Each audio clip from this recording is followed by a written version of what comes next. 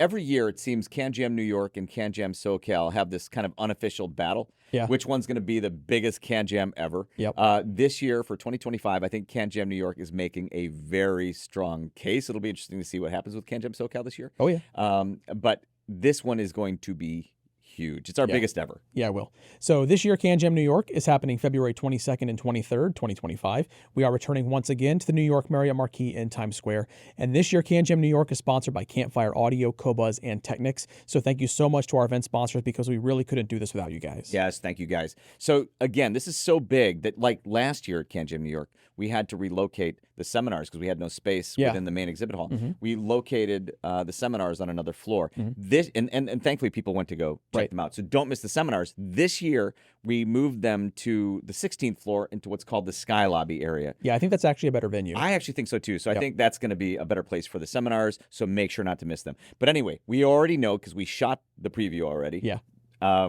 We know this is already going to be the longest CanJam preview video to date. And as you know, our last few have been longer than The Godfather. Right. So this one's going to be long. So we better get right to it.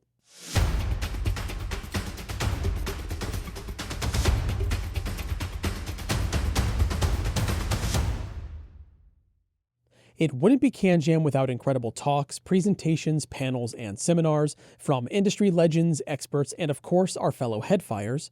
And the CanJam New York seminar schedule is absolutely packed this year. Before we dive into every seminar you'll find at the show, I want to highlight a change from previous years. At CanJam New York 2025, each seminar will be taking place in the Sky Lobby Room located on the hotel's 16th floor. That's 10 floors above the Broadway Ballroom and the CanJam exhibit area. Kicking off our Saturday seminar schedule, come join Rob Watts, digital design consultant for Chord ELectronics, for a new talk titled From a Little Spark May Burst a Flame, starting at 11 a.m. Though Dante couldn't possibly have had audiophiles in mind in his journey through heaven, his words are fittingly just the same, and especially so where Rob is concerned. Join Rob for a personal, heartfelt recounting of the pivotal moments that led him to a lifelong pursuit of audio excellence as he shares all that he's learned along the way.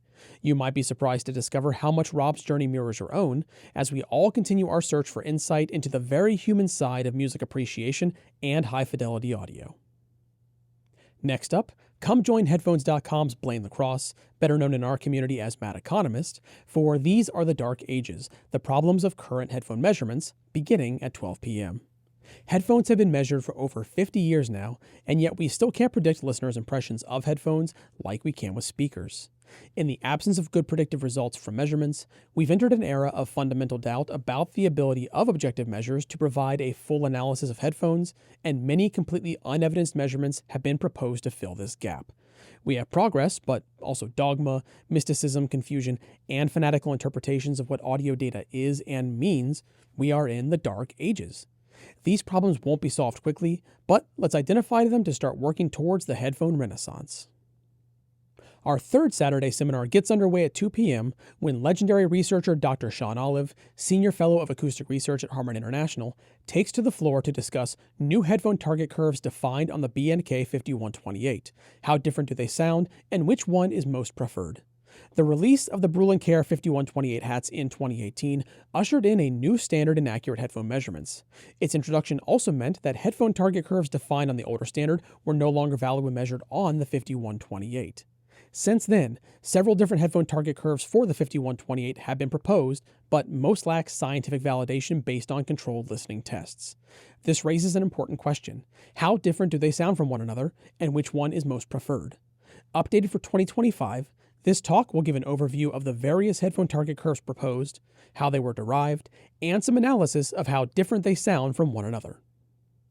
Following immediately after, stick around for another HEDFI legend as Axel Grell, founder and CEO of Grell Audio, offers his proposal for a new target curve for open-type headphones at 3 p.m. In the history of headphone development, there have been different performance targets. Invented for telephony, initial targets focused on transmitting speech with good intelligibility. In the 1960s and 70s, headphones were increasingly used to listen to music, shifting focus to a straight frequency response on measured couplers. In the 1980s, free field and diffuse field equalizations battled, with diffuse field equalization prevailing. And in 2013, the Harman target curve became the most accepted target curve. Today, to reflect a greater emphasis on fidelity, Axel Grell and Grell Audio present a proposal for a new target curve and further specifications. Closing out our Saturday seminar schedule, come join Rockwell 75, Hi-Fi Hawaii 808, and Goldberger as they present the Water Cooler's 2024 Products of the Year at 6 p.m. 2024 was a banner year for personal audio products, and the members of both water cooler threads have voted for their favorites. Join them for a community awards ceremony and a bonus giveaway sponsored by Bloom Audio to honor the winners of all 7 categories. Don't miss this celebration, and don't forget to stop by Bloom Audio's exhibit on Saturday before the show ends to enter the giveaway. Our Sunday seminars get underway at 11 a.m. when Tal Kosin, co-founder and COO of Dekoni Audio, takes a deep dive into audio history with From Tinfoil to Digital, tracing the evolution of sound recording. Thomas Edison invented the phonograph in 1877, marking the first device capable of recording and playing back sound. However, there's more to that incredible story than you might think, and other players involved you may not realize were a part. This period laid the groundwork for modern audio technology, transforming how sound can be preserved, reproduced, and ultimately shared with the world. Join Tal while he describes early recording techniques and demonstrates the use of an original vintage standard Edison phonograph from the early 1900s. Next up, come join Rob Darling, Director of Room Partnerships, and acoustic engineer Constantine Davey, whom many of you know better as Oratory 1990, for a presentation titled The Power of Headphone EQ, an introduction to opera at 12 p.m. Your headphones are capable of more than you may think. Headphone equalization can be a powerful tool in correcting technical idiosyncrasies and adjusting sound to match your individual taste. However, the world of EQ can seem daunting with its technical jargon and manual struggles. This seminar will introduce attendees to Opera from Roon, an open-source EQ compensation community where enthusiasts can dive into their headphone optimization journey. Rob and Constantine will explore how headphone EQ settings are derived and the contribution of Opera to your ideal listening experience. Continuing our Sunday seminar schedule, Blaine Lacrosse returns at 2 p.m. to explain what almost everyone gets wrong about frequency response. Is the Harman research just what an average person prefers? What is a preference target, and why do people keep talking about it? Surely, headphones won't sound the same with sine waves and with music. Is a headphone that doesn't match a target automatically bad? Come on a journey through common misconceptions about the most important, most discussed, and most misrepresented measurement in headphones. And finally, Rob Watts returns to bring our 2025 seminar schedule to a close with another never-before-heard talk titled Digital Demystified at 3 p.m. With streaming increasingly taking center stage as the de facto way to consume music for many of us, digital audio performance is more important than ever.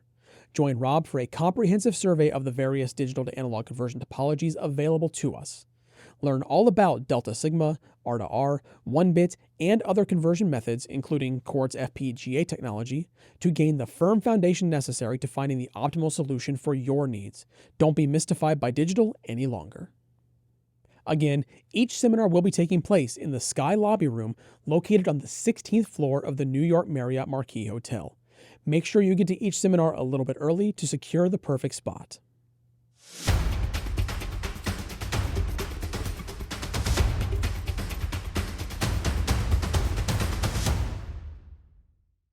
This is the Abyss headphones Joel, spelled Joal. You were telling me just before we started shooting that it stands for... that stands for Jack of All Listening. Which I think is funny. But it's true. Yeah. That's appropriate, I mean. And we'll get to how it sounds in a minute. So the goal with Joel, the Joel goal, was to, according to Abyss, make their most affordable headphones to date without sonic compromise. Right. I think they succeeded. Yeah. Okay, you think so too. I do. Yeah, I'm not surprised. So how did they do it? So first of all, for a company that makes machined aluminum headphones, CNC machining can be very expensive and time consuming. Yes. These are still CNC machined. But let's compare it to like a Diana. By the way, they look like Dianas. Yeah, they're clearly inspired by the Diana. And Abyss admits that. Yes. They call them Diana inspired. Okay. So they got the machine time down to 1/3 the machine time of Diana. So Diana's machine time is well over an hour just to machine the sides. 600, does not surprise me. Yeah, 600 holes in each one. Yeah. For the Joel, they optimized the design to let the machine fly through the machining process. Okay. You can see one example of how. Instead of 600 holes, they've got these long single rows that make up a very open back grill design. Yeah, and they look super open. They are very open back. So I believe if you consider this a Diana or a Diana platform type headphone, compared to any of the Dianas, this should be the most open back, which I think might contribute to the sound signature that I love so much about these. I bet it does. Another way they minimize cost is to not offer all the trimmings. Right. So this is a less intricately designed headphone. They don't have to, worry about putting any other trim pieces like carbon fiber trim pieces on it. So it's a simpler design. It's also available only in black, a high durability black finish. Yeah, Model T approach. Yeah, like the old Ford Model T, available in black. And when you make it only in one color, one configuration, it's easy to lower. You can lower costs. Right. And then the cable. Yes. Now this one surprised me because I thought this was going to be more expensive, a cable, but it's not. This cable is actually JPS Labs, the cable company, is actually affiliated with Abyss headphones. So that team has tremendous experience with cables. Yeah, they do. So if they're going to figure out how to lower the cost of a cable and make a great cable still, it's them. Yeah, and I want to say something about this cable. So first of all, it's super soft and supple. Yeah, very supple. I love that. It's a 16-core cable, 2-meter length. Inside, you'll find super soft OFC copper alloy, so that's oxygen-free copper alloy. It's terminated in 4.4 millimeter. Now, this does something that I think all headphone cables should do going forward. It's terminated in 4.4, but they have optional adapters. So 4.4 millimeter to 6.35 millimeter to 3.5 millimeter or to 4-pin XLR. Right, here's the 4-pin XLR one. Yeah, I think that's the method. Give me the cable in 4.4 and then give me the option of an adapter. Right. So now we've covered all the ways I'm aware of that they reduced costs. Yeah. So now we know how they did that, but did they do it without sonic compromise? Yes. Yeah. We both said the same thing. So these sound, you love them because they sound like studio monitors. Yeah, they do. And I love them because they sound like studio monitors. They are also, in saying that, they're the most neutral Abyss headphone to date. They are. The most conventionally tuned headphone to date. Something with the last couple of Diana models I feel like they've been working toward, and they've done it with these. I think that more open back design gives it beautiful imaging. Right. They're also the most forgiving Abyss headphones to date. They are. To my ears anyway. And I prefer them with the stock pads that come with them. I tried rolling other pads, the Diana pads. I just like the stock vegan pads that come with them. That's the tuning that I'm talking about. And it's forgiving, but still very resolving. Right. And it is, by the way, easier to drive than most of the other headphones they've ever done, except for the Diana MR. They're as sensitive as Diana MR, 30 ohms.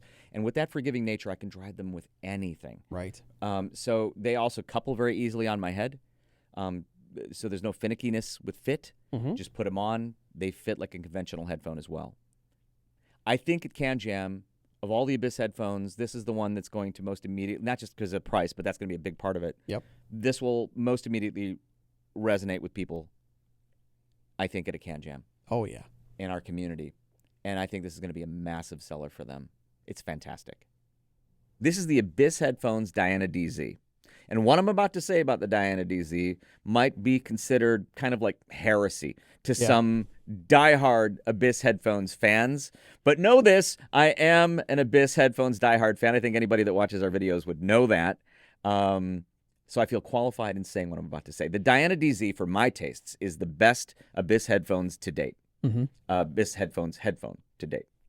And the reason is they bring all of the things that I love about the Abyss sound from the very first model they did, which was the first version, Abyss AB1266. Right. It's a certain tactility, a certain physicality, a certain corporeal quality to the image objects that they present. That is, music instruments actually have a physical presence, if you will. Right. Like they're coming from something physical. The human voices are coming from something physical, like a human, right? Like there's something, not like they're right in front of you or anything like that, but it's coming from some place physical. Do you get what I'm saying? I do. Now, imagine taking those qualities and then coupling that with maybe the most conventional sound signature of any Abyss headphone to date. True. All right. That makes them, to me, my favorite of the Abyss headphones to date. So also, in addition to what I just said, there's some of the changes to the physical design, which aren't obvious when you just look at it. Right. So there's a new headband. If you go to Abyss Headphones YouTube channel, which they have a lot of fun videos to watch anyway, but they do a short video about the headband, the redesigned headband.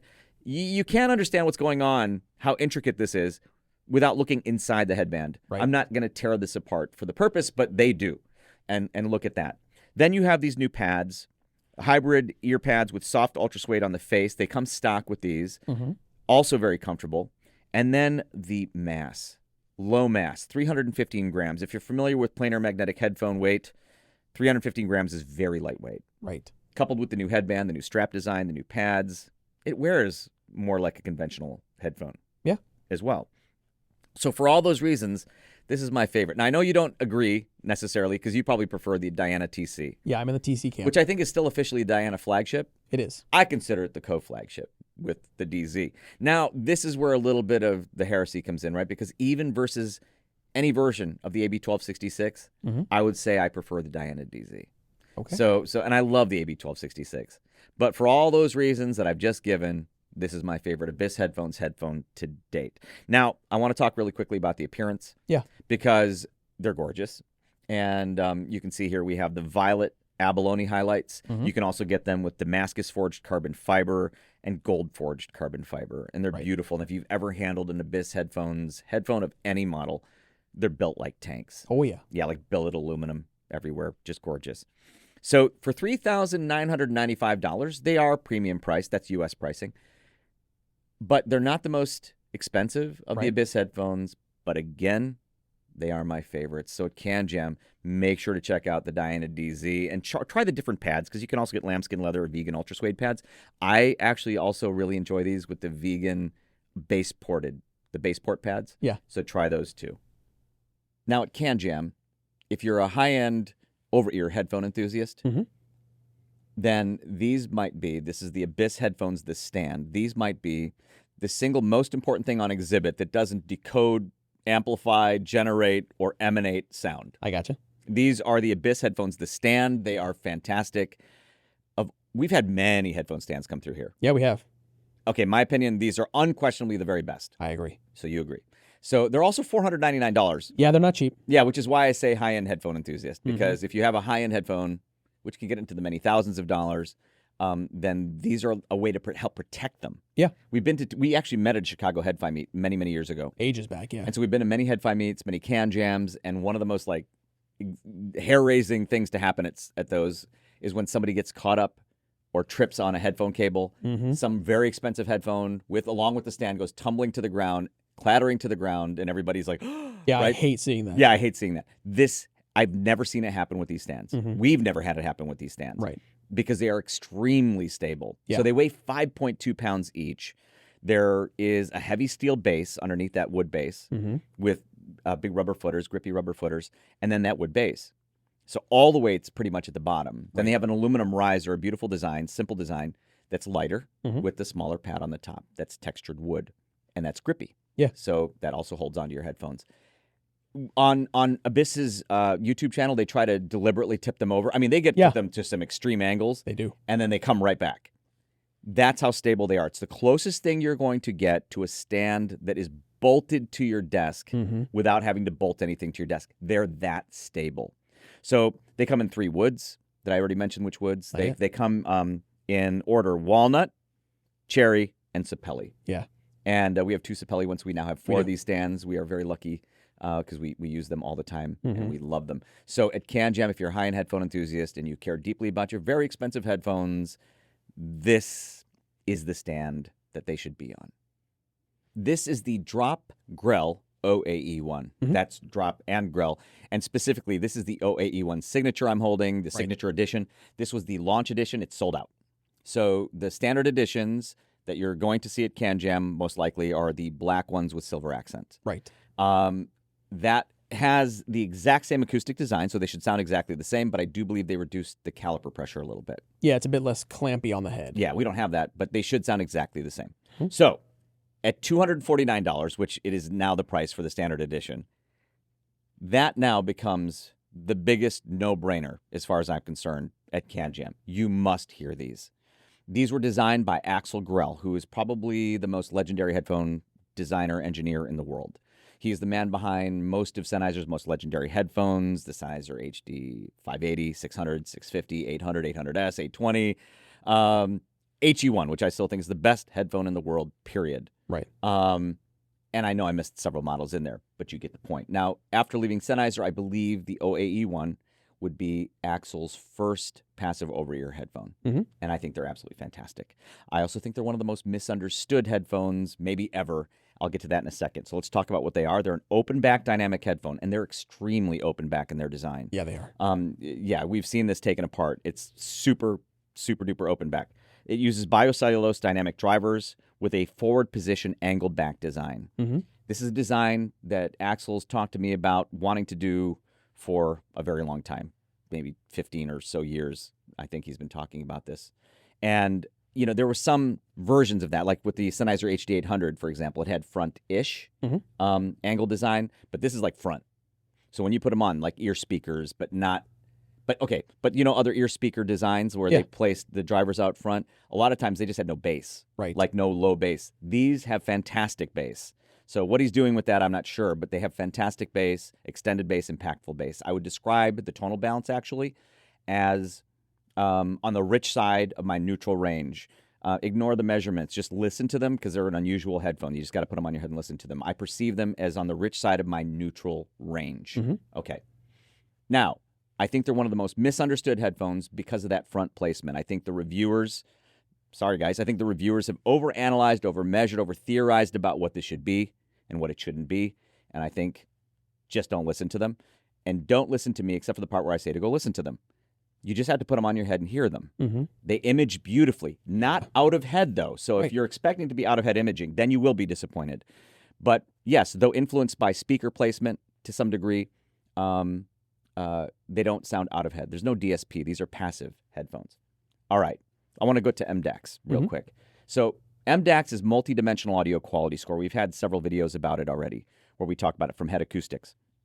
Now, you know the website Sound Guys? Yeah. All right, I'm going to quote them because I like what they say about MDAX. I wish I wrote this, but I didn't. They did. So Sound Guys, they describe the multi-dimensional audio quality score, MDAX, from Head Acoustics is an instrumental evaluation system that analyzes binaural recordings, mimicking human hearing and all the acoustic paths involved. Sound quality score is produced by a virtual panel of listeners as modeled by the MDAX algorithm. Simply put, as they mention, it does incorporate human hearing models in the software. And then it also incorporates juried test data from actual listeners who listened. In other words, what they're saying, that virtual panel of listeners, if you were to let that virtual panel of listeners listen to this and score it, then you should get an identical or similar score as using the MDAX system now. Okay, let's talk about the score because these are still, I believe, the highest scoring, MDAX scoring, over-ear headphones we've evaluated so far. I believe so. I believe that's still the case. So, mean opinion score timbre includes frequency response, spectral flux, and other things. 4.9 out of 5. Mean opinion score immersiveness, just like what it sounds like. 4.6 out of 5. Didn't surprise us given the soundstage, that enveloping soundstage. Mean opinion score distortion, 4.1 out of 5. And mean opinion score overall, which isn't like an average of the others. It's actually kind of its own score. It's the overall score, 4.9 out of 5. In other words, the MDAX panel, that panel would think these are fantastic. Right. I think they are fantastic. At $249, ignore me, except for the part, again, where I say to go listen to them. Ignore all the reviewers and just put them on your head. They're an unusual headphone. You got to get them on your head to hear them. And at CanJam, don't miss the chance to do that. I was just looking at the monitor before we shot this, and I didn't realize until I looked at it this way how big these headphones are. That's true. These are large headphones. They are. I'll explain why in a second, guys, because I think I can explain that. So this is the FIIO FT7. I'm going to start with my conclusion. These are the best headphones by a margin, in my opinion, that FIIO's ever made. Oh, hands down. So you agree? Yeah. These are fantastic. They're a planar magnetic headphone, and I guess the reason they're big is because they do use very large planar magnetic drivers. Right. So on each side, 106 millimeter full-size planar driver, using gold plus silver precious metal multi-layer coating technology that's patent pending. I don't know exactly what they're patenting, but it's patent pending for improved sound quality and durability. As for the diaphragm, 1 micron ultra-thin film diaphragm. Right. That's very thin. It does sound very responsive, very resolving. Yeah, it does. Very fast. Uniform and even magnetic field design with 18 high-performance N52 neodymium magnets on each side. And those make it a little hefty. A little. So they're 427 grams, which Right. really isn't that heavy. And they're also a very large headphone. They are. So it distributes the weight beautifully. The headband is well designed. The comfort strap distributes it beautifully. All right. The zebra wood grill is nice. It is beautiful. So it has a zebra wood grill. Yeah, I find it can be kind of both old school and new. Yeah, it can. I mean, maybe the new school is the carbon fiber. Definitely helps. So there's a lot of carbon fiber on it. I think it's a lovely headphone. Yeah. Lambskin and suede ear pads. Very comfortable. Yes, that might help with that weight distribution. Liquid nitrogen frozen single crystal copper cable. That is a nice cable. It is a nice cable. I like the plugs on it, too. I do, too. Custom detailed linen earphone storage case. Always nice to have a case included. Yeah, but it's actually also a very nice case. It is. All right, anyway, enough with the spec read. Let's talk about sound. So these, to me, the FIIO FT7 is squarely in my range of neutrality. 100%. I find this a very neutral sounding headphone. Yep. And I mean that in a good way, not a boring way. It's also exciting sounding to me. Yeah. Because the bass, though not emphasized, is tactile and impactful. Yes, it is. And now I'm just speculating. It maybe is a function of that large driver size. Maybe. The imaging is also lovely. Yes, it is. I find it to be big imaging. Do you agree? I do. And maybe that is also a function of the big diaphragm that's covering your ears. I don't know. The one thing I want to say about these is they're so neutral. I was comparing them to, the Audeze LCDX. Yeah. So I love the Audeze LCDX. It's used in a lot of studios. Yes. It's one of my neutral references, even though I think some people will debate its neutrality. It's probably on the smoother side of my neutral range, but I can't be that wrong. A lot of studios use it. Yeah. This is even more neutral. The FIIO FT7 is even more neutral. Right. Because it has more going on with the upper mids, like more energy in the upper mids and treble. So I find it maybe a more articulate tuning. Yes. But never harsh. Right. Also, when I turn it up loud, you should not turn it up loud, guys. Spare your hearing. But when I do turn it up loud, it never loses its composure. So I haven't measured it yet, but I'm going to guess the distortion on it is very low. They sound technically capable. Yes. Like very technically capable, well-crafted headphones. And it was designed by FIIO. But even then, they're still by a margin the best that FIIO's made to my ears. And so at CanJam, no matter what price point you're shopping in for over-ear headphones, make sure to audition the FT7. I think they're absolutely fantastic. Oh, they're wonderful. Now, these are Focal's flagship headphones. You're holding the open back flagship, the Focal Utopia. That's the 2022 edition, which in the community we often call the Utopia 2022. And this is their closed back flagship, Focal Stelia. These are headphones that we've done video reviews of each of them. Yeah. Make sure to check those out because they're quite a bit more detailed than we could ever have a chance to do here. Where we show measurement comparisons. And even for the Utopia 2022, we show kind of like a torture test of the driver outside the headphone, showing full excursion in slow motion including. So check that out. Anyway, so these headphones, what makes them both so special, I would say, are the solid beryllium drivers. That's not something that is common. In fact, I can't think of any other headphones that use solid beryllium domes offhand. And these use the same 40 millimeter M-shaped solid beryllium domes in very different drivers, though, for each. Now, I want to talk really quickly about the build, just because before I get to the sound, because these are their flagship headphones. They're French flagships. Yep. And, they're very much French flagship headphones. They're stylish. They are. And the materials are stunning. We are both leather goods enthusiasts. And these have very beautiful leather, like high-quality leather that you'd expect to find on high-quality leather goods. Different leathers for both. But that's something we're both very enthusiastic about with them. But the most important thing, of course, is the sound quality. Yeah. And the Utopia 2022, their open back flagship, is within my range of neutrality. And versus the original Utopia, what I love about it is I don't have to EQ it. The original Utopia, I would sometimes EQ to take some treble out, put a little bass in. They've done enough with that one to refine the treble, because there were changes to the driver as well that refine and smooth the treble. So I don't EQ it there. And the tonal balance tweaks they've done to it give it more richness. So I don't EQ it. And it's lovely now to have a Utopia that I don't have to EQ. The Stelia, the closed back flagship, is a richer toned headphone. It has some bass emphasis for sure. But because of, I think, the solid beryllium dome driver, there's so much resolution for a closed back with that kind of tonality especially. And of all the closed back headphones in the world, this is probably one of my two favorite reference closed back headphones. Right. These are spectacular headphones. These are Focal's flagships, and they're not to be missed, especially if you haven't heard them. Make sure to watch our video as well. But anytime you have a chance to hear these, you should. Now, we're holding a couple of headphones from Focal, and we've done a full review video on both of these, so definitely check that out if you haven't already. This is the Focal Audenese and Focal Azuris, and these two headphones, they share a lot of similarities. So they share a similar platform to the Focal Batiste. They share the same 40 millimeter M-shaped dome. It's a aluminum magnesium M-shaped dome, And that's an M-shaped dome that we've seen in a few other headphones, I believe. Yeah, the exact same dome that they've used in the Elier, I think the Celestie. Yeah. The original Clear. Yes. The Radiance. Yeah, so, same dome. The driver assembly has changed a little bit since Sure. those headphones, but it is the same dome. Yes.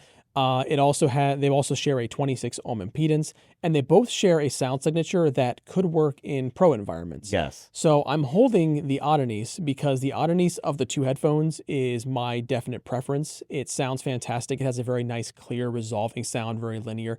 And like I mentioned, you could use it for work if you want to. I have used both of these headphones here on HeadFi TV projects, but between the two, this is my pick, hands down. Yeah, I prefer the Audeze. Mm-hmm. I will give you I will say I agree with you that the Audeze, it takes advantage of its open back nature. Yes. So just to be clear, that's an open back headphone. The Audeze is a closed back headphone.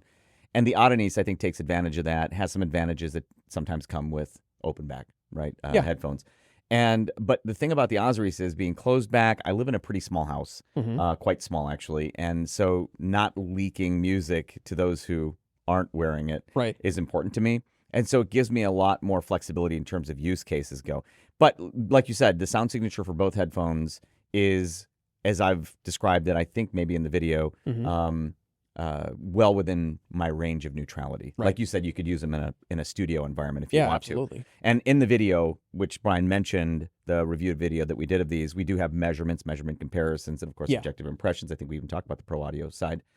But the thing that I guess the gist of these headphones, if I had to summarize it, is they bring so much of the magic of the full size, the flagship class Focals, the other made in France headphones. Yeah. All of which are significantly more expensive than these. Exactly. Some of which are way more expensive than these.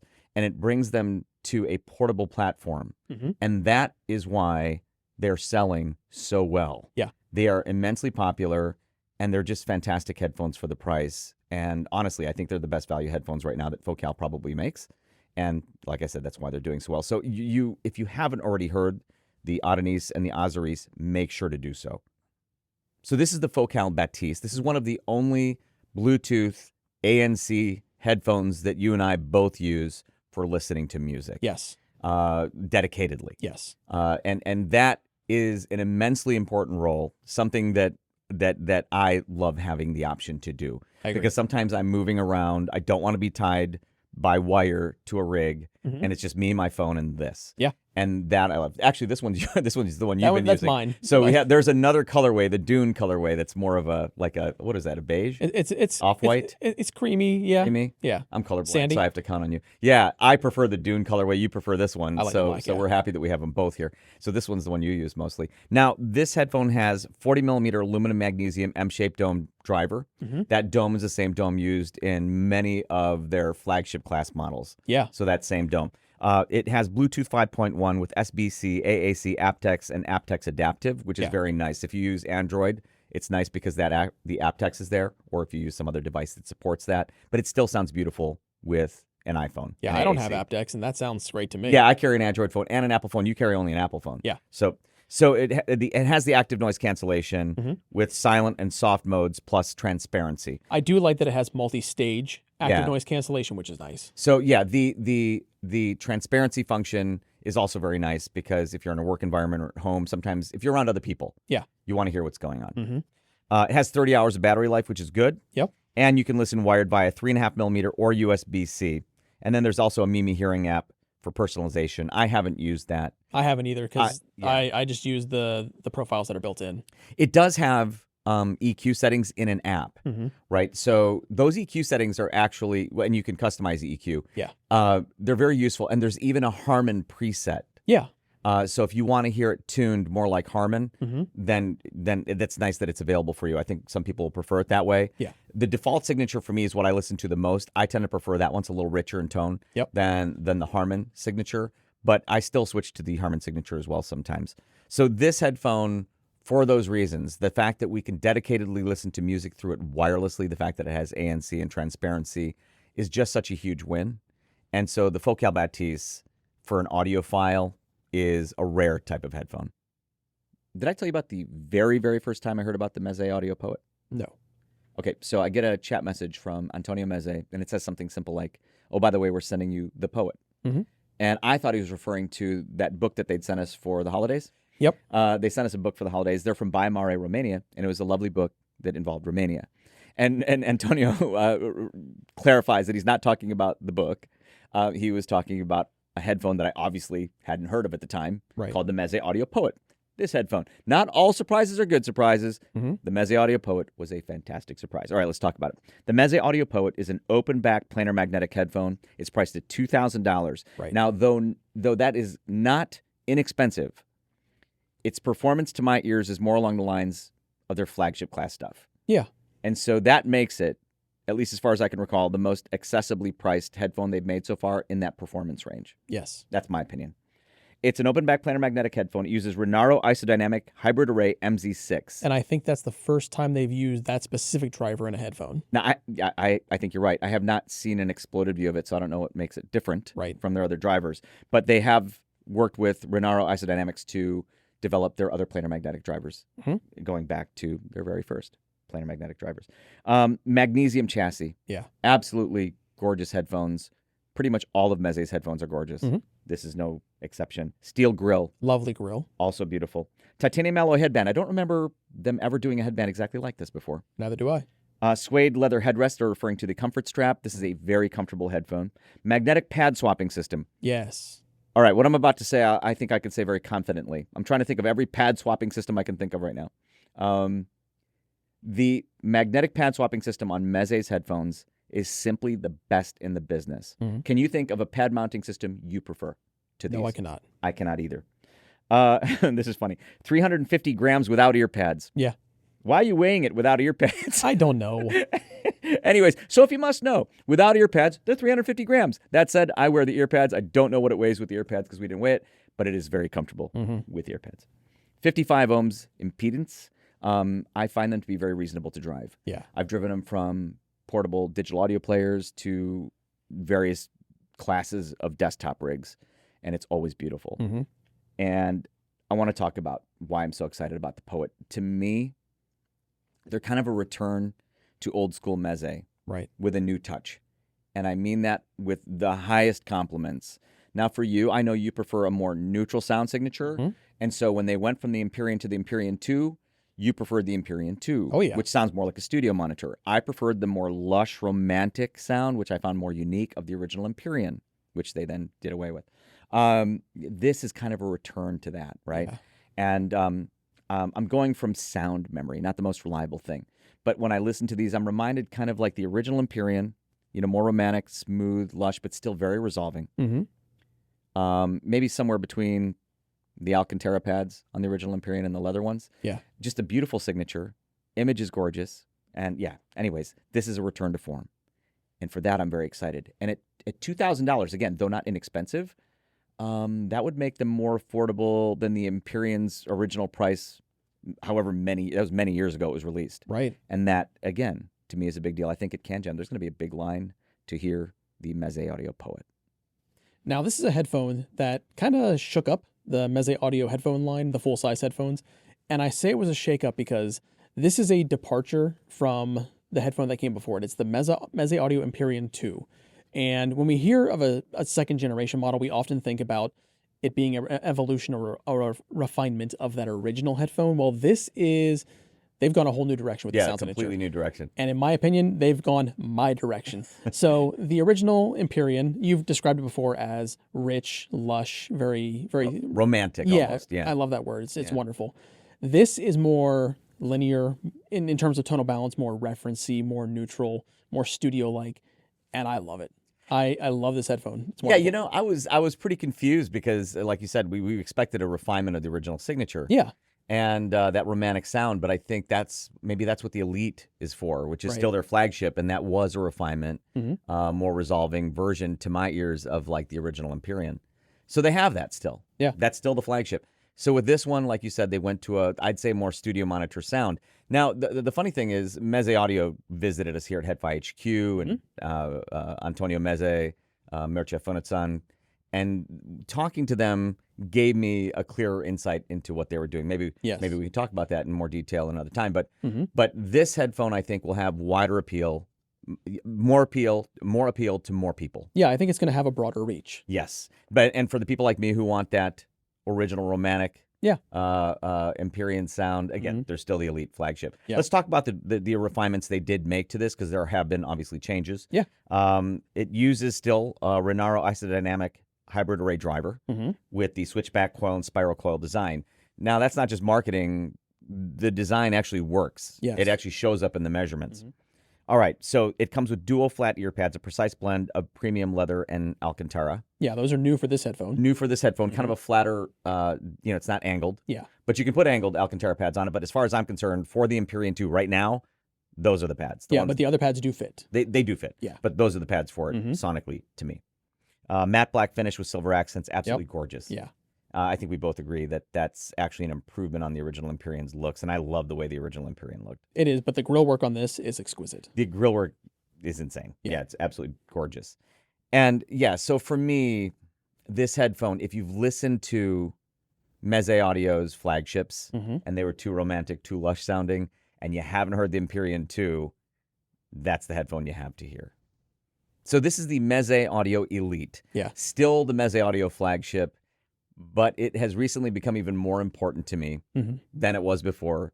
I will explain. So with the release of the Meze Audio Empyrean 2, they went to a more neutral sound signature with the Empyrean. Yeah. And it replaced the original Empyrean. Yep. And the original Empyrean established this sort of Meze flagship sound as romantic, lush, smooth. I love that signature. You love the more neutral sound of the Empyrean too. I do. All right. Well, the Meze Audio Elite, which, by the way, we did a whole dedicated video review of, including measurements, comparisons, the whole bit. This is a refinement of the original lush, romantic Empyrean sound, but they made it more resolving. Yep. They made it faster, and it still exists in the line. So that means a lot to me, because I do love that original signature so much. So what is it? What's different about it versus the original Empyrean?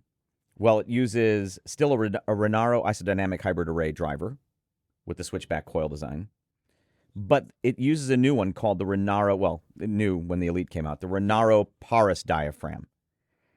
And that driver takes, I was looking at my notes from our original review, takes over 100 hours to produce. I'd forgotten that, yeah. Yeah, it takes forever to produce. It's very precisely made. The diaphragm is also made of what I already mentioned, Renaro Paris. And according to Renaro and Meze, Paris is an innovative low-mass acoustic diaphragm built on an ultra-thin biaxially oriented semi-crystalline polymer film. I think we explain that more in the dedicated video, so please do watch it. As I understand it, compared to the Empyrean's diaphragm, for example, it's about 1/3 as thick, and it's quite a bit faster. And I think in the original video that we did about it, we show, I think, the different impulse responses of the two diaphragms, and it's faster. This headphone, if you prefer or want to hear that original lush Meze flagship sound, but with more resolution and speed, the Elite is always going to be a can't miss for as long as it's available. Meze Audio continues to surprise us, and they're doing it again with this headphone. This is the Meze Audio 105 Air. Air means air in Romanian. And the 105 Air surprised us both because of how close it comes to the one you're holding, which is the Meze Audio 109 Pro. Yeah. Now, that's been out for a while, and it's quite popular. Let's talk about what it is first. Let's start with that one, and then we'll talk about the 105 versus it. The 109 Pro versus other Meze Audio headphones, especially their flagships, is actually on the more affordable side. Yeah, considerably. Yeah, and it's also a dynamic headphone versus planar magnetic. Right. It's a 50mm dynamic driver made of a carbon fiber enforced cellulose composite. And then the torus, which is the surround, I believe, the torus around the dome is composed of beryllium-coated semi-crystalline polymer that they say they chose because beryllium's high damping qualities. They say it helps suppress unwanted resonances, giving the 109 Pro its neutral, vivid, and transparent character. Okay, let's talk about its character. To me, it is within my range of neutrality. Yeah. But the treble is always on the upper range of my preference. Yeah. And then sometimes, depending on what I'm listening to, it can hit me as a little bright in the treble. And I can definitely see that for you. However, for me, this falls square within my wheelhouse. That's where I like my treble to be. Yeah, I know. So you prefer the 109 Pro. I do. Okay. So the 105 Air, which is quite a bit more affordable than the 109, Okay, let's talk about the physical changes first. Yeah. The 109 Pro has wood, Mm-hmm. which Meze likes to use Yep. in some other things. And it has wood, but it also has a machined metal chassis. Yes. I don't remember exactly what it's made of, but it's a beautiful machined metal chassis. This uses a polymer chassis Mm-hmm. and no wood. On the driver side with the 105IR, I believe it's a similar driver. I believe it's a 50 millimeter dynamic driver, Right. but they don't use the beryllium torus, the beryllium coated torus. Now, in terms of sound signature, I find them to be quite similar in terms of like very familial, very of a family. But they've smoothed the treble on the 105IR in a way that I definitely prefer. Yeah. I find it to be a more refined treble. I would have to give the ultimate resolution in treble, you know, in terms of between these two to the 109 Pro. Yeah. But that smooth treble with the 105IR is more in my wheelhouse. And I'm not sure if they've adjusted, retuned the bass and mids versus the 109. It could just be perceptual. It very well might be, yeah. Because it sounds richer to me, but it might be the change in the treble. Right. Anyway, if you're looking for a Meze audio headphone, you can't afford their flagships, but you love their beautiful headphones, listen to the 109 Pro.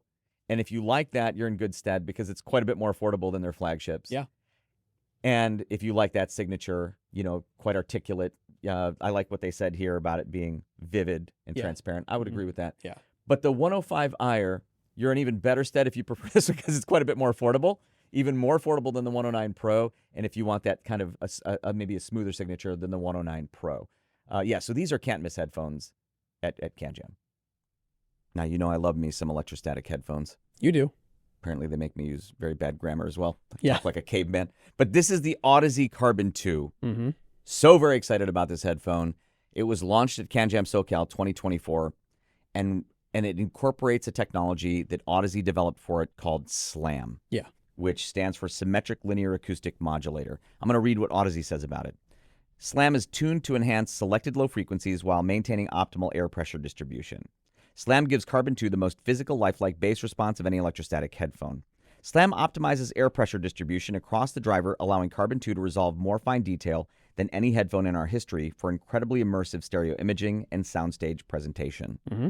Okay, so that's marketing copy, but I will say that's actually fair. It is. Now, I want to, a little caveat here, because when you hear the word SLAM and we talk about the bass emphasis or the bass enhancement, it might give the impression that this is like some sort of bass head electrostatic headphone. Yeah, you may think that until you actually hear it. Until you hear it, but it's not. This is not a bass head electrostatic headphone. The emphasis is very tastefully done. It's on the kind of the lower part of the lows to my ears. Right. And so it just gives it a little bit of physicality and impact that I need for my headphones. I will say also that it seems to do more than just the bass, like it affect the bass. I feel like it affects the whole driver somehow. Yeah. Like it allows the diaphragm, which is, it still uses the carbon nanotube embedded driver film, I feel like it allows it to breathe more freely because the details they seem to be jumping off this headphone's diaphragm more than with the original carbon. Yeah. And I love that about it. I mean, this is to me a very worthy upgrade. And again, I'm not EQing it I'm not EQing it at all, actually. With the original carbon, I don't remember my exact EQ settings. I think I was taking down the upper mids a bit and then giving it a little bass enhancement. And for this, I'm not doing that. Yeah. Now, for those of you not familiar with electrostatic headphones, I'll say it. I think some of the very best headphones ever made in the world are electrostatic. They don't use magnets. Right. I'm not going to explain the electrostatic principles right now, but they don't use magnets. There's no traces on the diaphragm. And so in many cases, and I'm sure it's true here, the diaphragm actually has lower mass than the air it's displacing to make the sound. So details can jump right off a very well-designed electrostatic driver. And with this, I feel the SLAM seems to be helping it do that even more versus, say, the original carbon. Fantastic headphone. I am an electrostatic headphone enthusiast. And so if you can't tell, I'm quite joyous about the Audeze Carbon 2. This is a can't miss at CanJam. Okay, now I'm showing off just a little bit here. A little bit. A little bit. Yeah. So this is a limited edition. Can't get it anymore. Audeze Maxwell. It's called the Ultraviolet Edition. I think it's sold out in like a day or two. It did. Yeah, it sold out very quickly. And the reason I'm showing it is because it was the Maxwell I had on hand for filming here. Yeah, mine's at home. Yeah, I have a normal one at home as well, like the non-ultraviolet edition one at home as well. So the Audeze Maxwell, and I think we both agree on this, is the best gaming headset available today, period. Hands down. Hands down. Yep. It uses Audeze's 90mm planar magnetic drivers, dual onboard amplifiers. I'm going to let you talk about the microphone array. So Actually, it's cool because it has the microphone array, which is a 5-mic beamforming array. It also has a boom microphone, which is detachable. And both microphone systems support Audeze's filter technology. So it does noise isolation. It rejects some of the outside noise that's going on around you. So if you have a noisy environment or even if you're chewing, it does a great job rejecting that noise. I love that. Right. And, you know, if you're going to be gaming, it's nice to know this has an 80-hour battery life. Now, my girlfriend uses it for work as well as gaming. So it gets a lot of that 80-hour runtime within a week very easily, you know, 6 to 8 hours a day working and then gaming at night. It's very comfortable because it has a really nice headband system that you can easily just adjust the height, and it's very durable, far more durable than some other gaming headsets. A lot of people might end up breaking them, you know, in gamer rage fits and things like that. Right. Actually, yeah. I think that was actually a factor in its design. I think it might have been. Right. To be more resistant to, as you said, gamer rage fits. Exactly. No, for real. Yeah. Yeah. And it's wireless, and it supports a lot of the modern codecs. So it has LE audio support, LC3 Plus support, and LDAC support, which is very nice to see. So when you're pairing it with an Xbox, if you get the Xbox version, or if you pair the Xbox version with PC, it also comes with a license for Dolby Atmos, which is really nice. And speaking of Atmos, anybody who uses this professionally, if you work in a studio environment. If you work in film, if you work in cinema, or if you work in television, Dolby Atmos Renderer also supports head tracking with the Atmos, which is very, very nice. With the Maxwell. Yeah. And then one thing I do want to mention, because I know I picked up a pair, Dekoni Audio launched earpads that are velour earpads for the Maxwell. And I will tell you, if you want to increase the comfort on the Maxwell to no end, pick up a pair, and you're going to enjoy that because you can wear those for hours on end, endless comfort. Yeah, I use the stock pads. I don't have the Dekonis. I should pick up a pair. Yeah. But I use the stock. Now, I don't game as much as you do. I use these mostly to listen to music wirelessly because in addition to being a gaming headset, they're also just fantastic. Honestly, they're great work headphones. Yeah. Because you can use them to talk on the phone. Yep. To do Zoom calls. Zoom and Teams meetings, yep. Correct. And then just fantastic sound quality for music listening. They're very musical wireless headphones that go for like 80 hours of charge. And they have selectable EQ as well. Yeah. You know, right on the headset, you can change the EQ. And there is a Harman-like tuning. Right. So if you're curious about that, you can just dial that in. So fantastic headphone, best gaming headset. Now it's a studio headphone as well for Dolby Atmos, and just a great wireless headphone, period. So right now we're holding 2 headphones in Audeze's Manny Marroquin line. I'm holding the MM100. You're holding the MM500. And these are headphones that I think some people might have a chance of overlooking because they're targeted towards the pro audio market.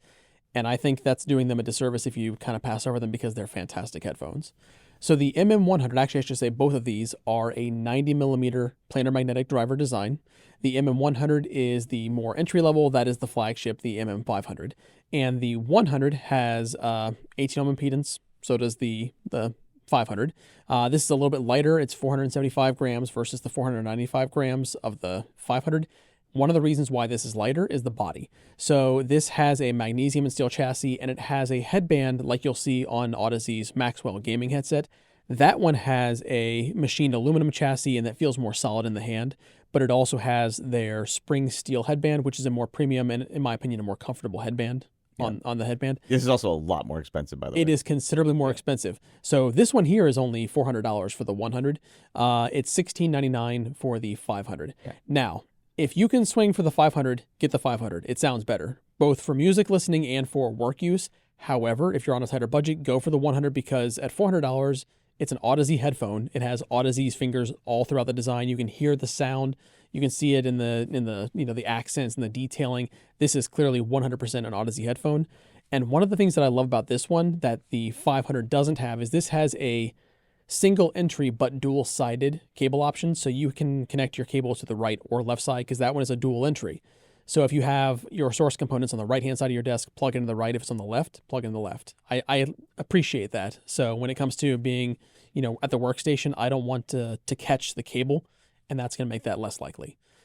Now, I'm actually surprised I'm holding this one right now because you always have these. Oh, I always have them with me at my desk. So Brian pretty much keeps these to himself because you use them for not just music, but you use them for mixing the audio and EQing our audio for our videos and things like that. So you actually use them in a sense for kind of their intended purpose. Yeah. Pro audio use. Mm-hmm. Now I actually enjoy both headphones. On the rare occasion I actually get to use them. But I also want to mention, since we're talking about pro audio headphones, Yeah. The Audeze LCD-X, which was kind of before the MM500 Yeah. and the MM100 came out, was kind of the Audeze that was used in studios. It was. Yeah, and probably still is. And they updated it in, what, 2021, I think? Yes, so I'm talking about the latest version of the LCD-X. At Audeze's exhibit, I would also suggest you listen to the Audeze LCD-X, because as much as I like the 500 and the 100, I found myself, I don't know, maybe lately more gravitating toward the X, so people should listen to the Audeze LCD-X as well. Now, any flagship from Audeze, if it's going to be at CanJam, has to be talked about. Yeah. And this is still their flagship planar magnetic headphone. This is the Audeze LCD5. Now, we've actually done a full video review of the Audeze LCD5 where we have, I believe, measurement comparisons, and, of course, subjective impressions. Right. And this is still, to this day, one of the most resolving non-electrostatic headphones you can get. Yeah. To this very day. And let's talk about it. So, of course, it's a planar magnetic headphone. It uses Fluxor magnets, updated phaser waveguides. I'm looking at the notes. It says patent pending parallel uniforce voice coils. It's entirely possible that they've already received the patent on that. I would think so by now. Maybe they have. Yeah. Magnesium, acetate, and carbon fiber design. Absolutely gorgeous. Sculpted ear pad design. And at only 420 grams for a flagship headphone, that's actually a very reasonable weight. And I find that this newer style, Audeze flagships, headband style, with this carbon fiber, by the way, which is gorgeous, is quite comfortable. It distributes the weight very beautifully. Now let's talk about the sound. Again, one of the most resolving non-electrostatic headphones you can buy today. Yeah. I think the default signature, just how it is how you listen to it. Exactly. I actually listen to it that way a lot too. However, I will sometimes EQ. I think the upper mid's down a bit. But man, that resolution on the Audeze LCD5. So please do watch our video about the Audeze LCD5. And if you're at CanJam, you can't not listen to, if you haven't heard it already, their flagship planar magnetic headphone. Now, there's a headphone that I believe you and I are in agreement that it is the main, pretty much the only wireless active noise cancellation headphone that we listen to primarily for music. Not where active noise cancellation is the priority, not where microphones are the priority, but music listening, and that's the Focal Batiste. And I'm happy to say, and a bit surprised to say, that it actually has competition from a source we wouldn't expect to see competition from. This is the Noble Audio Focus Apollo, and for those of you that are listening thinking, what? Noble Audio is primarily a company known for in-ear monitors. Yeah, pretty much that's all they're known for the most part. They're known for in-ear monitors, and they've stepped into the full-size headphone field, and I think they did a fantastic job with this. So this is the Noble Audio Focus Apollo. It is an active noise cancellation wireless headphone, and for those of you who are looking for wireless headphones, just know real quick that it has about 80 hours of battery life, 60 with ANC turned on, which is fantastic. Yes. But sound-wise, the reason why I think this is going to give the it's going to give the Batiste a run for its money is because of the fact that it just sounds fantastic. So the default signature on this, for my ears, to my preferences, it's a little bit thick, a little bit bassy. However, there are some EQ options in the wrap, and I'll get to that in a little bit. Yeah, for my tastes, and I tend to like, obviously, more bass emphasis, more bass energy than you do. Yeah. But it is a richer tone. It is. But I would call it a clean rich. Yeah, it's definitely clean. Okay. So there's also some really cool functions with this. So I mentioned the EQ app, and again, I'll get back to that in a second, but it has Bluetooth 5.3 with multi-point. So if you're using it wirelessly, you have a lot of options available to you as far as devices, because that supports LDAC, Snapdragon Sound, AAC aptX, and aptX HD. And with the active noise cancellation mode, it also does have a transparency mode, which allows you to hear and observe some of the world around you through the headset, which is a nice function to have. Yeah, certainly at the office here. Exactly. You should be able to hear me. I don't want to. And going back to that EQ app, so they have several presets inside the EQ app. I found myself gravitating right away towards one that they called Jazz. And I thought with the Jazz EQ equipped, in this headset, it's a fantastic sound. Yeah, so there is a personalization, like you can customize the EQ. Neither of us has used that yet. Yes. So I was looking more just at the presets. And of all the presets there, for me, it's going to be Jazz. Like you said, it just takes a little bit of thickness out of it, cleans it up a little bit.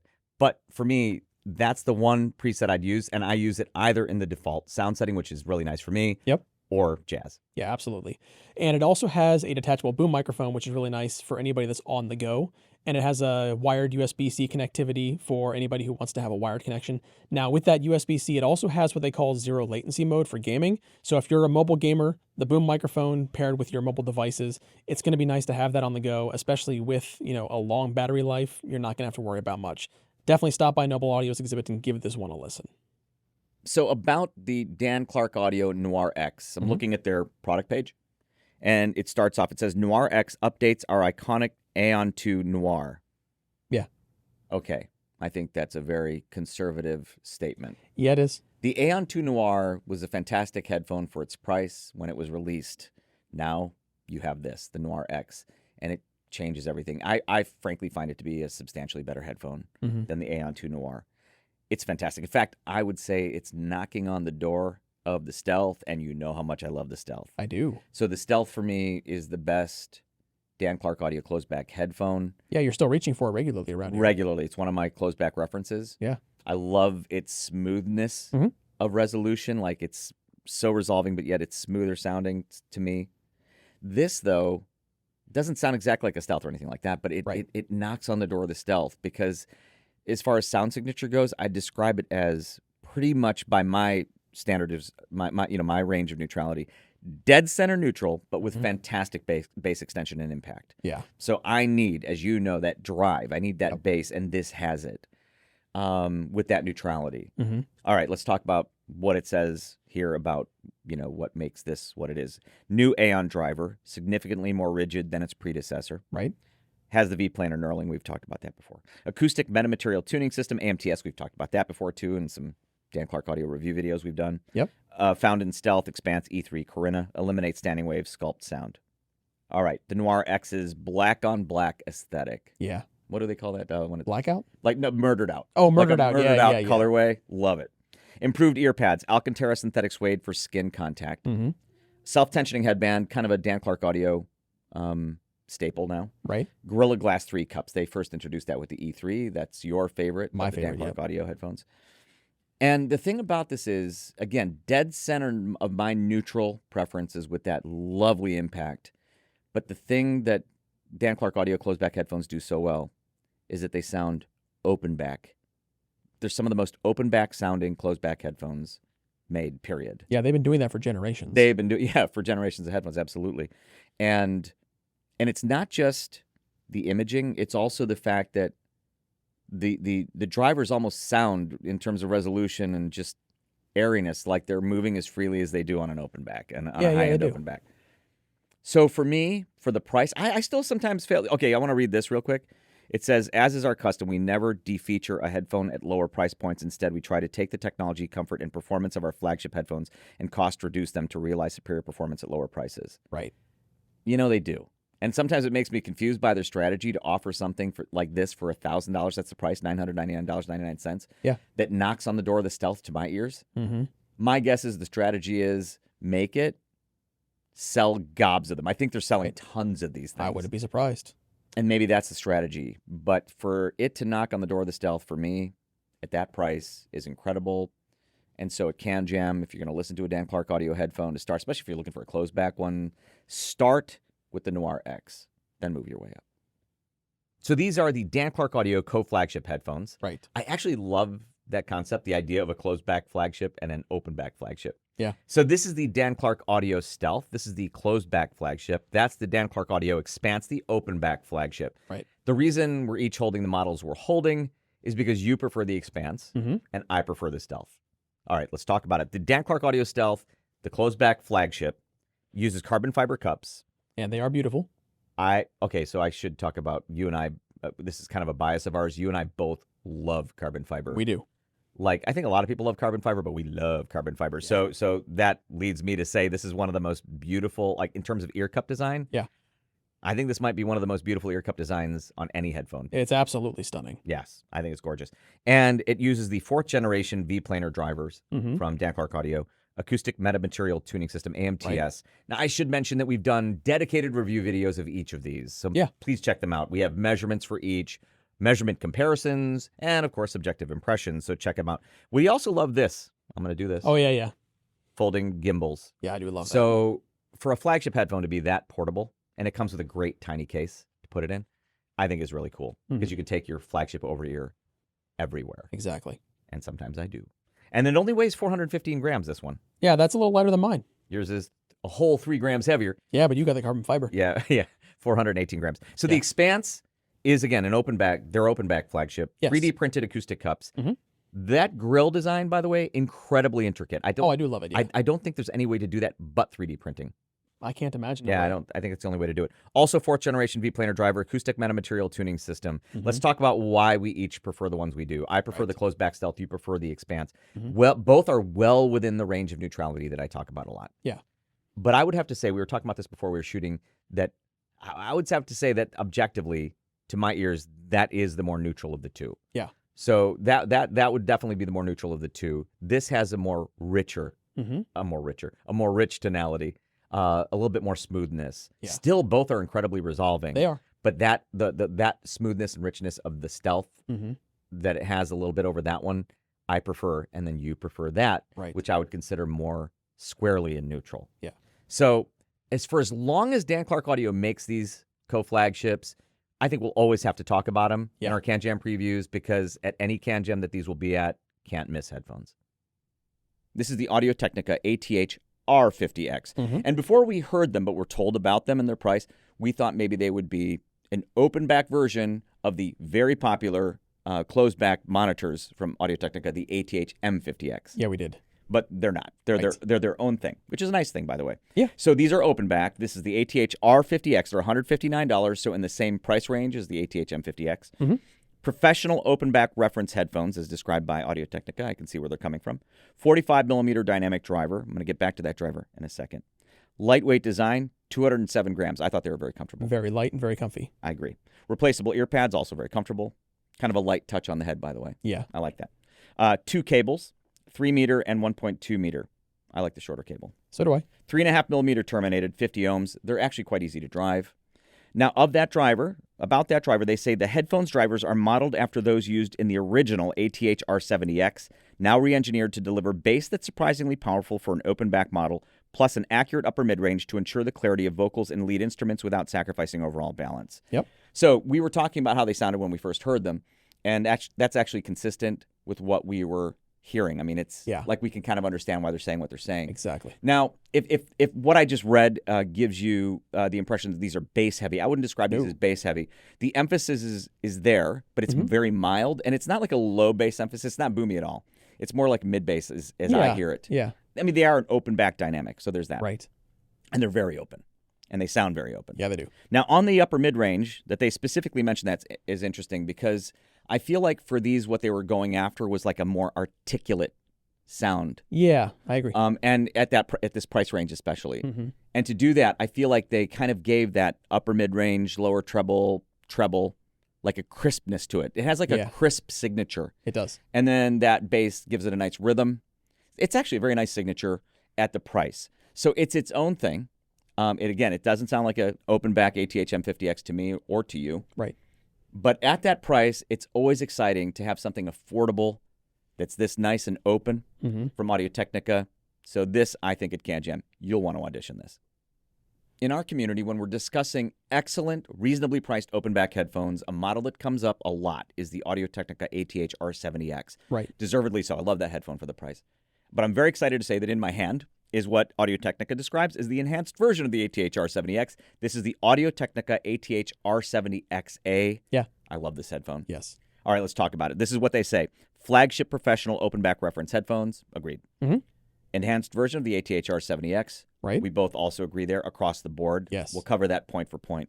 45mm dynamic driver. We actually don't know what the differences are in the driver, if any. That's true. But it sounds better across the board. Yes. I'm going to get to its sound signature. Lightweight design. This is another big improvement. So it's 199 grams, so it's lightweight. The other one is lightweight as well. Very comfortable on the head. But what also helps make it more comfortable is we both prefer this new headband design to the wing design of the old R70X. Yeah, the R70X, I think I've said a number of times, I was not a fan of the wing system. The traditional suspension system on this headphone, on the R70XA, so much better. Yeah, so Brian has a kind of a thinner head. We call them the angelfish around here. I didn't have as much issue with the wings, but I prefer a traditional comfort strap when well implemented. This is very well implemented. Also, interestingly, it has these little magnetic tabs that make it super easy to remove. Yep. So if you sweat a lot, and I think in a professional environment, this is going to be important, replaceable parts, you can easily replace the comfort strap. That's a key development, and it's very, very comfortable. I find it better than the old design. Right. Handcrafted in Japan at their Machida factory. I love handcrafted headphones. I do too. I like that it's Japan-made. Yeah. 470 ohms, like the previous R70X. So here's how they describe it. The ATH R70XA is Audio-Technica's flagship pair of professional open-back reference headphones. This enhanced version of the ATH R70X delivers the natural and balanced sound of its predecessor, but with refined accuracy and detail, providing a heightened listening experience and precise imaging and depth. 100% accurate. Yes. So that is marketing copy, admittedly, but it happens to be true. Right. So we both agree. So I'm going to describe its sound signature as I hear it. This, I didn't think I would necessarily at the price expect that much more refinement out of an R70X, but this gives it to you. The treble I find just to be an improvement. Right. So it has, like, I don't want to say smoother because I don't want to give the impression that it's glossing over things. Sure. But it has like a more natural sounding treble, which to my ears, okay, it is. It's smoother sounding, but it is more resolving. Exactly. This is a more resolving headphone than the original R70X. Also, on the low end side, I feel there's more richness there. Just the overall balance has been improved. Yeah. This is as they describe, this is a more refined R70X in terms of imaging. I find it to be comparable. At least it images at least as well as the R70X. Yeah. I don't know if it's necessarily better that way, but that's also a compliment, by the way. So at its price, is an open back headphone at $349. Right. To have those improvements in what was already an excellent model to my ears, more comfortable, this is going to be immensely popular. Oh, yeah. So the ATH R70XA at CanJam will be something you definitely do not want to miss.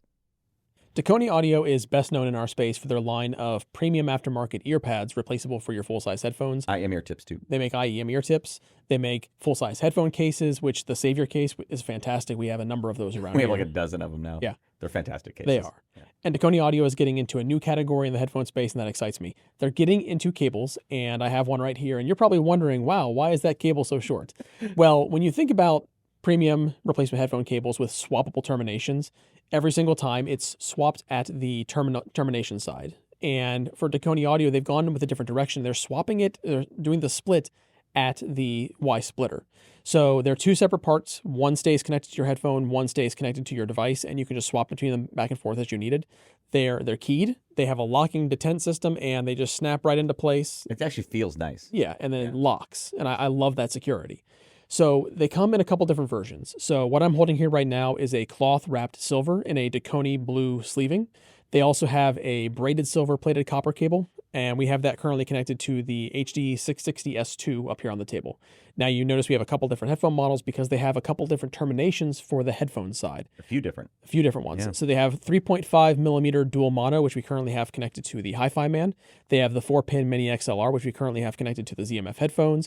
And they have HD 600 family connectors, which we currently have connected to the Sennheiser, and I have it here in my hand. Okay, can I just talk about that one real quick? Sure. That one I think is particularly important because as any longtime HD 600, 650 owner knows, that's an old school connector. Very much so. So it wasn't really made, I don't think, to be removed and inserted a zillion times. Right. And so they've been known on the headphone side to wear out if you overdo that. Yes. So being able to swap cables and terminations, but leaving the earpiece sides in, the ear side cable that plugs in, I think is crucially important, in my opinion, for HD 600, 650 owners. I agree. And if you pick up multiple headphone connections and then you just pick up a single one of the main line, you can just swap back and forth at the Y split. You're not going to have to worry about toggling things back and forth. It also actually ends up saving you a little bit because you're buying less cabling in the long run. Right. Now, as far as on the other end of the cable, it comes in a 4.4 millimeter connection or a 6.35 or quarter-inch connection. They've talked about looking at other connectors for future lines. We might potentially see something like a 4-pin XLR down the road. We might see other connectors for headphones, like hopefully maybe an HD 800 potentially down the road. So I'm looking forward to seeing what comes out from these. However, the nice thing is you can bring your headphones to CanJam, pop over and give the Dekoni Audio Ensemble cables a try, find out if they're going to work for your rig. Where can you find DMS, Golden Sound, Matt Economist, Resolve, and other well-known reviewers all in one location? At Headphones.com's CanJam New York exhibit. And speaking of DMS, Headphones.com will also have the DMS Project Omega, developed by Douglas Stevens, also known as DMS. CanJam New York may be your final chance to audition this headphone for yourself, so let's take a quick look at the Project Omega. Now, a lot of the most popular reviewers in the headphone world, you go by nicknames. Yeah, like Jude. Yeah, I go by Jude. I'm not one of the more popular reviewers, though. But anyway, so some of the most popular reviewers go by nicknames. Yes. Actually, a lot of them. A lot of them do. I call them by their real names. Yeah.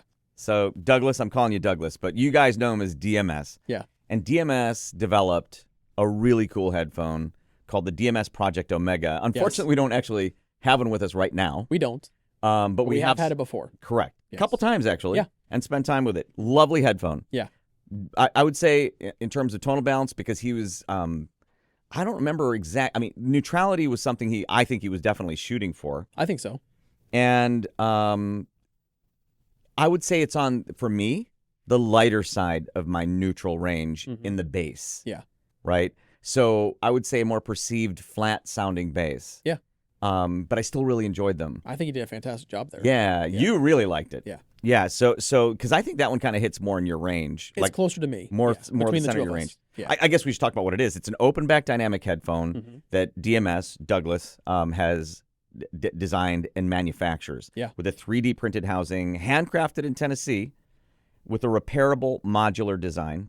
Comes with headphones.com's Listen More cable. Yeah. Terminated in 6.35 millimeters. And they were only to be sold for a year, I believe, after which they'll be open sourced. Yeah. So once it hits that 1 year mark from the first batch, because he does batch runs of the headphone, then it's going to be available for anyone, but they're not going to be selling it anymore at that point. So if you want to pick one up, you kind of got to do it now while it's still at headphones.com. Otherwise, you're going to be assembling it yourself. Right. And I'm just so not handy. That's not really a you project. That's not a me project for sure. So the DMS Project Omega headphone is just so cool. Now, HEDD Audio, HEDD Audio, they are no strangers to HEDFi and CanJam. We've seen them at a number of shows. And if you look back at CanJam London 2023, that's where they launched the second generation of their headphone, which is their Air Motion Transformer headphone model. Well, the Headphone 2, that came out at CanJam London 2023, and they had a queue all weekend long, constantly in front of their table. CanJam London, that kind of got a repeat at CanJam SoCal 2024 when they released the Headphone 2 GT.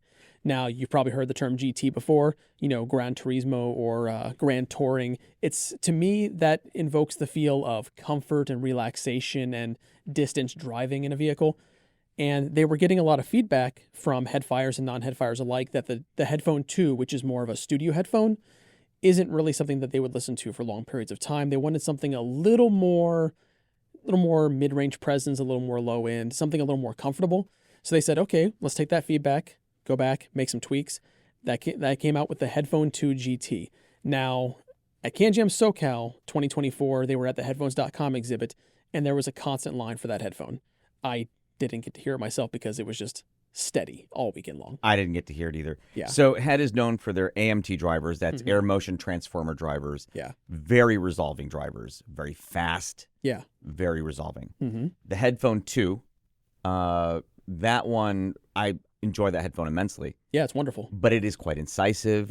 And I want to talk about the description of the GT from HEDD. Yeah. The GT adopts the analytical clarity of the 2, adding a warmer sonic signature and premium comfort experience. The new air compliance tuning system creates impactful bass alongside a warmer mid-range and sparkling top end. And that's such a you sound based on the description. Yeah, that's a me description. Yeah. And you might actually, just based on the description, prefer the original 2. Given that, I think I'm probably going to lean more towards the 2. Okay, so the CanJam SoCal 2024 impressions thread seems to bear that out. That's From what true. I've seen, it seems to be consistent with what HEDD is describing.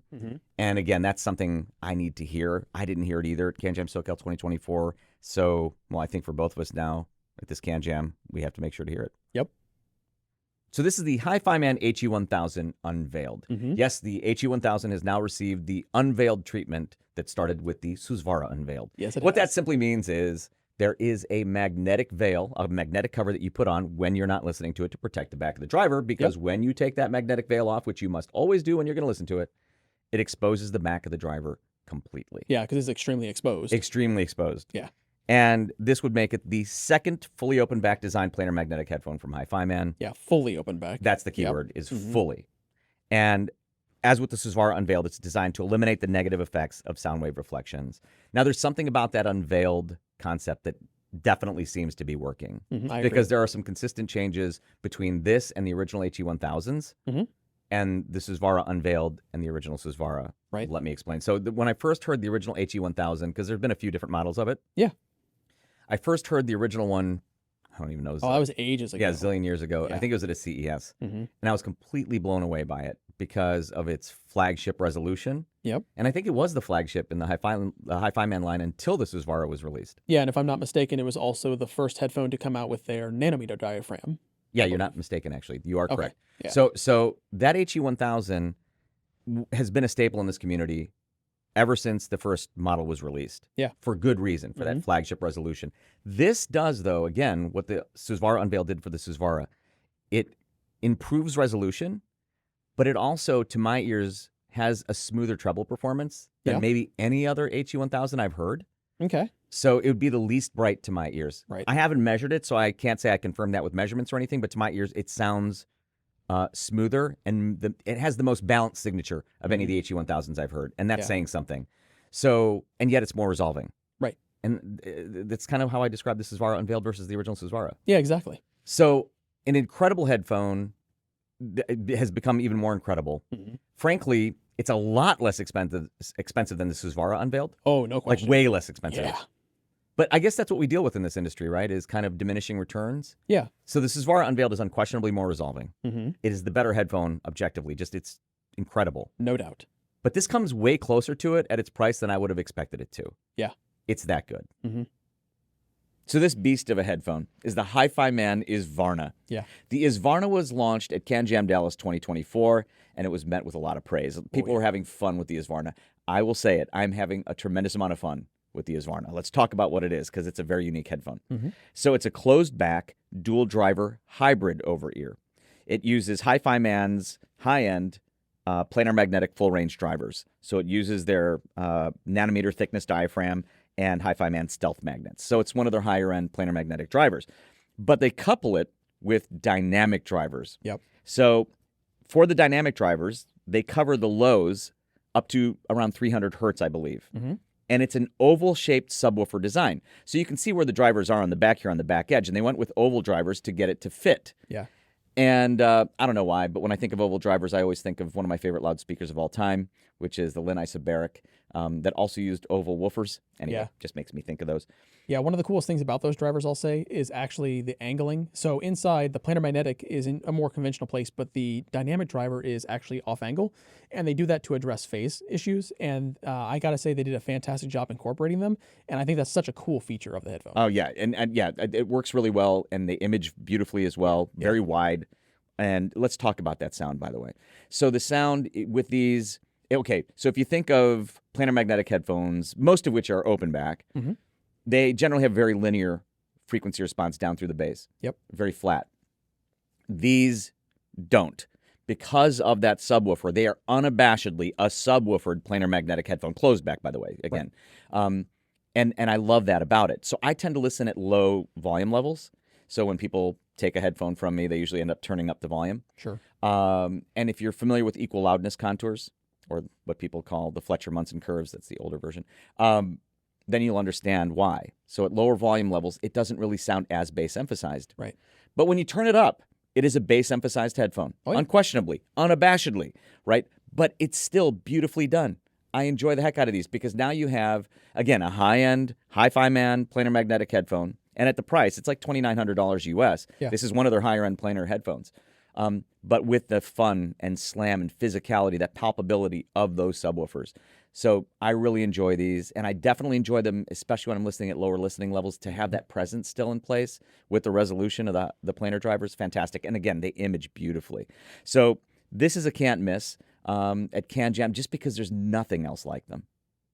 I guess it makes sense that you're the one holding that one. Why is that? Because you helped name a part of it, a key part of it. That's true. So I'll explain that in a second. You know what the story is. So that is the HIFIMAN Susvara Unveiled. Yeah. This is HIFIMAN's flagship non-electrostatic headphone. Right. It joins the original Susvara in the line, but doesn't replace it. Right. But it's above it. It's Yes. clearly the new flagship. And let's explain why it's called the Unveiled. Yeah, for sure. So this comes off. That comes off. And that is a cover that you take off when you want to listen to it. You put on when you're not listening to it to protect the driver. Yes. Because when you take it off, it becomes the Susvara Unveiled. Let me explain. HIFIMAN says the Susvara Unveiled is the first fully open back design planar magnetic headphone. Fully open back. I do like that word. You take that cover off and you expose the back of the motor structure of the driver. It's completely exposed. And they say it eliminates the negative effects of sound wave reflections. Now let me complete the story. So that cover didn't have a name originally. And so Brian said, well, I guess they should call it the Veil. Yeah. Since it's called the Susvara Unveiled, right? And so we messaged Fang, the founder of HIFIMAN, with the idea, and he said, you know what, I like that. Let's go with it. And now they call it the Magnetic Veil. Yep. You're a branding expert, Brian. I am. So I can't talk about this Susvara Unveiled without talking about the original Susvara a little bit, because the original Susvara, I think the community considered pretty widely as the most resolving non-electrostatic headphone. Certainly one of them that you could buy at any price. Yeah. I agree with that. I think you do too. And then this comes out, and they make it marginally more resolving. Yeah. They refined the treble to my ears. They have smoothed the treble out a bit. And I actually haven't measured that one, so I don't know if it's measurably smoother, but it sounds like smoother, more refined treble to my ears. Right. And it's a little more sensitive. Yeah. But maybe even more important than the sensitivity, and it's not just the sensitivity, I find it to be easier to pair with other amps. That is true. Whereas the original Susvara, you had to be very careful about how you paired it. Yeah, not just for power, but for synergy. Yeah, you had to find that right combination, but when you did, you were rewarded for it amply. It was just a great little experience. Good. Is that intentional? Not really, but I'll take Amply. it. Yeah. Good one. So you were rewarded handsomely if you had the right pairing. With the Susvara Unveiled, though, it's much less picky in that regard, in my experience. So it is more sensitive, but it's beyond just the sensitivity. Yeah. It's easier to find synergy. I mean, I can plug it into almost anything that can drive it. Yes. So flagship tube amp, some of the ones that we tried with it, absolutely incredible. Oh, yeah. And then today I was running it out of the solid state FIIO K19, incredible. Yeah, and we've also paired it with some more budget-friendly, modest amplifiers that still sound fantastic. I know which one you're thinking of, the Schiit Audio Midgard. Exactly. $220. Yep. Beautiful pairing. Yeah. And I also drive it with my digital audio players that have nice, healthy output. Yeah. And it sounds beautiful. So this, to me, is one of the most important improvements of the Susvara Unveiled. Yes, it's more resolving. Yes, it's marginally more resolving. Yes. Yes, it has a more refined treble performance to my ears, which I didn't think I wanted out of the original Susvara, but I guess now that I hear that, I do. And it's just a lot easier to pair with stuff, to be rewarded, as you said, amply. Yeah. So that right there is a completely worthy HIFIMAN flagship, the Susvara Unveiled. HIFIMAN will also be showing the latest addition in the Unveiled lineup, the Aria Unveiled. That's right, like the Susvara and HE1000 before it, the Aria is getting the Unveiled treatment. It features HIFIMAN's nanometer thickness diaphragm, stealth magnets, and of course, HIFIMAN's new magnetic veils to protect the driver when not in use. At only $1449 US, it's the most budget-friendly Unveiled headphone in HIFIMAN's lineup, so don't miss it at CanJam New York 2025. This is the DUNU Arashi. Yeah. This is the rare headphone that we both have listened to, both love, and that we wouldn't change anything about. Exactly. Okay, it's rare that happens because Brian and I have rather divergent tastes. You tend to find what I like rich sounding, I tend to find what you like lean sounding, yet here we are with a headphone that we both totally agree on in its default state. Oh, yeah. All right, this is the DUNU Arashi. It's DUNU's first full-size over-ear headphone. It is a planar magnetic headphone. Before I get to the guts of it, I want to talk about the outside of it because it is beautiful. It really is. It's beautifully built, first of all. The build quality is beautiful. Yeah, it's very solid in the hand. Extremely solid in the hand.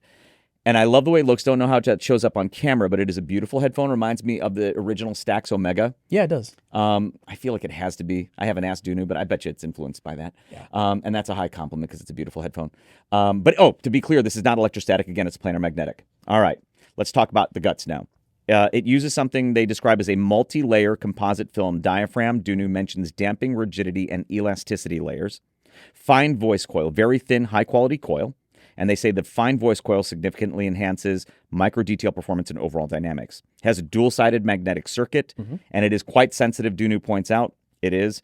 Even pointing out that Arashi will perform well with many high-end portable players. Right. There are other planar magnetic headphones that I'll use with portable players. It's just you don't often see the manufacturers of a full-size planar magnetic headphone specifically pointing that out. Exactly. 26 ohms, 500 grams, so reasonable weight.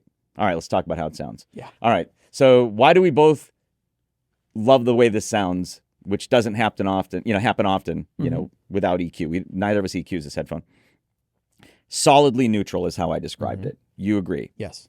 So we haven't measured it, so I don't know exactly how it measures, but we both describe it as solidly neutral. And solid doesn't just mean within my range of neutrality solidly. It also means it has a solidity to its sound. That's true.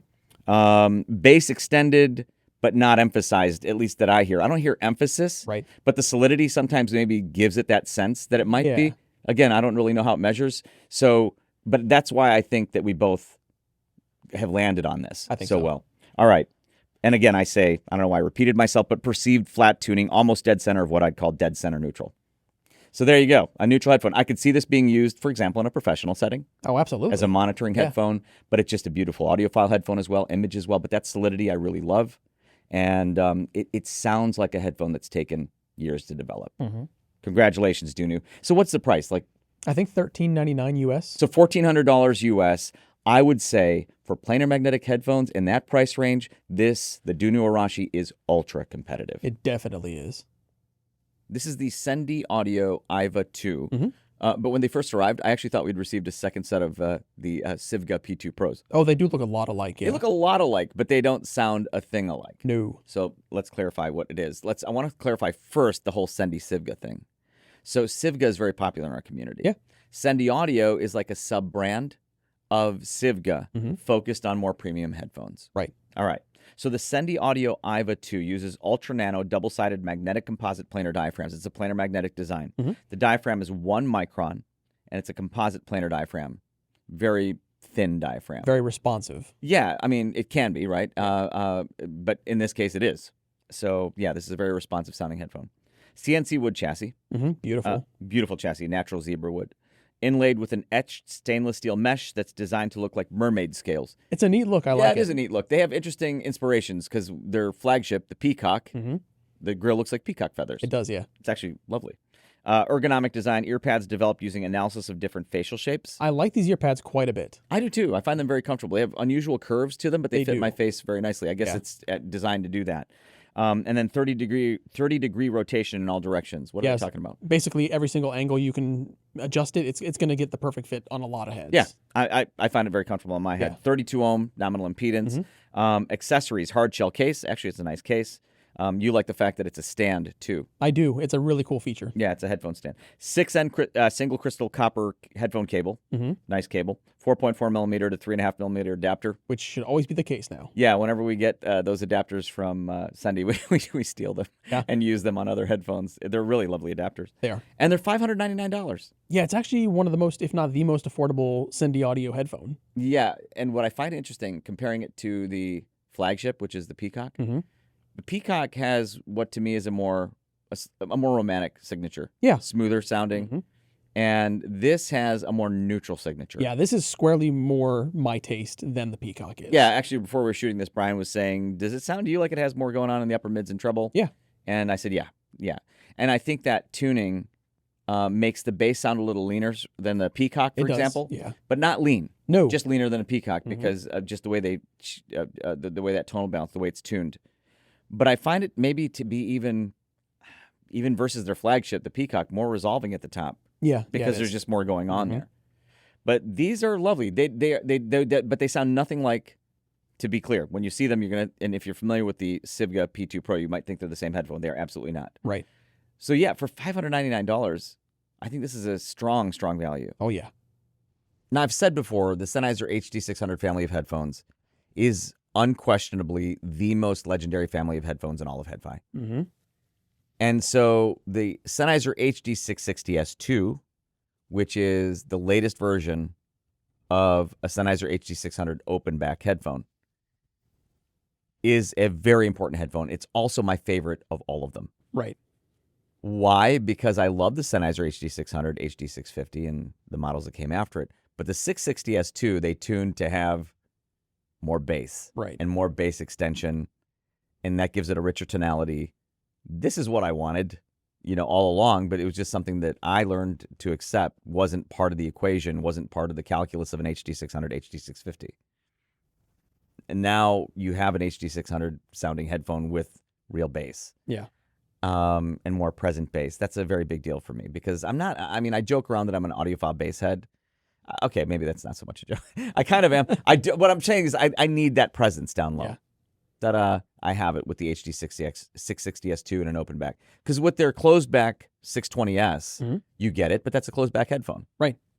With an open back, now you get it with the 660S2. So of all the Sennheiser HD600 family headphones, my favorite of the open backs. And I would strongly suggest if you're an HD600 fan, an HD650 fan, there are a zillion of us out there, and you haven't heard the HD660S2 yet, go to Sennheiser's exhibit at CanJam and listen to the HD660S2. Now, I think the Sennheiser HD620S is one of the most important headphone releases of all of 2024. Right. And the reason I feel that way is because if you think of all the other HD600 series headphones, in this family that's been around for many, many years, decades, really, all of which are open back, by the way. Yeah. That is, I think, unequivocally the most legendary family of headphones in all of HEDFI, period. Yeah. I mean, do you agree? I do. And for them, after all these years, to finally have a closed back headphone that they say is a 600 series headphone is a very big deal. Right. Okay, let's talk really quickly about what it is. Of course, again, it's a closed back HD 600 series headphone. It uses 42 millimeter angled transducers with a 38 millimeter diaphragms. Steel reinforced ear cup covers, 150 ohm aluminum voice coil, so it's a 150 ohm headphone, artificial leather ear pads with internal venting. Okay, those are the specs. What they did when they tuned it, so if you look at, say, for example, the frequency response, which they released, I think, Sennheiser released that themselves when they launched the headphone. Yeah. You'll see that it doesn't look exactly like a Sennheiser HD600 measurement or frequency response. But what they were doing was, as a closed-back headphone, they had to do some things to tune it to sound like an open-sounding closed-back headphone. Yeah. A very important goal for them in developing it. And then they also wanted to have a perceived tonal balance that was 600 class worthy. Yeah. Now, already within the open back 600 family, there are already other variations. So, there's not like one signature, but they wanted it to be 600 class. Yeah. I think they succeeded. I really enjoy this headphone a lot. And if you're a 600 family fan, and there are a gazillion of you out there, again, a legendary family of headphones in our community, and you're looking for a closed back headphone, and it's reasonably priced in my opinion, the HD620S to me is the natural first place you should look. Hi-Fi for All from San Francisco will be at CanJam. And though they were known mostly for DIY audio parts, which I believe they still sell, I think it's safe to say with Headfires today, they're mostly known for their headphone, the HFA Dahlia. The HFA Dahlia was developed in San Francisco by Nick Hutchins with the help of the Bay Area Headfi community. Now, the Bay Area Headfi community has a lot of experienced Headfires, and the Dahlia sounds like a headphone that was voiced by the Headfi community and like a headphone that Headfires would want to hear. So, this is a dynamic headphone. On each side, there's a 50 millimeter peerless dynamic driver, and then unique to the Dahlia, they have a two-stage resonator system. There's a core resonator that has a ring array of Helmholtz resonators over the driver. Long story short, it smooths the treble response. But then, perhaps more interestingly, the ear pad resonator. This is intended to be swappable by the user. And the way this works, there's a ring array of Helmholtz resonators that are designed to absorb the airflow coming off the ear cup and the airflow as it enters the ear pad. And this gives the HFA Dahlia two tunings. There's balanced and dynamic. Nick describes them as follows. Balanced, what most people prefer, more of a linear response, smooth treble, but decent bass. Then dynamic, a bit more of a V-shaped tuning, a bit more bass, a bit more treble. Now, I spent more time when we had it here with the dynamic tuning. I don't know that I would describe it as V-shaped. It sounds more balanced to me, kind of a monitor-like tuning. But anyway, the HFA Dahlia is a small batch production. The ear pads, by the way, are by ZMFheadphones. It only weighs 359 grams, so it's very, very comfortable. And so at CanJam, make sure to check out the HFA Dahlia. This is the closed-back Fostex TH1000RP. You're holding the open-back Fostex TH1100RP. These are very big deals because they are Fostex's new flagship headphones, and they don't release flagship headphones but once every many years. Yeah. Now, before I talk more about these, I don't know why this came to mind again, but I'm reminded of I have a long personal history with Fostex. Yeah. It goes back many years to when I was a kid, back when I thought I could be a musical person, a musician. Yeah, whatever. Laugh it up, chuckles. Yeah, but you're right. As it turns out, I was not a musician. Yeah. I thought if I picked up this Fostex multi-track cassette recorder, I could make multi-track recordings, be a musician. Okay, it was not to be. So anyways, I don't know why I brought that up, but that's how long people might not realize how far Fostex goes back with things like that. But even with their headphones, they go way back. Oh, yeah. Fostex T50RP, T40RP, that family of planar magnetic headphones. And then many years ago, they released the TH900, which I mentioned, which was it was a dynamic flagship using their biocellulose diaphragm. I love that headphone. Had emphasized bass, emphasized treble. It was a really fun sounding flagship headphone. And these are very much a departure in every way. Let's talk about, first of all, appearance. The TH900, one of the things it was known for was its beautiful appearance. It used urushi lacquer, which is a traditional Japanese lacquering technique that goes back many, many years. And they were such a deep, beautiful, glossy lacquer. And they were hard to photograph, but I took more photographs of the TH900 than maybe any other headphone ever. And they look like something that I stole from the Japanese emperor's palace or something. But these are also beautiful, and they use a completely different traditional Japanese dyeing technique. Yeah. And it's a dyed indigo blue. I can't pronounce Japanese words or phrases nearly as well as you, so I'll let you take it from here. Well, the method is called awa aizome, and Fostex says that Tokushima's awa aizome has long been known throughout Japan as an indispensable dye for high-end dyed goods because of its rich and luxurious appearance. And when you take a look at this, it does feel and look very rich and luxurious. Yes, and it's a more matte finish versus the TH900's glossy finish. I'm looking at the monitor. It is actually beautiful in the monitor, but not nearly as beautiful as it looks in person. No, yeah. And you mentioned high-end dyed goods. I actually was shopping not that long ago for a shirt that was dyed using awa aizome, and it was a beautiful shirt, but it was like over $400. Oh, it doesn't surprise me. Yeah, I didn't end up buying it, but it was beautiful. Now, again, it's a more matte finish, but it is gorgeous to look at, but that's not the only departure from the TH900. They've also gone from the dynamic driver in the TH900 back to their roots with headphones and planar magnetic drivers. Right. Although for the TH1000RP and the TH1100RP, they're using the largest planar magnetic drivers they've ever made. They increased the number of magnets that sandwich the diaphragm. There's a newly designed pattern and shape for the printed coil. The magnetic circuit components have been redesigned to optimize the magnetic flux distribution, and all of these work together to suppress unwanted resonance in the diaphragm. So big departure there. Yeah. Another big departure, the sound signature. Yeah. The TH900 had emphasized bass and emphasized treble. And some people might have thought it had too much bass. I thought they were very fun sounding, and I loved them for the time. They were fantastic. I was in love with those headphones. These, no one will say they have too much bass because they have a much leaner signature. Yeah, they do. A much leaner signature than the TH900. And but still, lovely in their own way, especially with the mids, lovely treble, beautiful imaging. And probably better imaging on the TH1100RP, which are open back. The TH1000RP might have, a little bit more bass than the TH1100RP. Now, I was looking at HeadFi's forums, and some people were talking about getting a little bit more bass out of them using different ear pads. So I have to explore that. And someone was even talking about doing modifications. So I'm curious about that as well. What is it with Fostex headphones and people modifying them? I don't know. It calls to them. Yeah, it seems to attract people who want to modify them. But these are, again, very important headphones in our community. New flagship headphones from Fostex should never be missed. So at CanJam, that's big news. So now we're going to talk about a headphone that I really, really wish was here. Yeah. So of all the headphones that are not here at HeadFi HQ, this is at or near the top of my list of the ones I wish that were that aren't. Yep. And it's the RAAL 1995 Imanis. It's their flagship, and it's incredible. Yeah. So you guys might remember the RAAL Requisite SR1A. It was a ribbon driver headphone that had adjustable angle earpieces. A bit finicky, though. So when you got the angle dialed in for you, and it was almost like different, I think, for everybody. Yeah. And when you got it dialed in for you, it was quite groovy. Really good headphone. That said, the Imanis to me is orders of magnitude better. So the RAAL Requisite SR1A, I should clear this up, and the RAAL 1995 Imanis, these are essentially the same teams, the same company making it. Okay, there's a name change somewhere in there to RAAL 1995. So the Imanis is the flagship. It's a cost-no-object flagship. It is quite expensive. Very. All right, so it has 3 ribbons per side. Now, the thing you need to know about ribbon drivers, they're insanely fast. Yeah. I think they have excellent bass as well, is implemented in the RAAL headphones.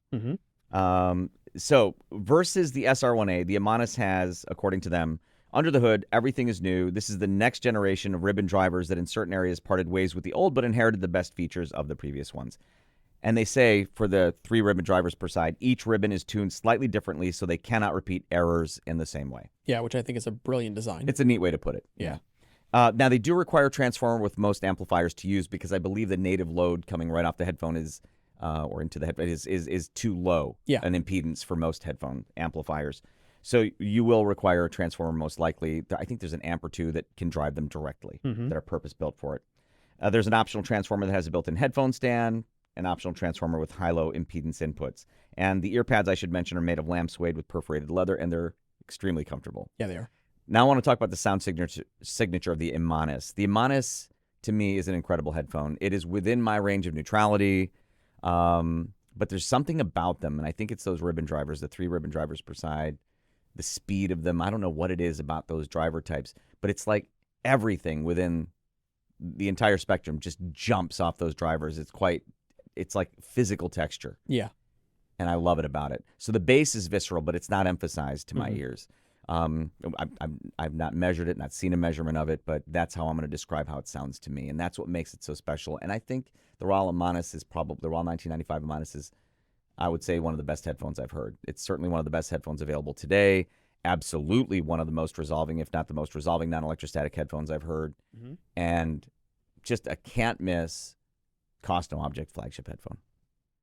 Now, we can't talk about the RAAL 1995 Imanis without talking about its much more affordable sibling, the RAAL 1995 Magna. I do the quotes because they are necessary. Yeah, because it's not, I mean, by my standards anyway, it's not affordable. If it's affordable for you, can we be friends? But anyways, but here's what I'll say about it. The Imanis is absolutely the better headphone. The cost no object flagship for a reason. Yeah. But the Magna being so much less expensive, that price difference might be the difference between, staying married and being divorced. Yeah. So if that's going to be the case, the Magna for its price it got me closer to the Imanis than I would have imagined it could at the price. Right. So I should mention the Magna has a dual ribbon design. It's 2 ribbons per side versus 3 in the Imanis. And a lot of the stuff I said about the Imanis absolutely applies to the Magna to my ears. It's just that the Imanis is more. So there's more magic in it. But the Magna, again, to me, gets you closer than I thought it could at that price. Now, I've said in another preview video that as long as they're making these headphones that we're holding, then we need to talk about them every single time. Yep. This is the ZMFheadphones Atrium. Yeah. That's the ZMFheadphones Caldera. These are the 2 co-flagships of the ZMFheadphones lineup. These are the open versions of each. This is the dynamic flagship. That's the planar magnetic flagship, the Caldera. And they're so immensely popular that I almost feel silly telling you about them because so many people probably already know what these are. Yeah. But we love these headphones dearly. Opinions seem pretty split between the two from people who've heard them both. Yeah, pretty evenly. I prefer the Atrium. So I'm going to talk about the Atrium first. So the Atrium is one of my favorite headphones, unquestionably, of all time at any price. It's just so musical. I don't even want to talk too much in terms of technical because I don't even know that we've measured this one. I'm trying to remember if we've measured it on the 5128. I don't even know if we have. I don't think we have. So I just love the way it sounds. Yeah. And the best way I can describe it is it's just music. So I have one of my best friends plays piano very well. And sometimes I'll go to listen to him play, practice or play. And when I'm in his room where the piano is and he's playing, I'm not sitting there saying, oh, that's nice treble. Yeah. Ooh, the bass is quite lively today. Yeah. It's just music. Yeah, exactly. Okay, the Atrium is just music. Yeah, it takes you into the moment. Exactly. That's a good way to put it. And that's what I love about it. Is it the most resolving headphone in the world? No, I won't say it is. Right. But it's resolving. But it's just music. Again, I'm not in the room listening to piano going, well, that's very resolving. Yeah. Right? It is what it is. Anyways, that's the Atrium. Not a very technical explanation, I know, but that's how much I love it. Anyway, love this headphone so very much. The Caldera I also love. I just love the Atrium more. Right. That's the planar magnetic flagship. Again, that's a 60-ohm planar magnetic headphone. Uses an all-ZMF planar magnetic driver. Caldera asymmetrical magnet structure. Atrium damping system, ADS. It comes in the Caldera stockwood, I think is white oak. I believe so, and I think that's what this one is. Yeah, natural and coffee gold finishes. Also has limited editions that are released in limited drops. Yeah, and I think those are gorgeous, and I will say every time they come up, if you get a chance to get one, get it quickly because they'll be gone immediately. Yeah, and a lot of ZMF enthusiasts have like multiple of the same model. Very true. Just for the finishes. Yep. So these, as long as they make them, we will talk about them. The opinions again seem evenly split between the two. A lot of people prefer the Caldera, a lot of people prefer the Atrium. I prefer the Atrium. But they're can't miss headphones, and if you want to hear what I think is one of the best headphones I've ever heard at any price, then definitely check out the ZMF Headphones Atrium. The list of full-size headphones and accessories doesn't stop there. For example, you'll be able to find headphone cables like the Strauss & Wagner Visp and Sligo at Audio 46. You can stop by the Vana exhibit to check out the Austrian audio composer, or audition the high-tech, feature-filled Aventho 300 at Beyerdynamics exhibit. Danacables will be there with their full lineup of headphone cables like the Lazuli Nirvana, and Final will be showing their D7000 planar magnetic headphone.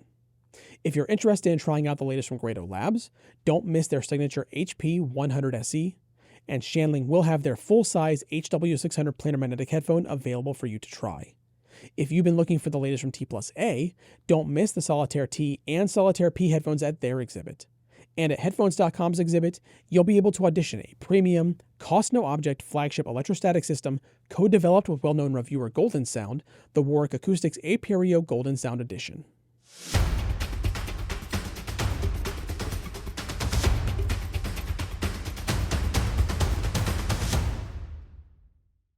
Now, as the founder of HeadFi, one might hope that I actually love headphone audio. Sure. And I do, as you know, love headphone audio. But even the most diehard headphone enthusiast, and I consider myself among them, has to admit that loudspeakers image better than headphones. Right.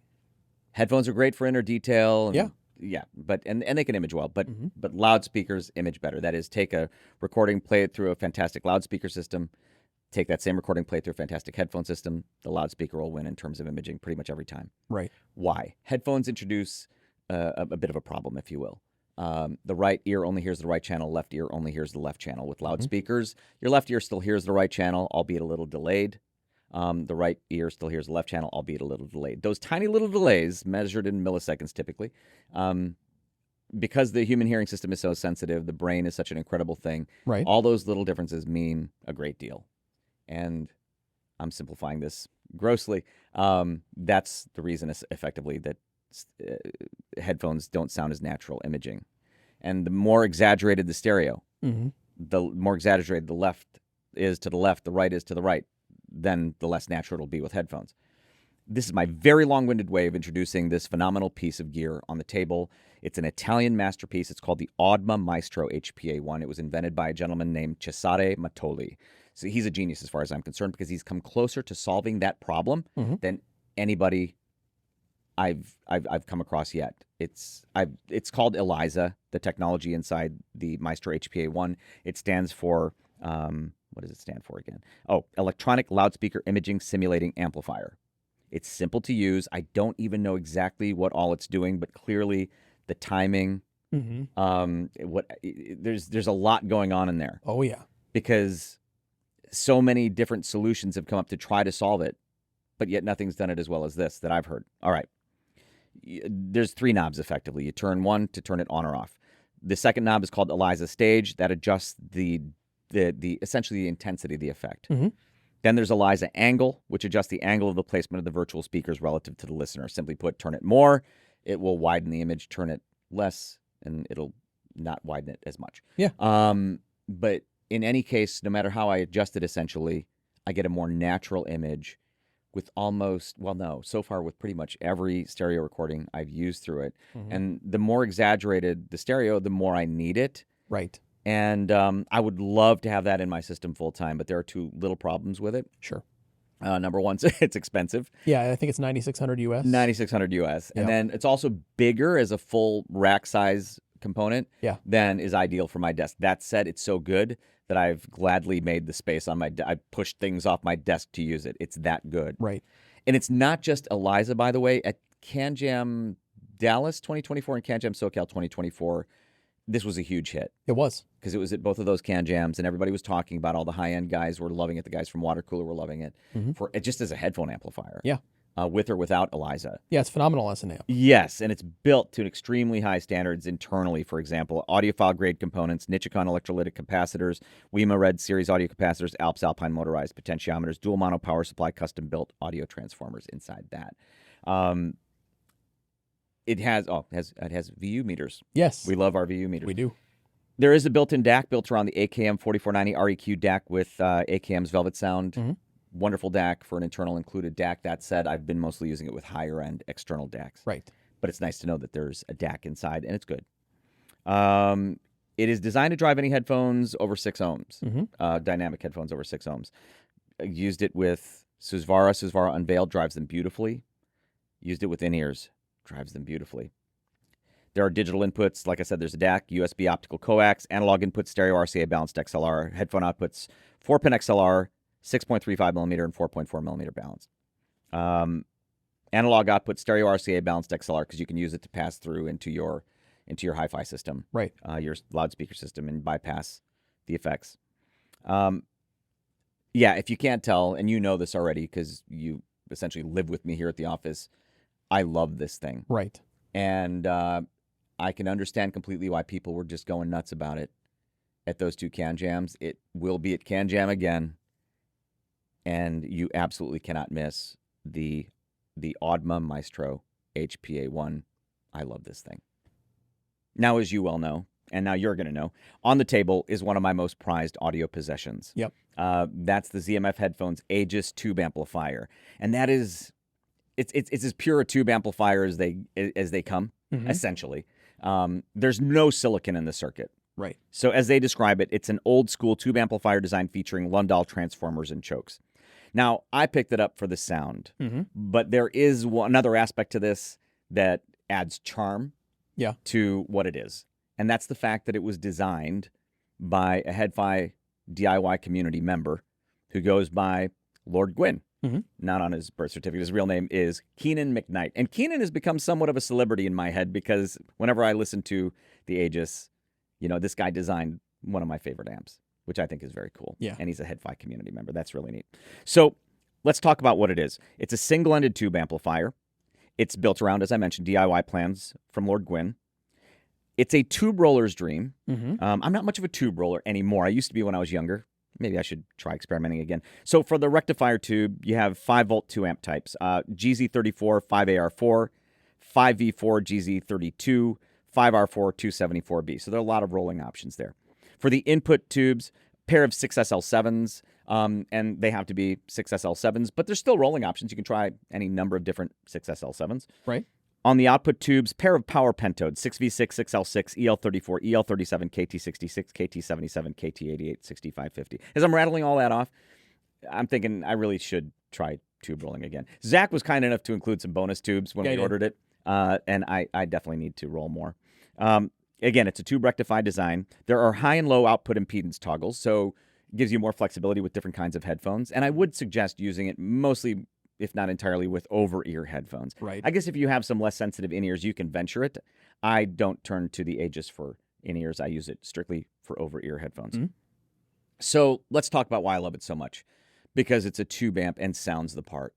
And I've said this a million times before in different preview videos, but a great tube amp, which I consider the Aegis to be, can give a more realistic presentation, harmonic richness, solid, meaty sonic image objects within a holographic soundstage. For these things, I find them to sound more transparent in a way, or more resolving than a lot of my favorite solid-state amps. And I know that from a traditional measured standpoint, it's not going to measure as transparently as state-of-the-art solid-state amps. Right. But from what I hear, I mean, it sounds more resolving and more real because it gets me closer to the music. I feel like there's less between me and the music. Yeah. And the performance. And so, I mean, by my definition, that sounds more resolving. So, the Aegis at CanJam is something you must audition. If you're a tube amp enthusiast already, then it's a no-brainer if you haven't already heard it. And even if you're not, I think the Aegis is the type of amp that could convert a lot of people who haven't previously really adopted or engaged in tube amp goodness. Yeah. So, and at CanJam, when you audition it, know that you will be listening to one of my most prized audio possessions. If you're looking to audition the latest new releases from iBasso, Bloom Audio must be on your CanJam New York checklist. They'll have a number of iBasso products available for you to audition, including iBasso's flagship DX340 digital audio player and the brand new Unqiue portable tube DAC amp. Here are some of our thoughts on these two new additions to the iBasso family. After this player arrived, this is the iBasso DX340 portable digital audio player, by the way. After the DX340 arrived, I was trying to remember when the last time was that we had one of their flagship players come through here at HEDFI HQ. Oh, it's been a while. I mean, maybe years. Yeah, it's been a bit. Shame on us, because this thing is fantastic. Yes. And every experience I've had with their flagship DAPs in the past has been fantastic. Yeah, I agree. All right, so the DX340, this is one of those players that I think in this day and age shines. Yes. And what I mean by that is there seems to be an increased focus on the portable digital audio players with a lot of output. Oh, yeah. Because I think there seems to be more commonly IEMs these days that are not easy to drive. That's true. There's still a lot of easy to drive IEMs, but I'm saying there's some like the Subtonic Storm where people are looking for high output DAPs. I would say this fits the bill. Yes. And as flagship DAPs go, I would say it's reasonably priced. Yeah. And as flagship DAPs go, it is beautifully built. I want to talk about that real quick, by the way. The chassis is gorgeous. Yes. Right now we have the leather cover on it, which is also gorgeous. There's like machine perforated metal on the back, probably for ventilation. Yeah.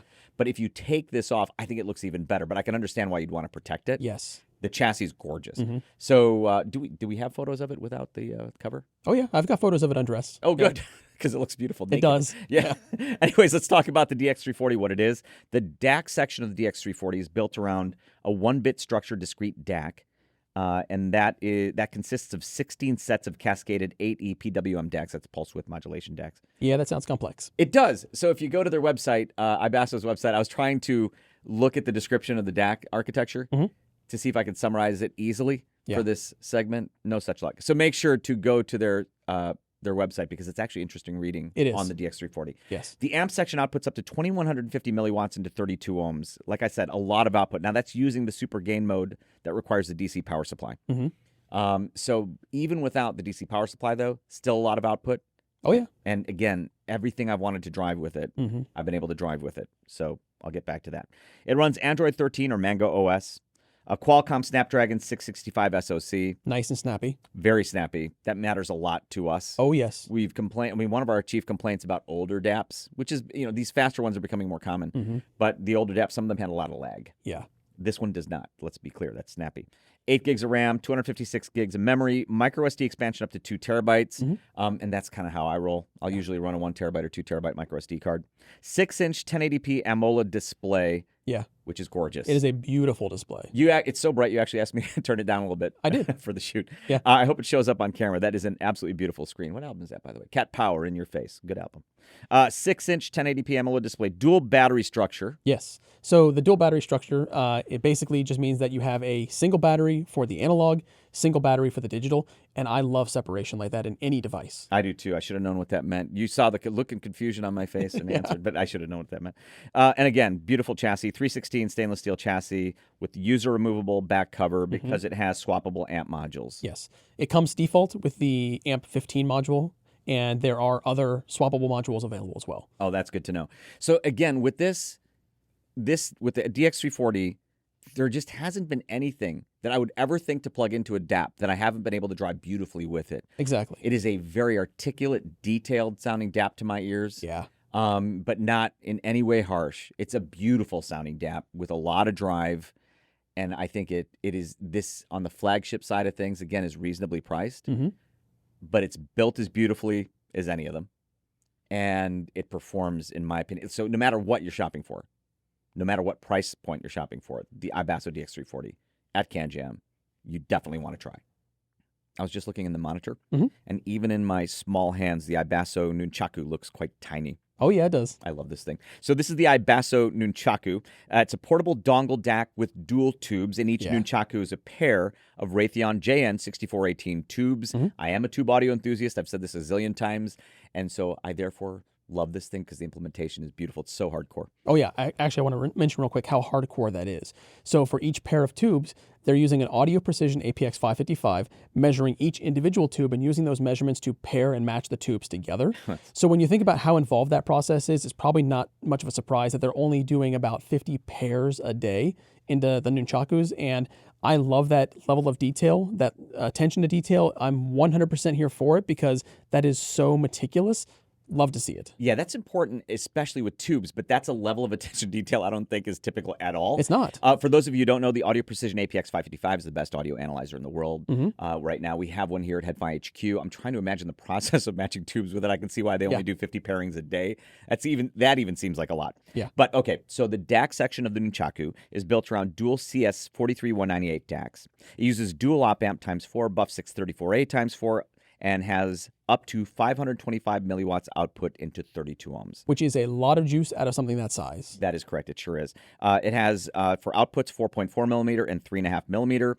And there's also switchable output modes. Tube, so it's not tube all the time unless you want it to be. It is for you.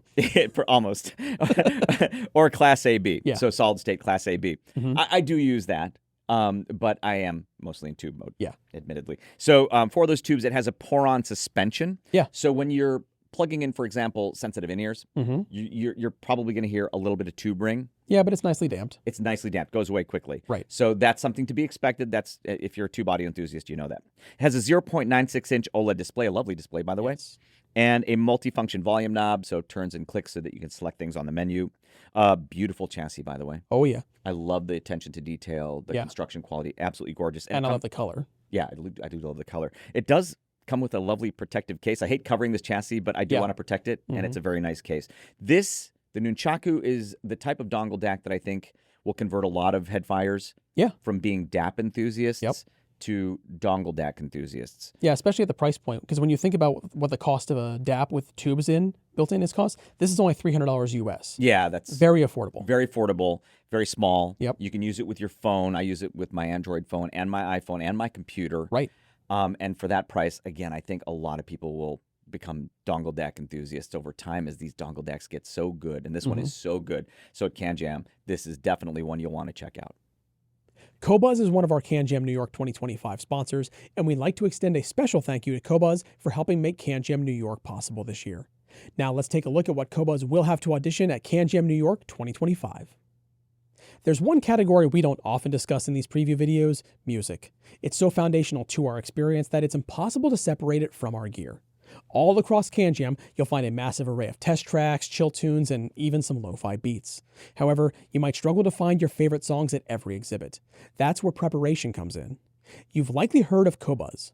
For those unfamiliar, it's a digital streaming service and music store, and their entire catalog will be accessible at many CanJam exhibits. If you're bringing a portable player or smartphone to the show, and who isn't, you can add your top test tracks to your Qobuz favorites or choose from one of the many CanJam playlists. Don't have a Qobuz account? Visit their exhibit to learn how you can start a free trial right there at the show. Take it from me, a longtime CanJam veteran, your CanJam experience will be so much better when you have access to the songs you know and love, and Qobuz makes that super easy. And here's a pro tip. Qobuz offers offline playback, which will save you from the headache of relying on Wi-Fi or using up your precious mobile data. It's been a lifesaver for me, and I'm confident it can enhance your CanJam weekend as well. Don't miss Qobuz at virtually every exhibit this CanJam, and again, at Qobuz's own exhibit for a free trial.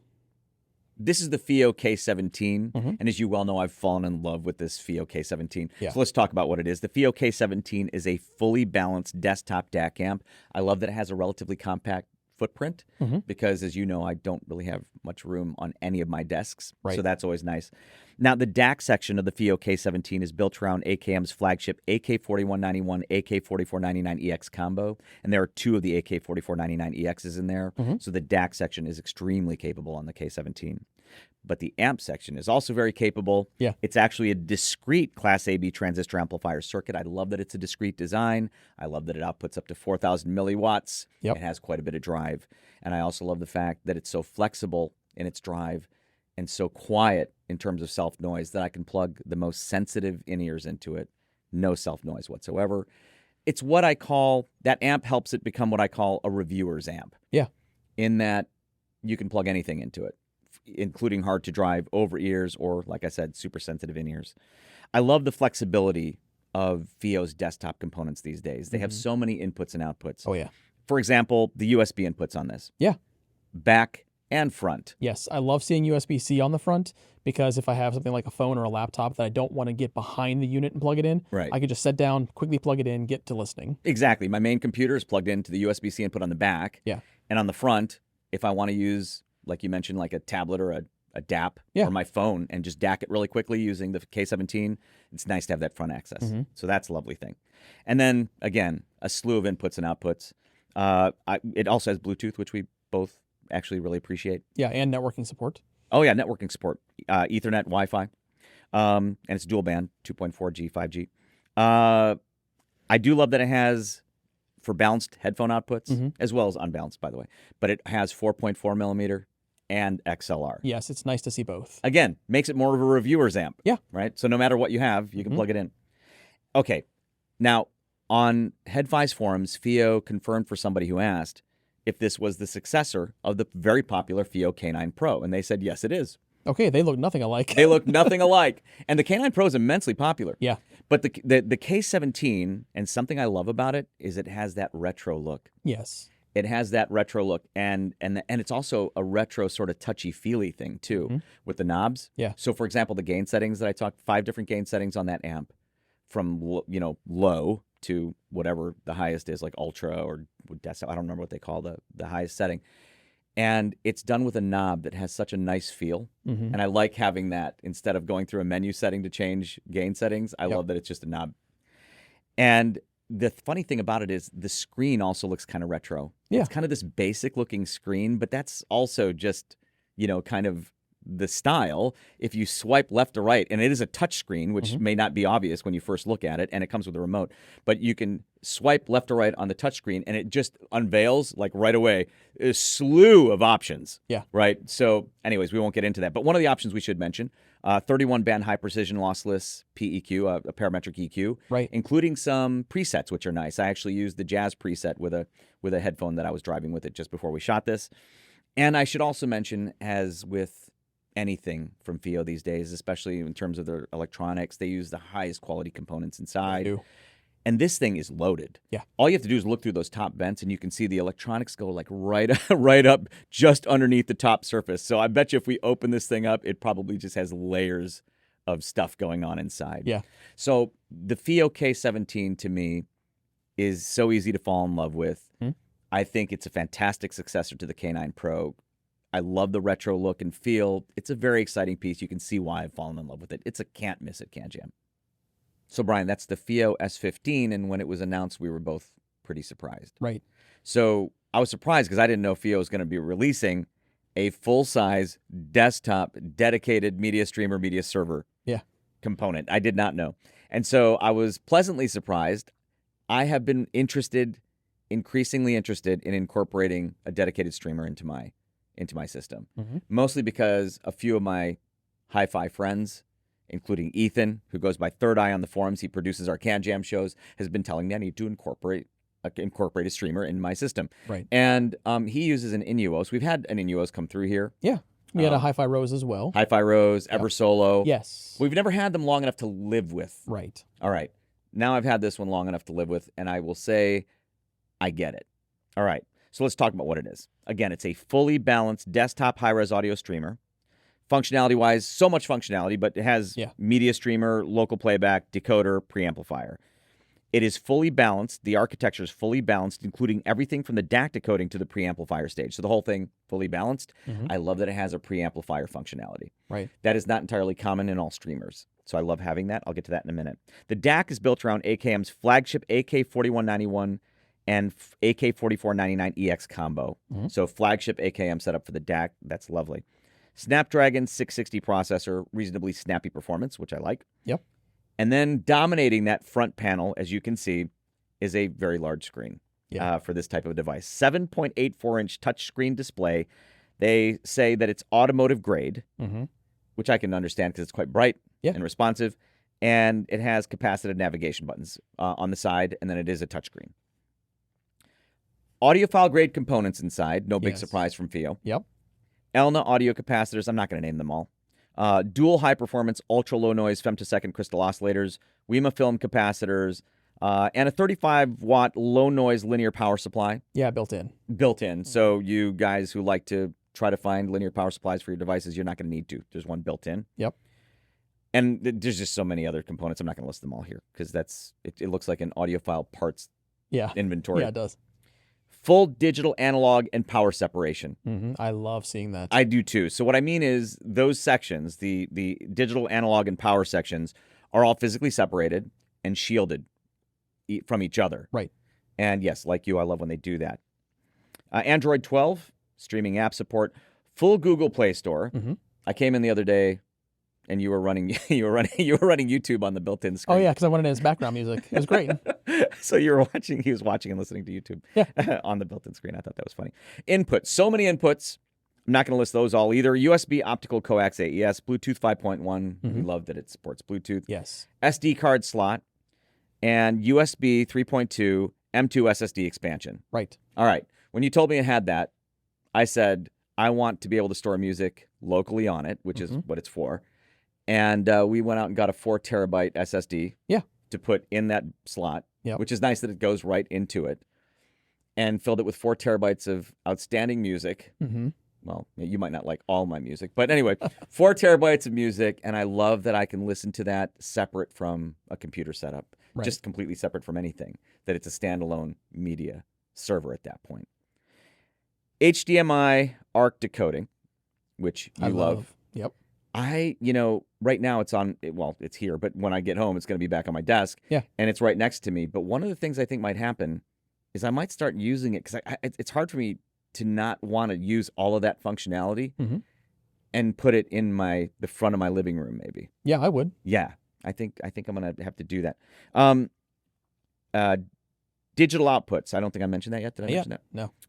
Optical coax, HDMI, I2S, AES, analog outputs, 2 stereo RCA sets, and balanced XLR. So there's no built-in headphone amp. So know that. But because of that preamp functionality, one of the things that I really enjoy with it is that I can use it. We have some amps here that require a preamp, that they don't have their own built-in volume functionality. And this, I love using it for that. Yeah. So that's cool. 10-band high precision, parametric EQ, companion app compatible. So this, Ethan, I'm listening to you. You've been telling me I need to get a dedicated media streamer in my system. So why is it better? First of all, it sounds fantastic. Like with the amps I've tried it with. Right. And it sounds fantastic for what it is, even separate from that. And maybe one of the reasons is something Ethan mentioned to me, is that it's separate from a computer. It's separate from anything else. It's all of this top-notch hardware, top-notch components inside this device, dedicated to only that purpose. Unlike in your computer where it's doing 3 billion other things. Yeah. Especially my computer where everybody teases me for how many windows I keep open. Yep. And maybe that's something to do with it. But here's what I'll say. I'm starting to get it big time. And I think it CanJam. When you have a chance to check out the FIIO S15, do so. Even if you never thought of incorporating a device like this into your systems, I think like me, you absolutely will once you've played with it there, and ask them to show you around the different functionality. Fantastic device. So this is FIIO's JM21, and I'm going to say something right up front because it's going to be relevant the entire time I'm talking about this. This is $179. Keep that in mind for all of this, okay? So the FIIO JM21 features dual Cirrus Logic CS43198 DACs inside. It has a fully balanced amplifier design up to 700 milliwatts at 32 ohms if you're using high gain. So good amount of power. It's not going to drive the most demanding of headphones, but it can drive a lot. Yeah, most of what you drive with a DAP. Exactly. Yeah. It has 4.4 millimeter and 3.5 millimeter output, which is very nice to have. It's snappy. It has a Snapdragon 680 octa-core CPU that's paired with 3 gigabytes of memory and 32 gigabytes of internal storage. It's running Android 13, so a very modern version of Android. It has a 4.7-inch HD touchscreen, and it's only 13 millimeters thick, and this is light. It's 156 grams. Again, only $179. Yeah, I know. It has two-way Bluetooth 5.0, and it supports SBC, AAC, aptX, aptX HD, LHDC, and LDAC, and it also has USB-C DAC support. Again, $179. And it has a 2400 milliamp hour battery, which gives you an estimated 12.5 hours of listening time if you're listening single-ended, up to about 9.5 hours if you're running balanced, and it only takes 2 hours for a full charge. Now, it does come with a clear, transparent case, but I did see on the HEDD5 forums that FIIO is also selling a PU leather upgraded case for this. It's only $9. What the heck is going on here? So, with an DAP this affordable, I thought I have to find some highly affordable pairing IEMs that I think would be very good combinations with this. So I reached immediately for a FIIO that I purchased on my own, a FIIO JD10. It's kind of a bassier, kind of a bass head audiophile-ish sound signature. That's a great pairing, and I think I paid $10 for that or something very, very affordable. Then I decided, let's go a little more expensive, and I reached for that Kiwi Ear Singolo. Again, what the heck? This thing sounds phenomenal. You can even pair it with some more expensive IEMs and still get excellent sound out of this thing. Again, $179. I can't believe it. $179 US. Yeah. And the funny thing about it is that's another, I don't know how they do it. Mm-hmm. So you raised so many good points. I don't know how FIIO did that. Yeah. But the thing about it is, it's also a great candidate is, for example, if you just blew everything you had on a high-end IEM, you've got nothing left, and you don't want to get divorced. Exactly. Yeah. Yeah. It's a fantastic thing. You have to check it out at CanJam. Now we're going to talk about a turntable, which you can see on the table. It's a FIIO TT13. But before I do that, I'm going to get ahead of your joke. So Brian teases me whenever we talk about vinyl, about my age. So so he'll say, I was too young to use vinyl. But then he'll twist the knife and he'll say, but my parents used vinyl. Yep. Anyway, yes, I'm a lot older than Brian. So I used vinyl. I love the experience. It's how I listened to music when I first started listening to music. Yeah. And I remember saving up enough money to go buy the album. That was part of the experience. Yeah. Sometimes to the penny when I was a kid to cover sales tax. And when I had enough, I'd walk to the mall and then run home with my new album. And then you'd cue it up, flip it over, and just be fully engaged. That whole experiential nature of listening to an album that way, I still love to this day. I have a fancier turntable at home, admittedly, but we didn't have a turntable here at the office. So when FIIO sent us the TT13, I was pretty excited because now we have an office turntable. Yeah. So let's talk about what it is. It's a FIIO turntable, and it's $240 if you get it without Bluetooth. I recommend you get it with Bluetooth. It's only $10 more, and that supports SBC, aptX, aptX HD, and aptX low latency. Gives you more flexibility. I want to be clear, though. It has analog audio architecture. If you're using the analog outs, it is a pure analog player, unless you use Bluetooth. So let's talk about it. It's FIIO. It's well built for the money, as everything from FIIO is. It has an all-aluminum alloy panel. I think they're referring to the plinth, the chassis. Yeah. Fully automatic tone arm. Audio-Technica AT3600LA cartridge. Removable dust cover, which we took off so you can see it spinning on this video. And then built-in phono stage. Some of you probably don't even know what a phono stage is. Yeah. And if you don't, it doesn't matter. You don't need to know because you don't need one. It has a built-in one, and that means you can plug it directly into your headphone amp, for example. Or active monitors. Or your stereo system at home, just like any other source component. Built-in balance controls, which is nice. Support for 7 and 12-inch records. Supports 33 1/3 and 45 RPM speeds. 7 optional lighting effects. I know you don't like extraneous lighting, so you're probably going to turn it off. I like the light. I like the lights and the colors. I think it's actually quite nice. Infrared remote control, not typical with a record player. No. But you can use it to advance tracks, cue it up and down, which I think is actually nice. We have it on repeat right now. There is a repeat function, so it gets to the end of the album. It'll just start the album back over again. Well, that side. Yeah. Right. So weighs 4 kilograms, so it's not going to like tear down your desk. Now, I will say this. If you haven't used vinyl before, when you set it up, it comes pretty much ready to go. Yeah. You just have to get the belt hooked up, which is really easy. Level your turntable, everybody. Right. So when you're talking about the physics of a needle and a groove, you want to make sure your turntable is level. So just giving you a heads up. And at CanJam, if you want to hear a nice vinyl setup for only $240 or $250, depending on the version, the TT13 is so fun. And really, I encourage all of you, if you haven't already done so, to engage with vinyl. It really is a fun way to listen to music. And it's just engaging, and you tend to listen to albums all the way through, which can be extremely fulfilling. And this will be at CanJam. Snowsky is a new sub-brand from FIIO, and at CanJam New York, they'll be introducing all of us in the US to the first products in the Snowsky lineup. Let's take a moment to look at the Snowsky Retro Nano, Echo Mini, and Wind. Now, speaking of FIIO, there's something else that FIIO is going to be showing at CanJam. So FIIO has a new brand. It's called Snowsky. And Snowsky, you might have already gathered from the headphone that I'm wearing, is going after a retro aesthetic. All the products in their family are going to be retro inspired. Big time. And they're looking basically to go for anybody who wants a retro look, but with more modern tech inside. So for example, Bluetooth DAC amp combos like this, which is the Retro Nano, or portable digital audio players like the Echo Mini that you're holding, or the Wind headphone that I'm wearing.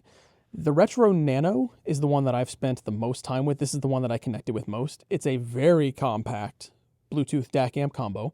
For Bluetooth, it supports SBC, aptX, aptX HD, aptX LL, aptX Adaptive, and LDAC. So you have a lot of the most modern Bluetooth codecs in there. It has dual CS43131 DACs, 3.5 millimeter and 4.4 millimeter output. And for power output, that's going to put out up to 220 milliwatts via the 4.4 millimeter output. It has a dynamic retro UI. It has 8 sound presets, and those are actually tunable. You can adjust them via the app, or you can adjust them via a web portal if you are connected via computer. It has a detachable, rechargeable 3.7 volt lithium battery, which is actually kind of cool. It's right back here. So you can recharge this, or you can pop it out and swap the battery if you need to on the go. This even supports car mode, which is something you see on their more expensive FIIO BTR series. So that's really nice in a product like this, which is highly affordable. It's about $60 US. And it's even compatible with the PS5. So for something that looks like it's a very classic piece, it has very modern internals. Just actually a lot like the Echo Mini that you have. That is a digital audio player, very pocketable, very affordable, also right around $60 US. That has 8 gigabytes of built-in memory, and you can expand it up to 256 gigabytes via micro SD. Has dual CS43131 DACs, also has 3.5 millimeter and 4.4 millimeter output. However, that one gets a little more power. That one does about 250 milliwatts via 4.4 millimeter. Has an IPS screen, which is a really nice retro UI that you're showing off there. It looks kind of like a cassette. I love the style. That has Bluetooth 5.3, and it gets you about 15 hours of battery life. There's no swappable battery, so you have to charge that one via cable. Now, you might think that both of these are very affordable, right around $60. This is even more affordable. It's a 40 millimeter Japanese diaphragm driver inside of this, which is the Snowsky Wind. This is only $20. And, you know, when you pair these two together, either, you know, the DAC amp combo or the digital audio player, you're going to have a complete system for under $100 with a very classic retro look. So anybody that really wants that aesthetic, but still wants to be able to use all their modern digital accoutrements, this is the way to do it. Yeah, you know, I want to make clear, because when you look at this, it looks like a micro cassette player. It does. Because that cassette UI. Yeah. And then that also looks like a miniature sort of cassette player. These are not. These are both digital. They're 100% not, digital. Yeah, so there's not any tapes in here. The headphones bring back so many memories when I see those on your head. I think I was like single-digit age kid. Didn't have the budget for a Sony Walkman with the cassette player in it, so ended up with a much less expensive AM/FM radio. Oh yeah, from Panasonic, I believe. Yep. That came with headphones that, as I recall, looked a lot like those. Yeah. And so many retro childhood memories are coming back to me. Yeah, exactly. So if you're looking for that retro aesthetic and you're going to be at CanJam, definitely stop by FIIO's exhibit and check out the Snowsky line. Now on the table right now is something that I previously said is one of the best value anythings in all of HEDFI. And if it looks like I'm thinking, it's because I'm trying to think of everything that's come out since the Midgard's been released. So anyways, it's still true. So the Schiit Audio Midgard is one of the best value anythings in all of HEDFI. Yep. What is it? It's a headphone amplifier. It's a balanced headphone amp and preamp. And I want to quote Jason Stoddard from Schiit Audio to try to tell you a little bit more about what it is. The Schiit Audio Midgard is simply the best measuring, highest power discrete headphone amp we've ever made. But that's not all. Midgard's new Halo topology also offers the potential for higher performance where it matters, at your ears. Now, about Halo, he said, it's a mixed mode feedback topology that incorporates your headphone driver into the feedback loop, offering the potential for better control at driver resonance and improved acoustic results. Very interesting. Yeah. So try it. Now, it's the Halo topology only applies to the balanced output of the Schiit Audio Midgard. So the Schiit Audio Midgard outputs up to 4.8 watts RMS into 32 ohms, so plenty of drive. You could drive pretty much anything that most anything you'd ever want to drive with a headphone amp. And it's designed and built in Schiit Audio's new Texas facilities, which I think is very cool. And it's $220, which I find incredible. It's a discrete headphone amp that measures incredibly. I haven't measured it yet, actually. Right. But here's what I can tell you about it, and this is when you kind of get an idea of what he's talking about. When you take something like an ultra-sensitive IEM and you plug it in and you hear nothing in terms of self-noise. Yeah. Right? And that's in low gain mode. And then you go to high gain mode and you put something like a Susvara Unveiled in it, and you get something like, remember we were driving the RAAL 1995 Imanis with it as well, and the Magna. I mean, for $220 to be able to drive anything, this is what I would call one of those amps that I've described as reviewers amps.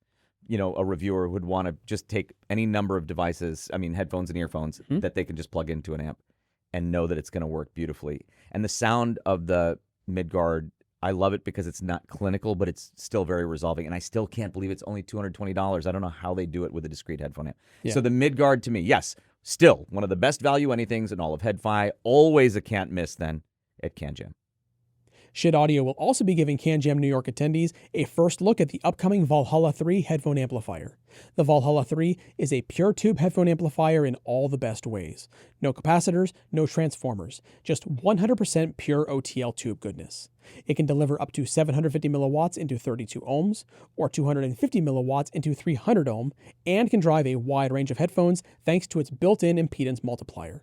All this and much more is packed within a small, desk-friendly chassis. Make sure to stop by the Schiit Audio exhibit and ask them all about the Valhalla 3.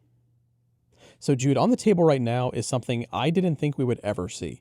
So it's a topping stack, and at the top is Topping's fantastic A70 Pro headphone amplifier. We love that amp. We do. Beneath it is the Topping Centaurus. Now, the reason why I don't think we would ever expect to see this is because this is a collaboration piece, and it's a collaboration piece with Hollow Audio. So anybody out there that's an R2R aficionado, or if you've seen the name Hollow Audio, you know what this represents. This is a very fantastic DAC. I'm going to dive into it right now. So inside is a fully balanced 8-channel R2R DAC with 8 resistor array networks. 4 of those are dedicated circuits to DSD, and 4 of those are dedicated circuits for PCM, which I think is a great way of doing it. I do too.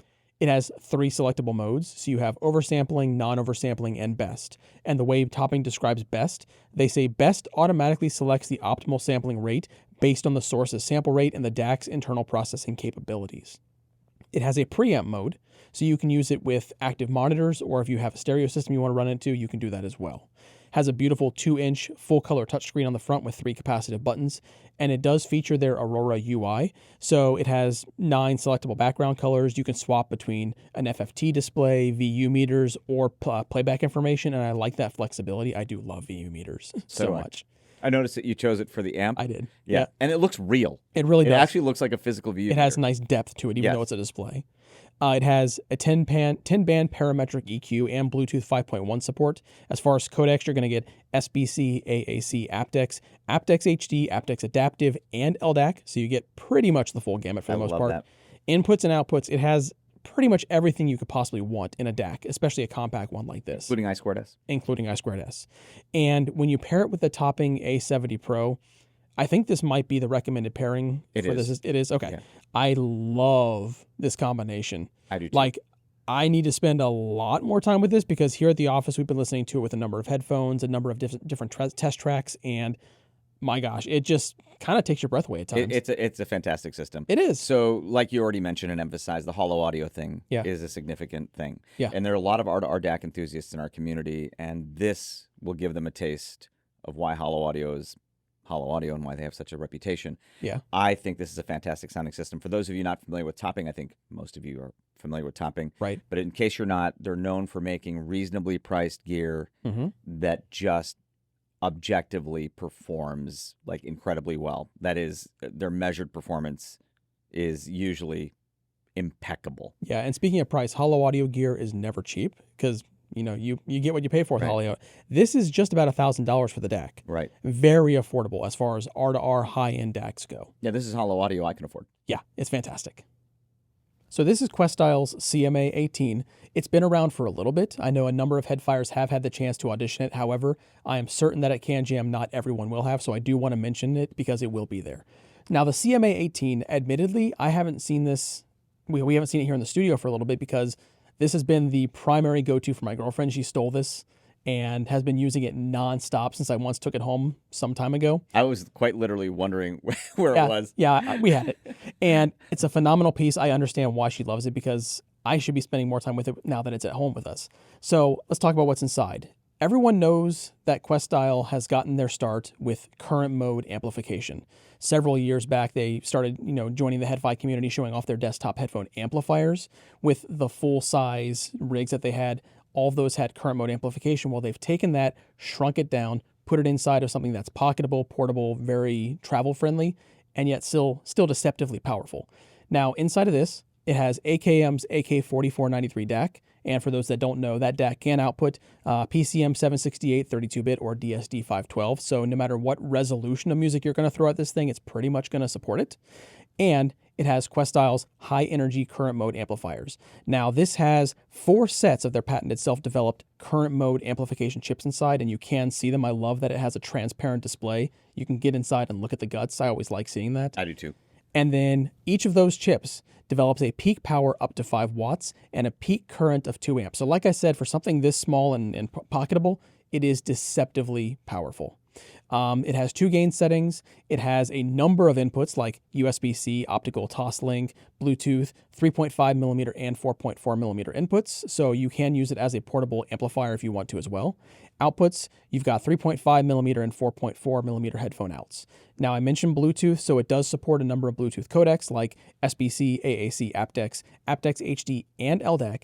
And because this is battery powered, you'll get about 10 hours of battery life, and a full charge takes about 3.5-ish hours to fully recover. Now, like I said, this thing has been getting a lot of love at home. It's nice to have it here in the office because now I'll actually have a chance to spend more time with it.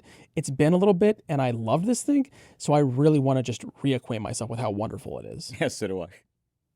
Now, on the table right here, as you well know, is one of my highest reference systems. Yeah. That's the HIFIMAN EF1000 DAC, which is what I'm talking about primarily in this segment. I happen to have it paired here with the HIFIMAN Susvara Unveiled, which is their flagship planar magnetic headphone.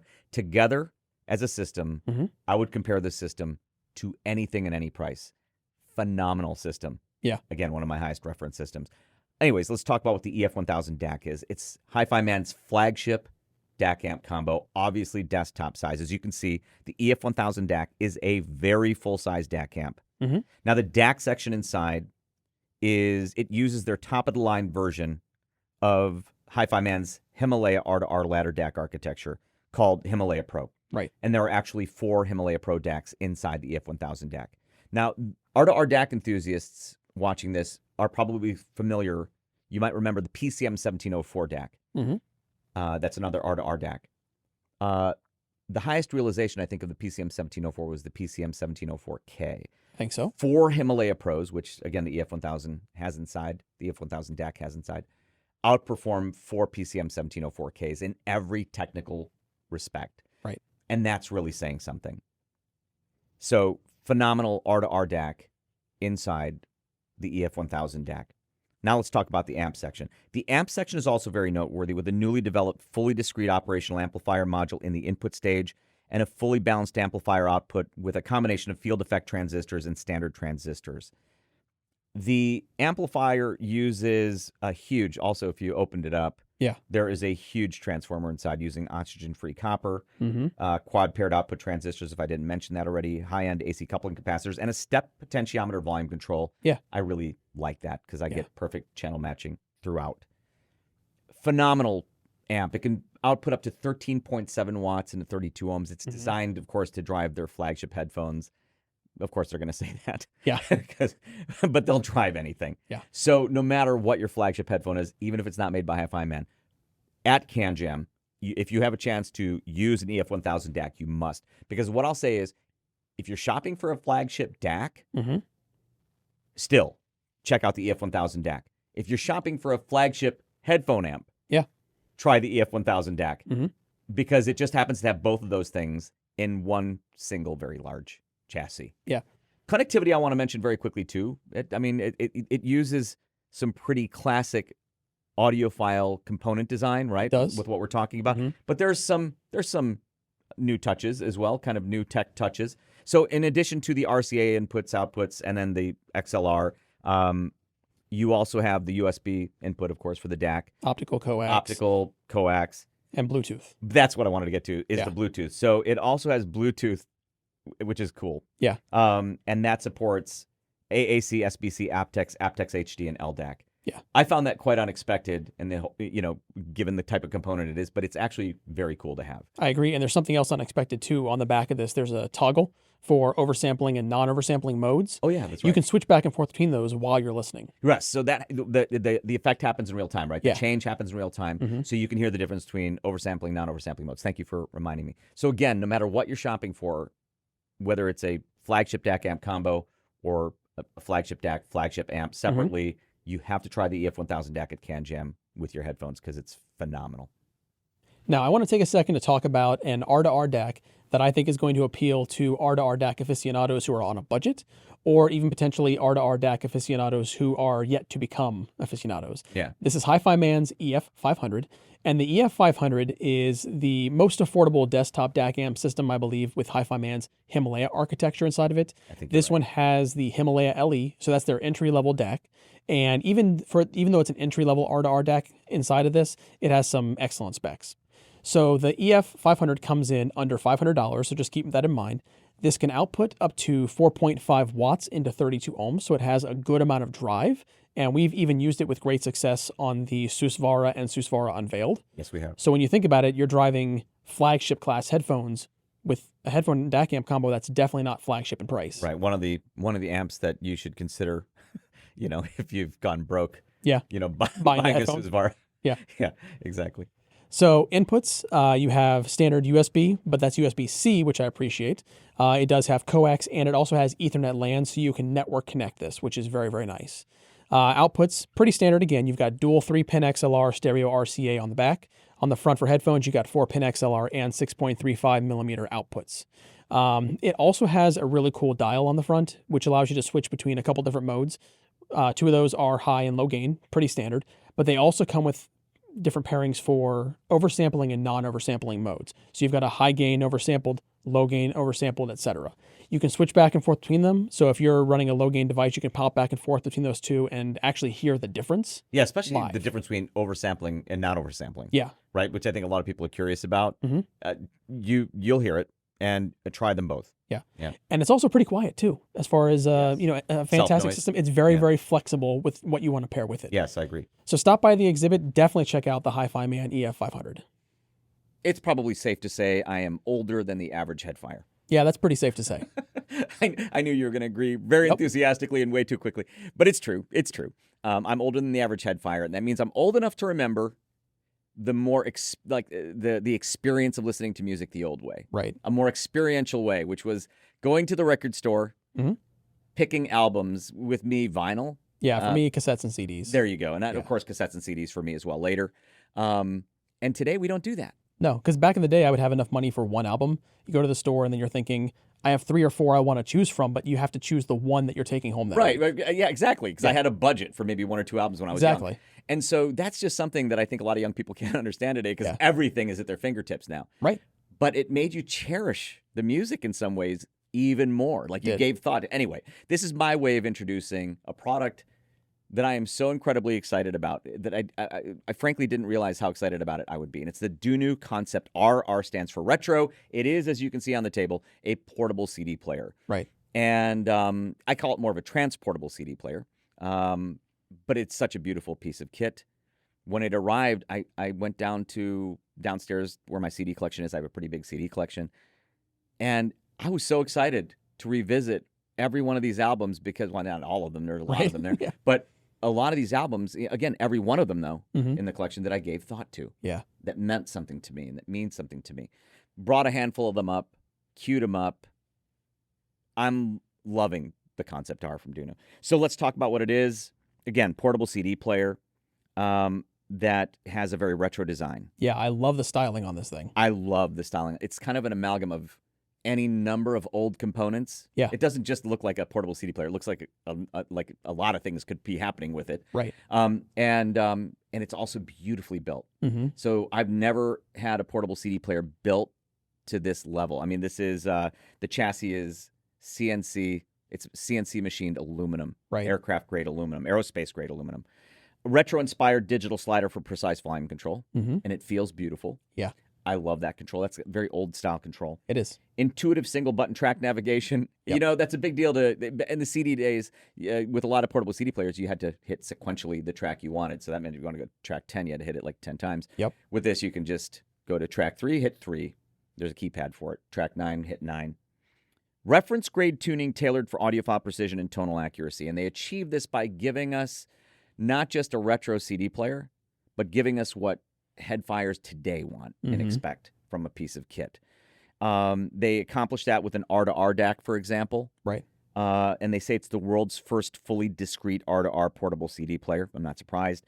192 meticulously matched resistors in that R-to-R DAC. Yep.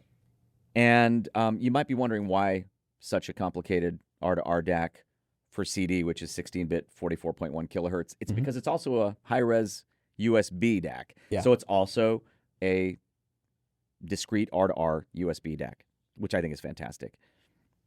Fully balanced 4-channel differential output for enhanced separation and dynamics, 1.3 watts high power output capable of driving demanding high impedance headphones. I've used IEMs and headphones with it. Drives them beautifully, essentially low to no self-noise.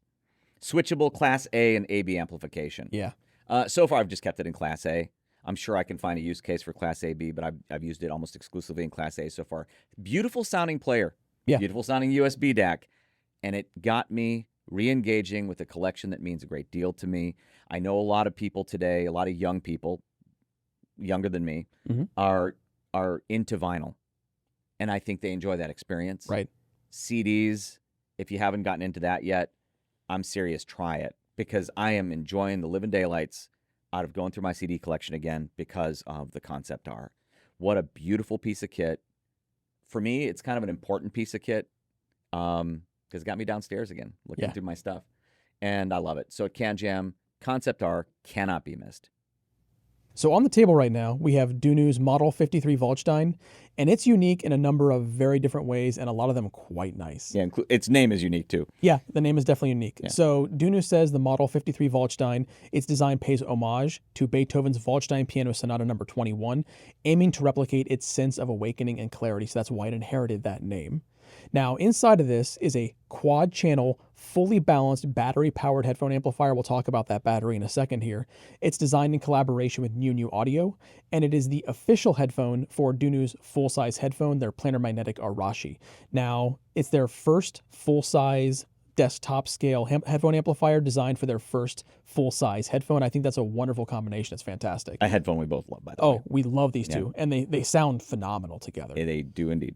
So that headphone amplifier has 2 gain settings, and in high gain, it'll deliver 1200 milliwatts at 64 ohms when you're running balanced on battery, and it can do up to 300 milliwatts at 600 ohms. So a good amount of oomph into something that's a little more demanding. However, it also has a linear power supply option, and if you have that linear power supply, which we don't currently, if you have it, it can do up to 1,850 milliwatts into 64 ohms and up to 500 milliwatts into 600 ohms. So again, running balanced, it's got a lot of oomph when you got that power supply in there. Yeah, I would like to get that power supply in at some point because I saw another spec here, 950 milliwatts into 300 ohms. Yeah. We have a lot of 300 ohm headphones here that a few in particular that I'd really like to try that with. Yeah. Yeah. So its chassis is CNC machined from a single block of aluminum. That's 6063 aluminum alloy. And they have a nice sandblasted surface finish to it. So it has a very elegant, subtle, classy look, and I think it's beautiful. The whole fit and finish is gorgeous. The switches feel great. Yes, they do. The volume knob feels heavy. I love that. I love that resistance that it has. Now, we were talking about the batteries. I want to mention that the batteries inside of this, there are 6 Sanyo NCR 18650 cells, which deliver about 24 hours of continuous playback, according to DUNU's measurements, because that's about 88 watt-hours of total capacity. And they say that this system ensures stable and pure sound output in various environments, such as offices, dorm rooms, living rooms, and bedrooms, and that's why the battery is in there, because it's going to be separating the amplifier circuit from whatever power you're feeding it. Like from the main circuit. Exactly. Right. So they have that distinction. And then if you have the linear power supply, it takes the battery out of the circuit entirely, and it's running straight from that linear power supply. Now, it also has some phenomenal components in here. I mean, incredible things. So, for example, it's got Panasonic signal relays, Nichicon KZ water tank capacitors, additional capacitors from KZ and ELNA, Neotech 7-in OCC silver internal wiring. There's a lot of stuff on that list. There's so much stuff on that list. The stuff from Vishay. Yeah. It's crazy. They've paid so much attention to what goes into this to get an incredible sound out of it. I mean, this pairing together, if anybody has the opportunity to try these two together at CanJam, definitely do. And if you don't, absolutely listen to the headphone amplifier with your favorite headphones because it's incredible. From IEMs to full-size headphones, it can drive pretty much anything. Yeah, they actually even mentioned specifically in our notes here, high signal-to-noise ratio, exceptional compatibility with IEMs. Yeah. In our community, that's very important. Signal-to-noise ratio up to 132 dB A-weighted, so extremely quiet in terms of self-noise. So yeah, though it's made for the Arashi or with that in mind, like you said, it should drive pretty much anything. Oh, yeah. This is the X-Duo XDO5T. Right. There are a few different XDO5 models, but when I see the letter T, know it stands for tube, they have my interest. I'm in. So this is a portable DAC amp, and the DAC is based on dual ESS ES9039 Q2M DACs. Yes. Very nice. But the amp. So the amp, you can see the two tubes in there. Yeah. They're real tubes, and they are two vintage tubes from the 1960s. Yes. And they're rare. That's all we know from X-Duo. That's all they've told us. So we don't know the specific tube model or number, but we know they're vintage tubes from the 60s and they're rare. And they sound beautiful, by the way. So in this circuit, it sounds gorgeous. It outputs up to 1,500 milliwatts per channel. But this is a cool spec. At 300 ohms, into 300 ohms, it will still deliver up to 556 milliwatts. And that's from its balanced output. That's an important spec. I'll get to that in just a minute.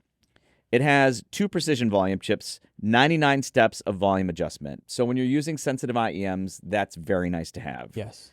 For some fine adjustment of the volume. It supports USB, coax, optical, and Bluetooth inputs. So Bluetooth is something we always appreciate. Yes. And for Bluetooth, it has aptX, aptX HD, aptX low latency, and LDAC. Very, very nice in that respect. Now, I want to talk about its use. It has 3 different gain settings. They call it turbo switch for high, medium, and low impedance headphones. For IEMs, dead quiet. So sensitive IEMs to not sensitive IEMs, plug it in on low, no noise. So no self-noise from this amp. Yeah. That's fantastic. So again, love that I can do that today. But that spec that I mentioned earlier is a big deal because from its balanced outputs up to 556 milliwatts into 300 ohms in high from balanced. Think of the Sennheiser HD800, HD800S. Drives it beautifully. And that's something that you don't often get from portable amps. That's a lot of drive into 300 ohms for any amp, let alone a portable. So that's a cool thing to have. There is another feature I really like, which is a bass switch. Yeah. You're not apt to use bass switches. It doesn't exist for me. Yeah, I know. But Brian likes his bass pretty much perceived flat and only that. I like a little bass lift most of the time. And for a headphone like the HD800 especially, that's something I might want. Or a Utopia, an original Utopia. That's something I might be apt to want. Actually, I tried it just before we shot with the HEDD HEDD Headphone 2. Yeah. That sounds lovely at low listening levels with bass boost. I've EQ'd that into those headphones before. With this, I just flip a switch, and the bass switch does that for me. But this is a wonderful portable DAC amp. You know, a lot of people they like to focus on measurements. Tube amps are never going to measure as good as solid-state amps. Sure. But I'm going to say something about that. A good tube amp in some ways somehow gets you closer to the music and is therefore sometimes more resolving than even the best solid-state amps at a given price range. And I will say, check out the XDO5T with your favorite IEMs or even with some great headphones and try it, because then you might understand what I'm talking about there. What a wonderful thing. Don't miss the XDO5T at CanJam. Now, I want to take a second to talk about something that's not new. However, it's something that I've been curious about for quite a while, because this is a piece, the X-Duo XDO5 Pro, that we've seen the community talking about for quite a while now. It's immensely popular. It is, community. and I'm learning for very good reason. Yeah. So the XD05 Pro is a balanced transportable DAC amp combo, and inside of this is an ESS ES9039 S Pro DAC. Now, like some of Xduo's other products, it is also a swappable DAC, so you have the option of also using an AKM AK4499 EX DAC or the Roam BD34301, but again, this has the ESS inside of here. Power, it can output up to 2,000 milliwatts per channel when you're running in the high gain mode. And one of the cool things about this too is it has user replaceable amp chips. So if you want to do like some op amp swapping to get a little bit of a different flavor of sound there, you have that option as well. I do appreciate the ability to tinker around a little bit. It has 4.4 millimeter and 6.35 millimeter headphone outputs. So pretty much everything you're going to be using transportably is covered here. Inputs, USB, coax, optical, Bluetooth, and that Bluetooth covers aptX, aptX HD, aptX low latency, and LDAC, which is always appreciated. It is. Now, one of the cool things about the gain modes here is they say that the gain modes are specifically targeting more devices than anything really. So like, for example, right now I'm in what's called eco mode. That's the green lights that you see here. That's for more IEM listening. If you want to switch up to normal mode, that's the blue lighting, and that's for headphones and less sensitive things. And then they also have what's called turbo mode. It goes red, so red for power. And the turbo mode is for anything up to about 300 ohms. So you have a wide range of devices that are fully compatible with this. I've been listening to it primarily in normal mode and switching back and forth between eco and normal here and there. Now, it does have separate USB-C for power and data, but one of the cool things about this device also is that if you see on the back here, it has a power input for a linear power supply. So if you happen to have a compatible linear power supply, you can run in what's called desktop mode, and they say that improves the sound quality as well. I don't have one of those here, so I couldn't really test that. Right. I do like seeing those components separated because that means typically inside, which is true, those components are also separated, which is better for the sound. Oh, very cool. Very nice to have. They even take it a step farther. If you want to charge this thing, you have to toggle specifically to charge it up. There's a lot of thought going into this. And finally, I got to say, this thing comes accessorized like crazy. So many cables and adapters and options. It even comes with swappable op amps inside, a little screwdriver to do all the changes yourself. You can come around back here and just pop these open, swap out the components, whether you're changing out the DAC, changing out the op amps. It's very well thought out. And also, I love the fact that there's a little display right inside the volume knob. That is cool. It's a cool little touch, and that one's always on, and the display on top is turned on when you're interacting with it. All in all, I can definitely understand why this gets so much love in our community for very good reason, and I'm going to be carrying this around a lot more, I think. Yeah, so a quick question for you. Yeah. Like, obviously, with the kind of output it has, you can drive over ears. Yes. With in-ears, though, you said there was that low mode. Have you found it to be really good with in-ears as well? Yeah, it's very good with in-ears. I didn't try anything ultra-sensitive with it. However, the in-ears that I usually have in my rotation, it does work very well with those, so I'm definitely happy with it, and I could definitely recommend it to an in-ear enthusiast as well.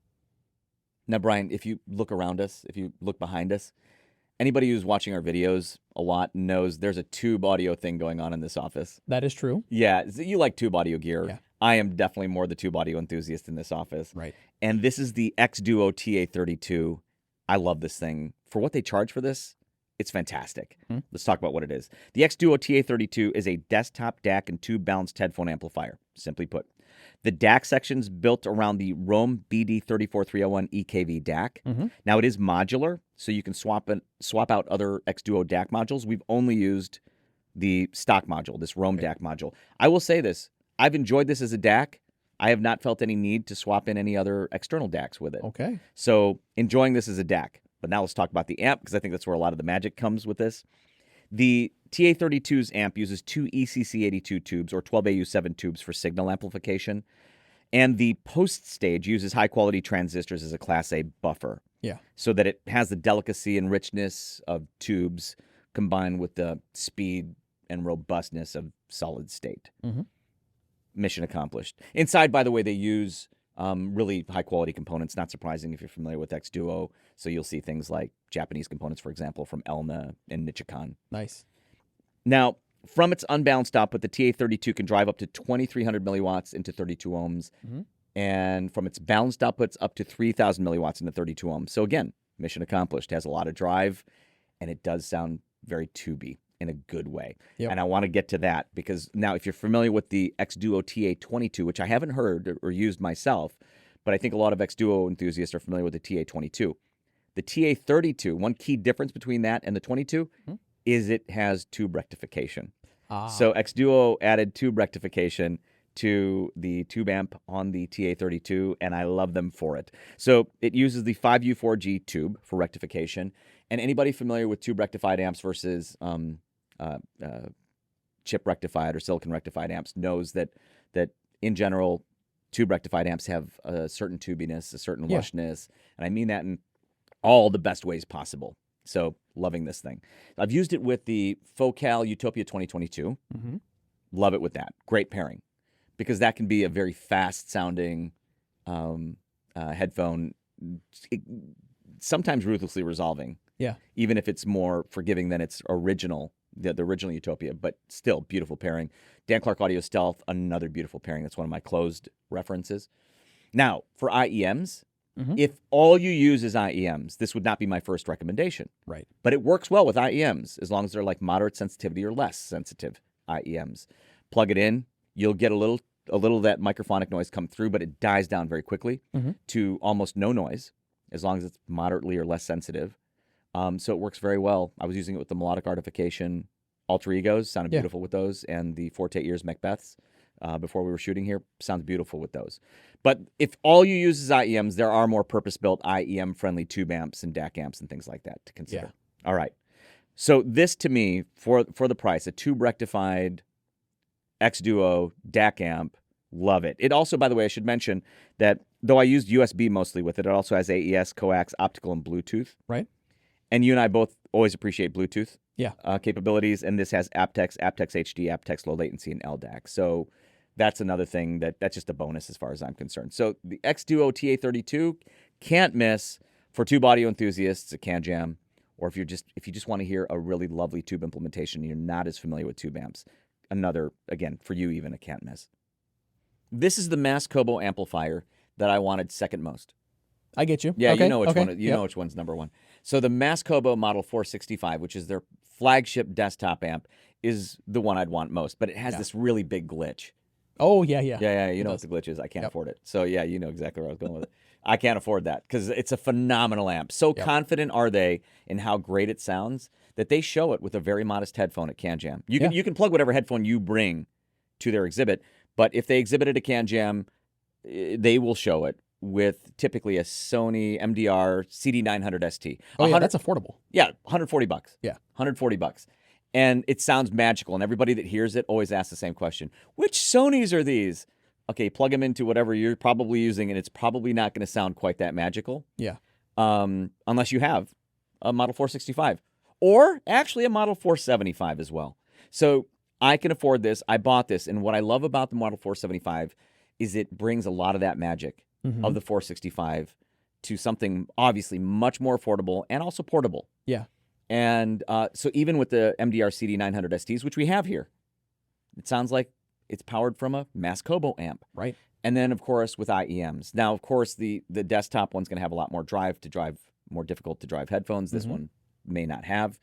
But this is, again, a lot more affordable. And it still provides a lot of that MASS-kobo magic. Let's talk about what it is. It's obviously portable. It's kind of an old school portable design in terms of form factor.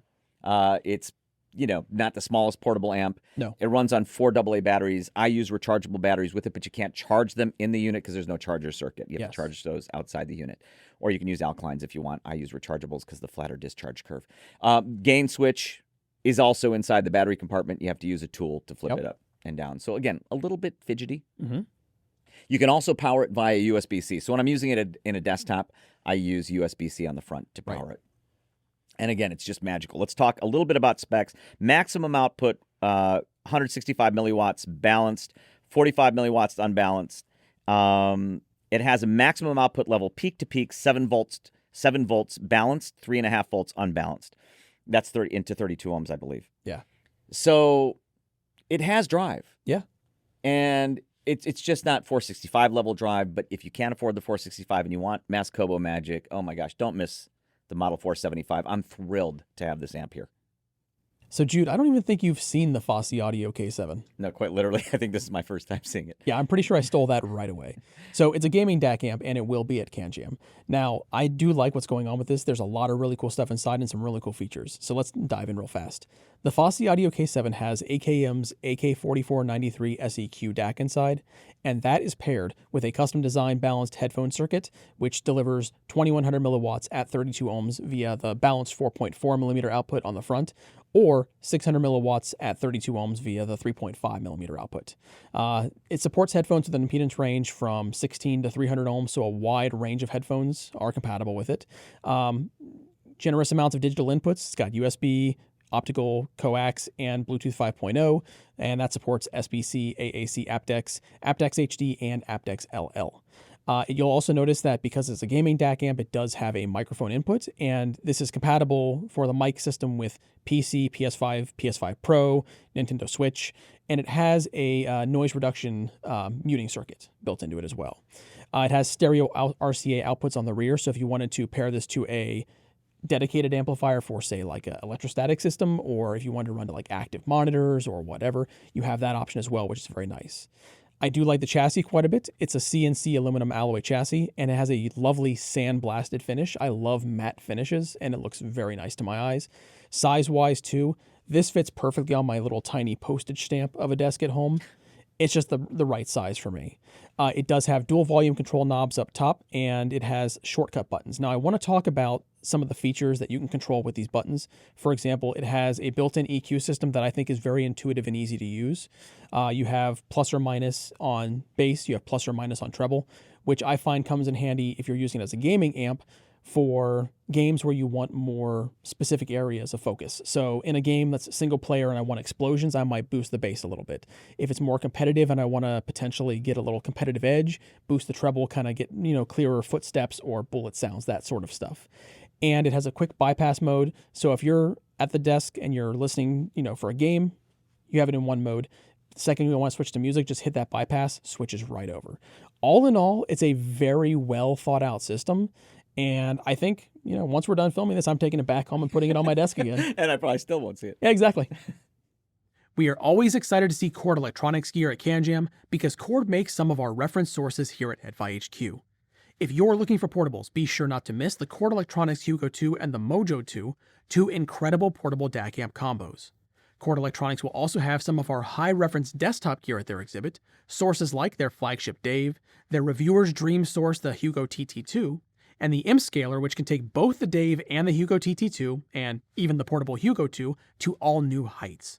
If you've never experienced gear from Chord ELectronics before, or if it's simply been a while, make sure not to miss it at CanJam. Headamp's CFA3 is finally in production, so if you've been waiting to see the finished version, be sure to check it out at CanJam. The Headamp CFA3 is Headamp's reimagined production of Kevin Gilmore's best solid-state balanced headphone amplifier. They've spent over 2 years designing the CFA3 from the ground up.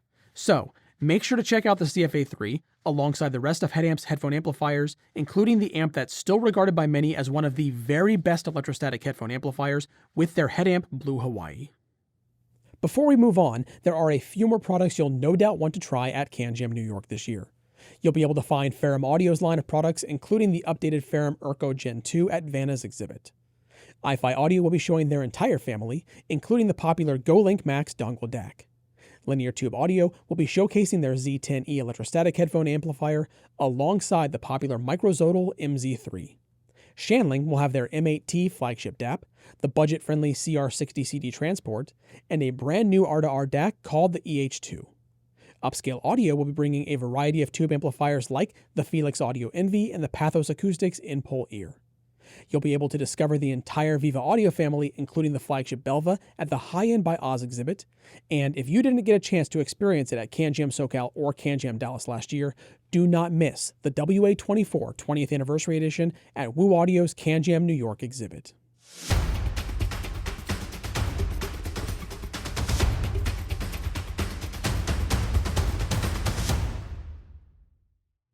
Campfire Audio is one of our CanJam New York 2025 sponsors, and we'd like to extend a special thank you to Campfire Audio for helping make CanJam New York possible this year. Now, let's take a look at what Campfire Audio will have to audition at CanJam New York 2025.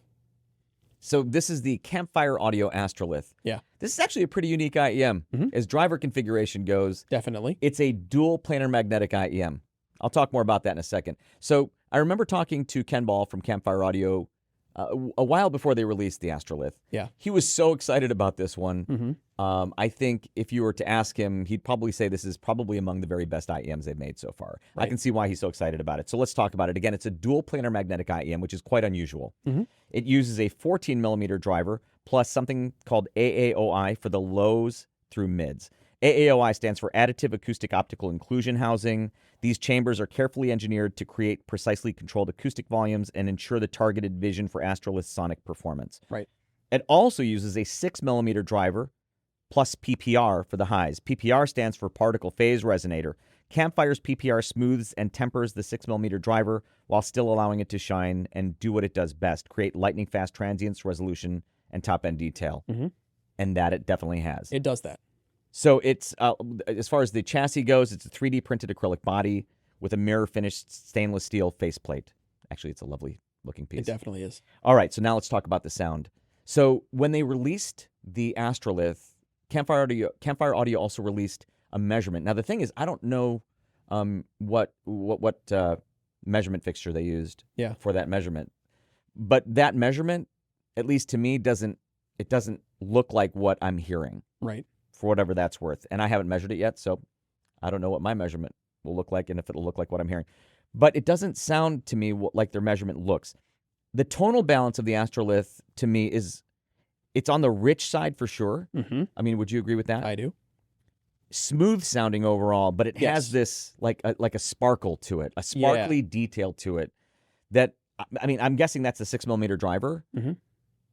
And I really love that combination. Yeah. Because it's like a non-fatiguing overall signature, and it's super easy to listen to, but that sparkly detail is a lovely thing with it. Yeah, there's no edge to it. It doesn't really pierce or anything like that. Right. But it is sparkly. I agree. So that I dig. So that said, for this type of tonal bounce, there's a surprising amount of detail coming through, but yet it's, again, easy to listen to. So for me, I can understand why Ken Ball was so excited about the Astrolith. I do love that they're doing something different with this dual planar magnetic design. Yeah. And the Astrolith is a can't miss IEM. At CanJam SoCal 2024, there were a lot of product launches. And among the few standouts was unquestionably this. This is the Campfire Audio Clara. Yes. This IEM was developed, of course, by Campfire Audio, but with musician Alessandro Cortini. And it coincided with the launch of an album of his called Nati Infiniti. Wonderful album, by the way. But you might know him more from his work with Nine Inch Nails. He's a core member of Nine Inch Nails, a multi-instrumentalist with Nine Inch Nails. And I'm a huge Nine Inch Nails fan. I was actually at their first album's tour. The Detroit stop opened up by Meat Beat Manifesto. And that was years before Alessandro joined the band. Anyway, big Nine Inch Nails fan. So they developed this, and Alessandro was so excited about having people hear this for the first time because he was very happy with the results. So I wanted to hear it for sure at the show.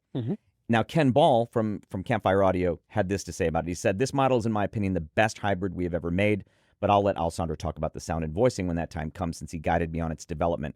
We are doing an initial small run of the clear blue 3D printed hand lacquered shell with stainless steel matte black PVD lid, MMCX ring, and tip parts." That's the one you're holding. Yep. The clear blue shell is ongoing, while we will also offer a limited run of 50 sets of it and a 3D printed titanium alloy solid monolithic shell, which is what I'm holding. Right. I love titanium everything, and so I had to get one of the pairs of the 50. Yep. And so I ordered these right when I found out about them. Well, after I heard them. Yeah. And this pair's mine. So let's talk about what it is. Ken said it's a hybrid. It uses a 10 millimeter biocellulose dual neomagnet dynamic driver, Knowles dual diaphragm mid-BA, and Knowles dual high-frequency tweeter. It uses the TAEC resonator on the high driver that's tuned acoustic expansion chamber and tuned mid-acoustic front acoustic bore. Right. Now, in terms of how it sounds, I would say first of all, the first thing I noticed about it was the imaging. Yeah. It images quite wide, and it's a lovely, coherent, wide image. That was literally the first thing I noticed about it when I started one of my test tracks.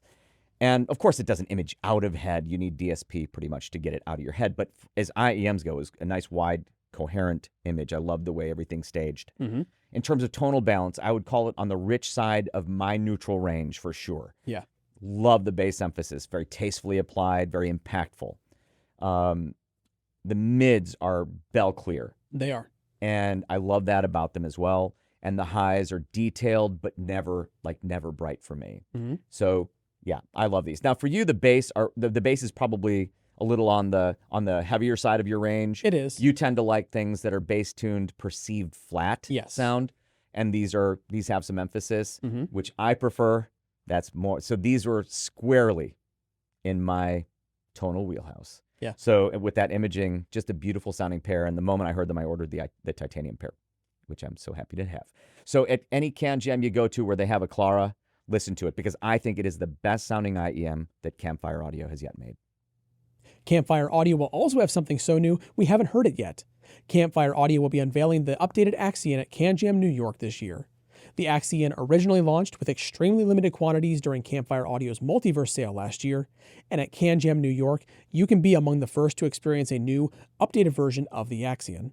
Campfire Audio says this updated version sports a different tuning, a new and improved USB-C cable with built-in microphone, and a new price tag at $249. Stop by Campfire Audio's CanJam New York exhibit and be one of the first to experience the new Axion. So this is the FIIO FX17. Before I get into the FIIO FX17, just before we started shooting this, Brian and I were talking about FIIO, the company, right, and how they've entered so many audio product categories. Yeah, they have. And whenever they get into a product category, they don't just like dip their toes in the water. No, they're the kind of company to dive head first. Head first. They get so serious about every category they're in. Yep. I think IEMs that's definitely one of the categories that they've just really pushed. Oh, yeah.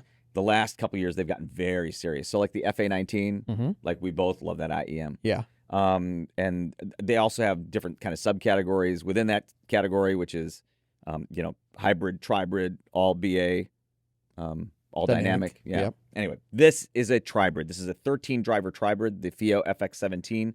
One lithium magnesium alloy dynamic driver. Lithium magnesium alloy. Yeah, I'm not familiar with it. I'm not familiar with this material, but I am intrigued. I would like to see what this material is about. 4 custom Knowles mid-range BA drivers, 8 Sonian EST drivers for ultra-clear high frequencies, 5-way frequency split, S-Turbo patented acoustic filter structure designed for optimal sound clarity, pure titanium metal housing that they use 5-axis CNC machining to make. Yep, nicely machined. Yeah, beautifully machined. Ergonomically designed with custom like fit. It Right. does remind me of a custom IEM, Yeah, but it it is universal fit, to be clear. Stock cable, gold, silver, and copper hybrid with 3 replaceable plugs, 3.5 millimeter, 4.4 millimeter, and TC connectors for versatility. That's another way they've gotten serious about their IEMs. I feel like the cables on their IEMs have gotten nicer and nicer. Right. And they're like premium aftermarket cables now in terms of the look, feel, and performance. So I love that they do that, and I think adds value to their products. And FIIO is known for strong value already. Yes. All right, let's talk about how the FX17 sounds. So we both love the FIIO FA19, which is an all BA design for its neutrality. This is not a neutral IEM. Yeah. This is a rich, romantic sounding IEM, probably more up my alley than yours. It is. Yep. But as rich sounding IEMs go, yeah, it's nicely implemented. I think they're lovely. Yeah. So I think they're fun. And that rich tonality isn't just in the bass. It's not like just bass emphasis. There's some mid-band emphasis as well. Right. But I don't find them to be slow sounding. I think part of that is, number one, the control of the drivers and the resolution of the drivers, but also that there's some treble sparkle. There is, and I like that. Yeah, I do too. With Yeah. a richer tonality, I like that. And in image as well. I was talking to an IEM engineer recently because I've noticed that I feel like IEMs generally are starting to image better, Right. more commonly. And so I asked, is that like by design or is it a happy accident? He said, no, at least we engineer them. I can't remember which company that was. And he was saying, no, we engineer them, with imaging in mind, that we work on that. So I'm guessing this was a deliberate thing with the FIIO FX17 too. Yeah. So for those shopping for IEMs at CanJam, this is an exciting entry. If what I described sound signature-wise is something you'd be interested in, make sure to give the FIIO FX17 a listen at CanJam. This is DUNU's Studio SA6 EST, and I'm so happy they sent this over for us to try because I've kind of fallen in love with it. Yes, you have. So the SA6 EST, inside it's an 8-driver hybrid, and that's comprised of 6 balanced armatures with 2 Sonian custom low-frequency BAs, 2 Knowles custom mid-high frequency BAs, and 2 Knowles custom high-frequency BAs, paired with 2 of Sonian's custom ultra-high frequency ESTs. Now, it's on the outside, it's finished in a custom Nebula faceplate, which I think is absolutely beautiful. It is beautiful. And then the cable that comes with is quite nice because it's terminated with DUNU's Q-Lock Plus interchangeable plugs. They call it the Hulk Pro Mini cable, and it comes with a 4.4 millimeter termination and 3.5 millimeter termination, so you're pretty much set to go straight out of the box, whether you want to run balanced or single-ended. I love the way they executed the interchangeable plug concept. I really do too. And the studio in the name kind of gives you a hint where they might have been going with the sound signature, because to me, this is well within my wheelhouse. I love this signature. So starting at the low end, I find it a little bit elevated. Not much, but enough for me to say that's a little elevated. Still within your range, though. Still within my range. Okay. Oh, absolutely. All right. Mid sound fantastic, and there's some wonderful stuff going on in the high end. There's a really nice treble resolution and detail that comes through, and I can sit and listen to these for hours. I absolutely love them. I know you do. The funny thing is, when I hear them, so our bass preferences are definitely different. I tend to like more bass than you do, for sure. You hear them as, I knew you'd hear them as maybe slightly elevated, which you do. Just slightly, yeah. And for me, they're not elevated at all in the bass. So what I say about them is the bass hits, but isn't emphasized to me, but it does hit beautifully. It does. Lively, forward-sounding treble sparkle. Yes. And I feel like with the ESTs, they're not defining the treble. No, I agree. It's kind of like an enhancement. Correct. Yeah. Yeah. So they're not like using them to fully define the treble. Like Exactly. You said, yeah, like enhancing the treble. It has an airy presentation, which is probably what the ESTs are doing, enhancing for air. And I can see why Brian enjoyed these so much. That's in my listening notes. You made my listening notes. Hey. So the funny thing is, the treble is on the upper range of my preference. I can see it. And yet doesn't cross it. So there you go. I like that. And when I heard that, I knew that for you, you're like, what I consider on the upper end of my range is probably square in the middle of your range. So yeah, love the SA6 ESTs. Yeah, if anybody asks me what they should try at CanJam, I'm telling them go here.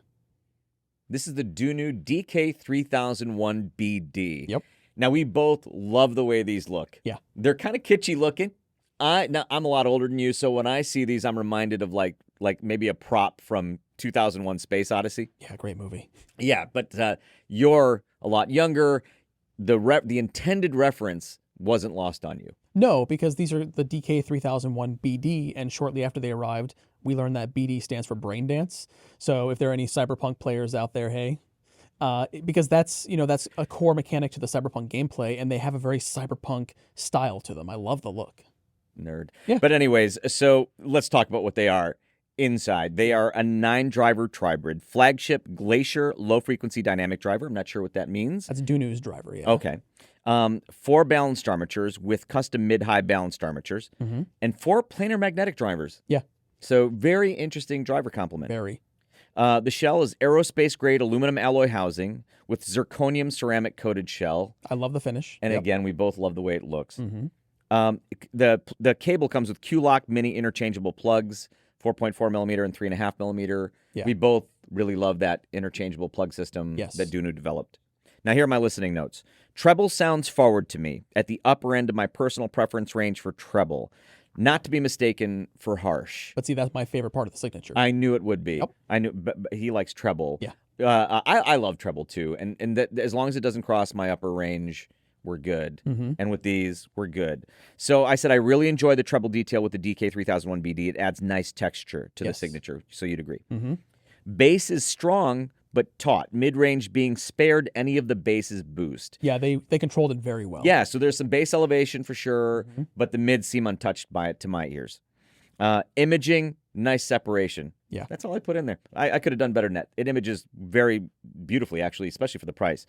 The DK3001BD sounds as fun as it looks. There we go back to the looks again. Yeah. Those kitschy looks. I actually love the way they look. I do too. And I really enjoy the way they sound. I mean, honestly, we both guessed that they'd be priced quite a bit higher than they actually are. Yes, exactly. Okay, now this next bit is specifically for anybody who's cable shopping right now, because I might be able to save you a few bucks. Now, since I'm always cable shopping, yeah, I'm all ears. Yes, we definitely are. So ahead of CanJam SoCal 2024, Effect Audio sent us pre-production versions of the entire Signature Series 2 line of cables. Since that show, the entire Signature Series 2 has released, so we've been spending more and more time with them, getting to know them inside and out. Yes, we have. Now, the Signature Series 2 actually takes some of the technology they developed for their Code series of cables, so like the Code 23, Code 24, and Code 24C, for example. Love the Code 24, still use it a lot. Yeah, I love the 24C, it's fantastic. But the technology that they've taken from those cables is their solid core technology. And they've incorporated that into all of the Signature Series 2 cables. And I love that because these are more affordable cables. And I love it when flagship level technology comes down and it's more affordable, because that's when I can actually afford it. So all of the new Signature Series 2 cables, they are 26 gauge cabling, and they're exclusively 8-wire designs. They all come terminated with Connex. You can choose between MMCX, 2-pin, Pentacon, IPX, or A2DC. And then if you wanted to add more later on, you have that option as well. And then on the termination side, it's all rhodium-plated brass plugs. You can choose 2.5, 3.5, or 4.4 millimeter. You can also upgrade to a Pentacon OFC oxygen-free copper 4.4 millimeter plug, or you can go all out and go with the Termex swappable system, which is what I would recommend if you can swing for it, because that just gives you so much more flexibility. With the huge variety of in-ears we have here, I love Termex and Connex. Yeah, absolutely. And Effect Audio does say that all of the Signature Series 2 cables feature sonic improvements across the board. Now, for the three that we have, all three in the line, I've been spending most of my time with this. This is the Aries S2. Now, the Aries S2 is the entry-level model in their series. It's a copper cable with central solid core design, and this is going to come in right around $200 US. That's about $80 less expensive than the original Aries S. Now, why have I been spending the most of my time with this one? Because it's currently paired, you'll notice, with the DUNU Studio SA6 EST. That's an in-ear that I love. If I'm not mistaken, I believe the stock cable on that in-ear is silver. It's a silver cable. I think you're right. I wanted to try swapping materials around, and I went with the copper on the Aries S2. And I got to say, I think a lot of DUNU Studio SA6 owners are going to be checking this out together. You should. Absolutely. Now, there's the next one up the line is the Cadmus 2. The Cadmus 2 is a silver-plated copper with central silver core design cable. That's going to come in around $250 US, roughly around $50 less expensive than the original Cadmus. Now, I've been listening to that one. Let me explain. But I'm listening to that one with the Meze Audio Alba. Now, I need to explain for some people because the Meze Audio Alba is a very affordable in-ear. It's actually less expensive than the cable itself. I was just about to say that, yep. Yeah. However, I think a lot of Meze Alba owners will be stopping by to try this pairing together because I think it's absolutely fantastic. Yeah, I think they should too. And then the last cable in the Signature Series 2 is the Eros S2. Now, the Eros S2 is a silver central solid core design with 6 multi-sized core bundles. Now, that one is coming in at $299 US. That's the same price as the original Eros S. However, because it's bringing that code technology down into the Signature Series, I think that's still a better value overall. So, still saving some money there. I've been pairing that one, believe it or not, with the High Senior Mega 5 EST, because that was an in-ear that blew both of us away. We didn't know what to expect when it arrived, and I think a lot of High Senior owners will be trying that combination. If you own the Mega 5 EST, you kind of owe it to yourself to stop by the exhibit and try those together. Yeah, I love that they're hitting these price points, because these are not price points we're used to from Effect Audio.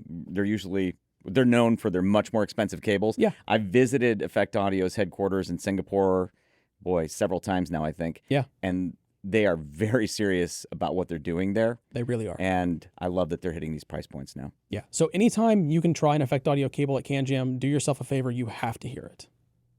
Now, I want to talk about another Effect Audio cable. This is the Effect Audio AXC. But before I do, I need to give you a little bit of a history lesson, and you might actually not know this as well. Oh, really? Try me. So in 2023, Effect Audio, right around the Christmas holiday, released a very limited edition, special edition cable. It was called the Aries Cadmus or Aries X Cadmus. It was a fusion between the Aries and the Cadmus. It was available in very limited quantities, and once they were gone, they were receiving a lot of requests to bring it back. With the launch of the Signature Series 2, Effect Audio thought this might be the right time to revisit that. This is the Effect Audio AXC. It's joining the Signature Series 2 as another Signature Series 2 cable. Now, like the previous generation, it is a fusion. The AXC is a fusion. It's a crossover between the Aries S2 and the Cadmus 2 cables. Now, it's going to sit directly above the Cadmus 2 in the Signature Series 2 line. It's going to come in right around $269 US. And it's a fusion. They say it's a fusion of Aries S2's power and Cadmus 2's clarity. Inside, like a lot of the other Signature Series 2 cables, it is an 8-wire design, 26-gauge cabling. It also features some of the technology from that Code series. So it has a copper with central solid core cabling, and silver-plated copper with central solid core as well. It features multi-size strands and multi-size core bundles. Like the other ones, it comes, with optional Connex connectors. By default, you get 2-pin, but you can select other ones as well. And it also comes terminated in either 2.5 millimeter, 3.5 millimeter, or 4.4 millimeter EA standard rhodium-plated brass plugs. Now, when a cable like this comes in, you got to figure out what am I going to pair it with. Well, I reached, believe it or not, for the Lime Ears Terra. Now, the stock cable on that in-ear, I believe, is just a standard Effect Audio's copper cable. But because of the fusion of the Effect Audio copper and silver, I thought that might be a good pairing. And, the Terra didn't blow me away. I liked it, but it didn't blow me away. I'm actually really enjoying these two together. So anybody who has the Terra, you need to try these at a CanJam, absolutely. Yeah, I dig the Terra, and I haven't even tried it with this cable, so I want to definitely do that. Well, here you go. Technics is one of our CanJam New York 2025 sponsors, and we'd like to extend a special thank you to Technics for helping make CanJam New York possible this year. Now, let's take a look at what Technics will have to audition at CanJam New York 2025. Technics has been around for quite some time now, since 1965 in fact, and when I think of the name Technics, images of turntables, speakers, and integrated amplifiers immediately come to mind. But is there in-ear monitors that I'd like to suggest trying first at CanJam, beginning with the Technics EAH TZ700. The EAH TZ700 is a 10mm dynamic driver IEM featuring a proprietary air control chamber that Technics says precisely controls the internal airflow for the perfect balance among frequency bandwidths. The TZ700 is an IEM designed with headfires in mind. You'll also be able to audition the flagship true wireless IEM, the Technics EAH AZ80. The EAH AZ80 features 8 built-in microphones for a number of high-tech features like dual hybrid active noise cancellation, wind noise rejection, noise isolation, transparency mode, and more. It has Bluetooth 5.3 with support for LDAC, and you can get up to 7 hours of runtime with ANC enabled. It comes in 3 different colors, and you can even pair it with the Technics Audio Connect app for complete digital control. CanJam will be the perfect place to audition the Technics EAH AZ80, the wired EAH TZ700, and the rest of the Technics IEM family, so come discover what the skillful engineers at Technics have created with the many years of experience under their belts. Now, as CanJams go, CanJam SoCal 2024 was a big CanJam. Right. And so there were several key product launches at that show. But one of the most noteworthy product launches was, in my opinion, this IEM here, which is the Forte Ears Macbeth. Yeah. And the reason it was so noteworthy, it's a brand new IEM and a flagship class IEM, no less, from a brand new company. And it was met with immense enthusiasm by even the most serious IEM enthusiasts, the IEM cognoscenti, if you will. I'm looking at your face. Okay, I don't know if that's a word you'd use. Snobs. The IEM snobs. They loved the Macbeth, and I'm not surprised. And it's a company that, though new, it was started by a guy with a lot of experience in our industry, Ricardo Ye. Yeah. I've known him for a long time. He's been in the industry over 10 years. He worked with HIFIMAN, with ELectronics. Anyway, so he has a lot of experience, and he brought it to bear with these. Let's talk about what they are. It's an 11-driver tribrid, 5 balanced armature drivers, 4 electrostatics, 2 bone conduction drivers that are mid-range bone conduction drivers, and a Diablo bass driver, which is an exclusive Sonian customized bass driver. 5-way crossover, 3D printed resin shell, rhodium-plated copper faceplate. Absolutely gorgeous. Right. By the way, we did a video. It's on our channel. It's also on HeadFi from Warren Peachy, where he reviews the Macbeth, talks about the background of the company. And I want to mention that not just because you should check out the video if you haven't already, but because on that video we showed the prototype faceplate. Yeah. It wasn't enameled yet. Right. Now it's enameled, and it is absolutely gorgeous. I also want to mention the cable. Comes with a 26-gauge, custom 26-gauge 4-wire cable from ELectronics. So you're effectively getting a beautiful aftermarket grade cable from ELectronics. Right. With the Macbeth. There's also an optional Ambition upgrade cable. Right. Aptly named because all I can do is, hope to hear it one day. It's $3,999, which if I didn't mention, that's the same price as this IEM, $3,999 USD. It's a 23-gauge, 8-wire design, gold-silver alloy, gold-plated silver, gold-plated copper. This is not the Ambition cable. Right. Bit too rich for my blood, maybe. Did I mention the Baroque ear tips, the ELectronics Baroque ear tips? So it comes with ELectronics Baroque ear tips, which are probably my favorite IEM ear tips of all time. One of mine, too. Yeah, they seem to solve every fit issue every time I use them. Leather carrying case, And again, $3,999 USD. Let's talk about how they sound. Yes. Are they within my range of neutrality? Yes, they are. What I love about these is they have so many characteristics of some of my favorite IEMs I've ever heard. So, for example, the bass sometimes reminds me of something like the Subtonic Storm. Yep. The mid-range, I was actually, the first thing I noticed with it probably was the mid-range reminded me of the Camper CP622B. Probably not coincidental that they both use mid-range bone conduction drivers. Yeah. And the treble, it's like this IEM is psychic. It's at the up, let me explain. The treble's like at the upper range of my neutral range. I can see that. Definitely in the upper range of my neutral range, but only when I want it to be somehow. Yeah, I know. I can't explain it either. But there's something about its tuning where the treble, depending on what I'm listening to, comes in like almost exactly when I want it to. Okay. And I love the tonal balance of these. Yeah. And it images big, beautiful. Love this IEM. So at CanJam, you're looking for a flagship class IEM. Forte Ears Macbeth is an absolute can't miss. Now, I almost feel like this one doesn't really need any introduction. It's the HIFIMAN Spawner Wireless. We've talked about it in a number of CanJam preview videos in the past, and we're going to continue to talk about it because it is fantastic. It is. I do want to talk real quick about what's inside of this before we get to any sound. Sure. So HIFIMAN did a very interesting approach with this in-ear. They treated it like a desktop system. So they focused on the DAC, they focused on the amplification, they focused on the drivers and the technology that are creating the sound, and it turned out wonderful. Yes. So it does have some HIFIMAN technology we've come to, expect from their products, like the HIFIMAN topology diaphragm, and then some stuff we didn't expect, like their HIFIMAN Himalaya in a true wireless. That's an R-to-R DAC. Right. And it's the full Himalaya. It's not even the Himalaya LE. It's the full-fledged Himalaya. So when you combine the way they approached every single part of this in-ear, the sound was phenomenal. And they also put some really cool tech inside of here too. So for example, it has Bluetooth 5.2 with LDAC, which is nice. It does have active noise cancellation. It's got built-in microphones for outgoing voice.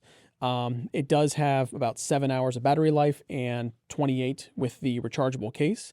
And then if you're using it for any kind of exercise, it does have IPX5. Admittedly though, I don't use this for exercise. I use it purely for music listening. Yeah, same here. So here's my just breakdown of this. The Spawner Wireless is still, by a margin actually, the most resolving true wireless in-ear I've heard. Yeah. By a margin. Mm-hmm.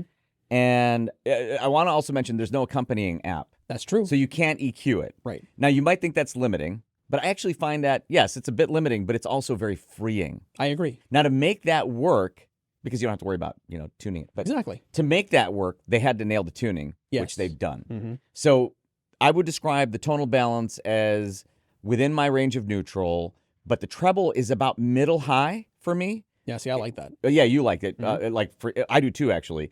I think this is one of those ones that we agree on. We do. It's like middle high in my preference range of treble range, but in a way that's important to its sound. Yes. Let me explain. So bass extension is good. Yep. Very good, actually. Mm-hmm. But I love that its tuning is on the more audiophile side, not on the consumer true wireless side. So there you go. So it's more HEDFI friendly that way. Mids are bell clear, but the treble that I was describing is also, I think, part of its resolution. There's a lot of resolving ability in the treble with the Spawner Wireless. And I think that's where a lot of its magic lies. Mm-hmm. So altogether, just a beautiful tuning. And yeah, this, I would say, is, for me, one of only a couple of true wireless models that I use for dedicated music listening. Right. And that's a very big deal. So I do think that R-to-R DAC that you mentioned, I mean, who would have ever thought you'd have an R-to-R DAC with a true wireless in-ear? I didn't. Yeah. And if you're an R-to-R DAC enthusiast and you haven't heard it yet, so that should pique your curiosity. But it's, I think, important to the resolving ability as well. Mm-hmm. Fantastic true wireless in-ear for audiophiles. Now, as you know, I'm kind of an Audeze and Acoustic Labs fanboy. Yeah, you are. And I'm a fan of Lee Kwan Min, who is the man who's engineered all of their IEMs. Right. And it was CanJam Singapore 2022 after the big world pause. Yeah, after we all took a sabbatical. A sabbatical, yeah, you can call it that. So it was CanJam Singapore 2022 I first experienced Elysian's IEMs. Yeah. And somebody dragged me over to hear the ones you're holding, the Divas, and I'm so glad they did. But I want to start with the Annihilator. The Elysian Acoustic Labs Annihilator was their flagship for a long time. Right. And to this day, it is still immensely well regarded by those enthusiasts who tend to focus on flagship IEMs. Yeah, like the water cooler guys. Like the water cooler gang on HEDFI's forums. Yeah. All right, let's talk about what the Annihilator is. The Annihilator is a 7-driver tri-bird IEM. On each side, there's 1 dynamic driver, 4 balanced armature drivers, and 2 electrostatic tweeters, 2 ESTs. And it is a rich-sounding IEM on balance, and it has hard-hitting, impactful bass. It does. Now, I would say that for most IEMs that have that kind of bass, that would be the defining characteristic. But somehow Lee does some, okay, I can't go into details about what he's doing. I have some understanding about what he's doing with those ESTs, the electrostatic tweeters. He does some engineering wizardry to get treble characteristics from this and those ESTs that make it one of the most treble resolving IEMs I've ever heard. Yeah. And so for this rich sounding IEM, the treble becomes its defining characteristic. I love the Annihilator. And yeah, it was their flagship for a long time. I can understand why. I can understand why it's still so well regarded.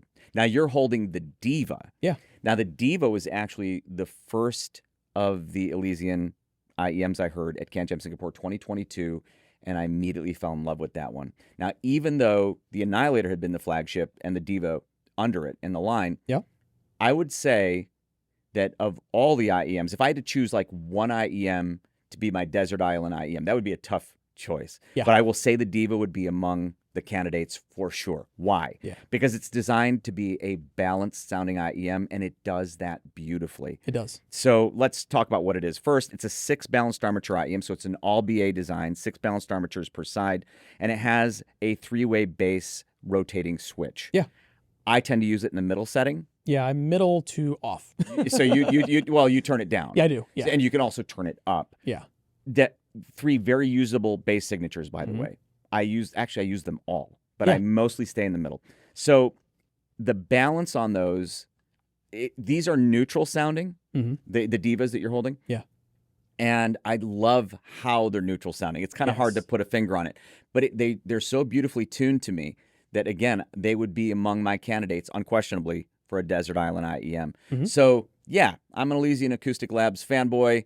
The Annihilator and the Diva are the ones who inculcated me into that tribe. When Lee Kwan Min from Elysian Acoustic Labs told me they were going to make more affordable IEMs for the people who wanted Elysian sound but couldn't quite afford, say, the Diva or let alone the Annihilator, I was very excited. So then they release what he was talking about, the one you're holding, the silver one, which is the Pilgrim. Yeah. Shortly thereafter, they released the Pilgrim Noir. Let's very talk. Yeah, very shortly. Let's talk about what they are. So let's start with the Pilgrim. It's $399. Yeah. Fantastic value. Oh, phenomenal deal. Phenomenal deal. 4-driver hybrid IEM, one 9.2 millimeter dynamic driver per side. That's a magnesium aluminum alloy diaphragm, by the way, and 3 Sonian balanced armatures. It's a 3-way crossover design. It uses 3D printed internal chambers and acoustic ducts, high quality aluminum shell, lovely aluminum shell, by the way. Yep. 304 stainless steel bore, and the stock cable is a silver plated copper with Pentacon ear connection and 3.5 millimeter or 4.4 millimeter termination. Now that's in the stock configuration for $399. If you're willing to spring for a bit more, you can get an optional bundle with the Effect Audio Cadmus 2 cable. Right. Now the Pilgrim Noir is $799, so it's a bit more expensive for sure than the original Pilgrim. It is also a 4-driver hybrid IEM with 1 dynamic driver per side, the 9.2 millimeter magnesium aluminum alloy diaphragm, 3 Sonian balanced armatures. However, Elysian doubled up the mids driver from Pilgrim and swapped out the high-frequency balanced armature driver to refine the treble further, and they went to a 4-way crossover design for the Noir versus the original's 3-way crossover design. This does use bespoke Effect Audio internal wiring for the Noir. Yep. 3D printed internal chambers and acoustic ducts like that one. High quality aluminum shell like the original Pilgrim, but it has it comes with custom Effect Audio Eros S cable with a custom Noir colorway. I love the blacked out colorway of this cable. I do too. And it has Pentacon oxygen free copper 4.4 millimeter termination, so it's an upgraded plug. Now I find the signature of this one to be much more squarely in my range. So the Pilgrim, the original Pilgrim, I would say is well within my range of neutrality, but its treble pushes my limits. It's an incisive treble that pushes my preference, like on the high side. I can see that, but that's squarely where I want it. Exactly. Yep. Now, the Noir is overall, its balance is almost right exactly in the middle of my preference range. Yeah. And what they do with this is they take the treble down a bit, they refine it, and so it has a smoother tonality. That smoother tonality also gives it a richer sounding a richer sounding tonal balance. Yeah. but yet it's more resolving. I don't even think you'd argue that point. No, I wouldn't. But you just prefer the tonal balance of that one. I do. So for the prices, $399 for the Pilgrim, $799 for the Pilgrim Noir. These are still fantastic values, and they achieve what they set out to do with them, which is give Elysian sound for more affordable pricing. Now, this beautiful aftermarket IEM cable I'm holding here is the Flash Acoustics Venom. So this is now the flagship of Flash Acoustics line. And Flash Acoustics is quickly becoming more popular in our community. It doesn't surprise me. The principles behind Flash Acoustics are extremely well regarded, fantastic reputation, even within the specific aftermarket cable community. Right. Now, the Venom, now the flagship, replaces, as the flagship, the Ultron. And I think the Ultron stays in the lineup, but this is now the flagship. And the Ultron I'd been using for a while. Yes. Loved it so much, I ended up picking up the Thanos, which was under the Ultron. Been using those with some of my favorite IEMs. And now this. So in a previous preview video, we showed an exploded view of the Ultron. Yeah. Just to show how complex that design is, which you can actually see as you look at the cable in person. Yes. We don't have an exploded view of the Venom, but if you look at this Ultron exploded view, you can kind of see probably a very similar construction with this with some improvements. So the Venom is a 21.7 gauge cable. On the positive conductor side, gold-plated silver gold alloy, palladium-plated silver gold alloy, silver gold platinum alloy, and 7N SCOCC copper. That's a crazy amount of material. There's a lot going on. Yeah. And then on the negative conductor side, palladium-plated 5N OCC silver and non-plated 5N OCC silver. This also, like I think the Ultron did, features Flash Acoustics X-Cross design. Yeah. And then this has a new feature, a new design with the Venom called AEC, or Anti-Electromagnetic Complex, designed to offer superior anti-static and interference-resistant properties. So I'm not sure exactly how that works, but again, there are some improvements. You can already tell if you've seen the Ultron, there are differences in materials and construction.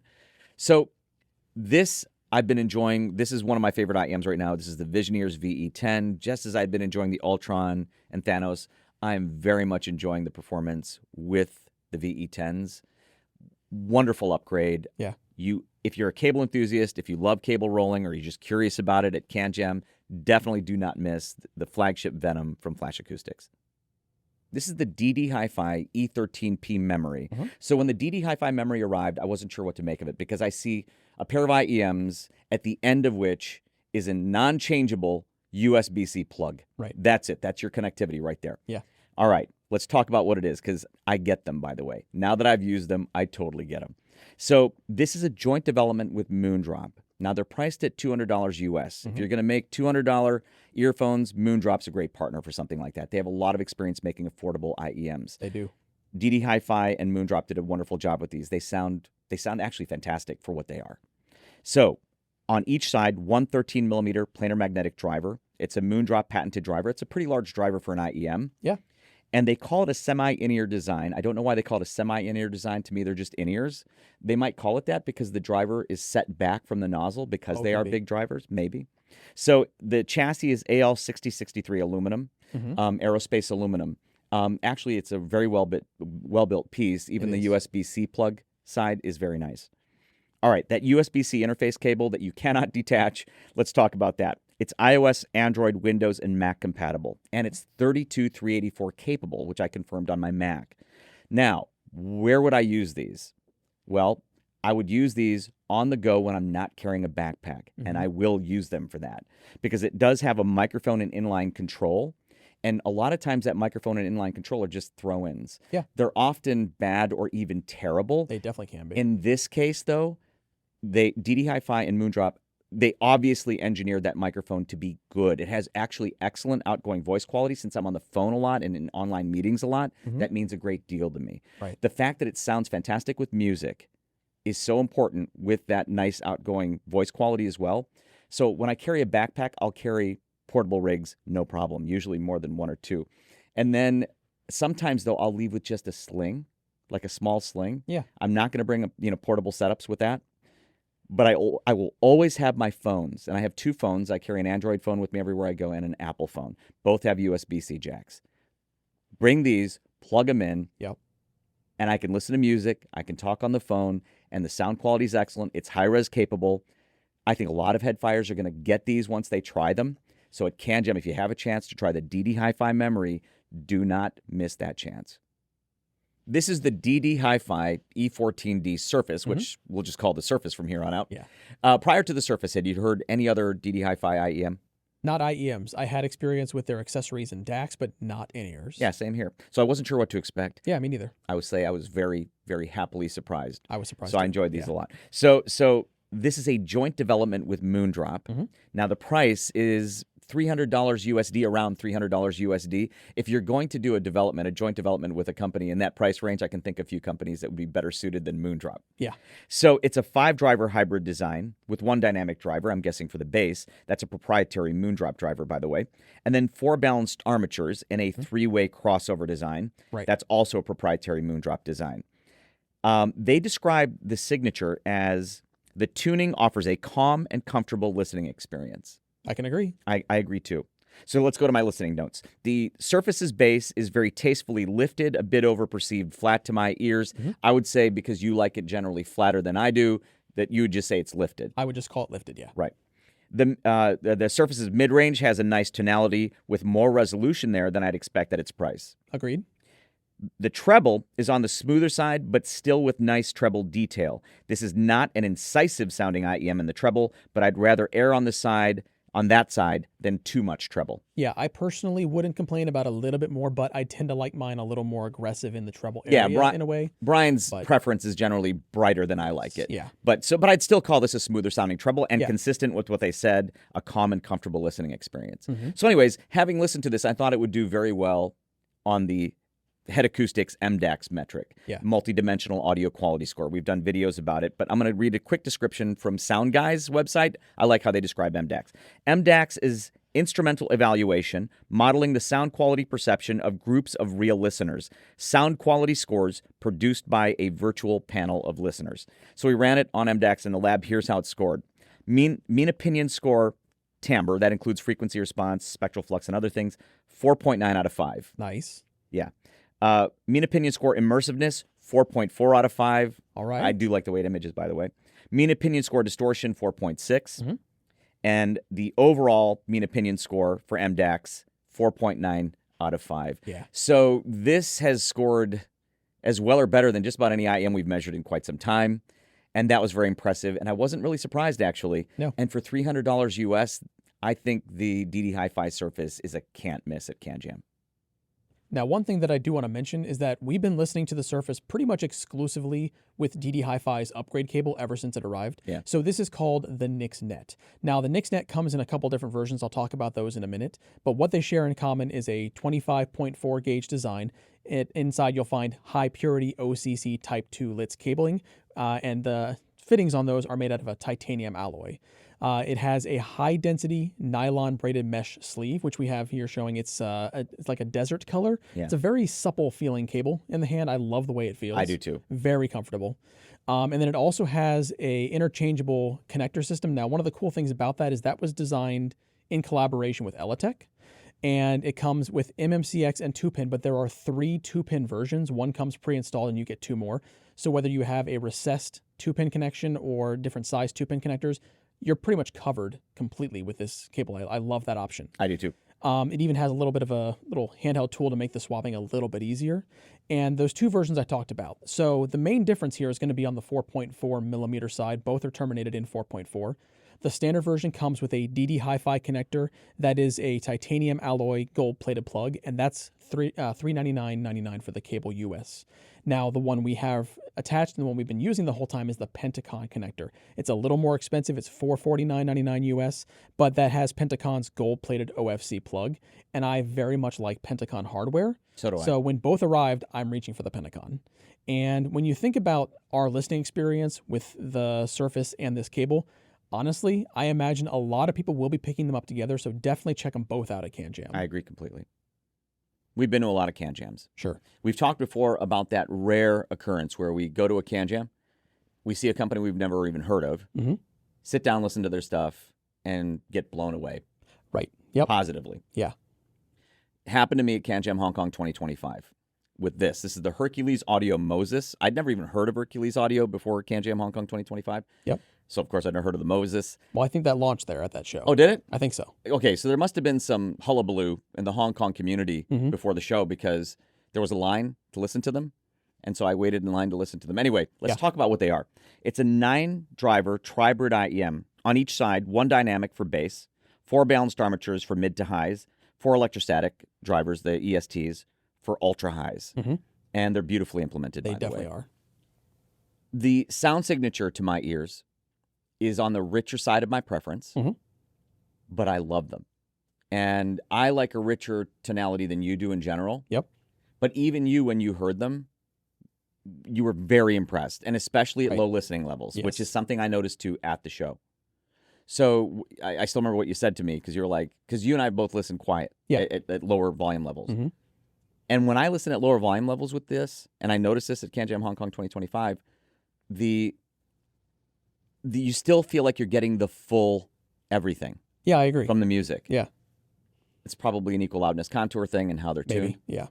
Now you turn it up, and then the richness really comes in, probably a little bit more than your preference. Yeah, a little more. But you still enjoyed them? Yeah. Okay, they image beautifully. Yes, they do. All right, so for me, they're still within my preference range, but on the richer side of my preference range.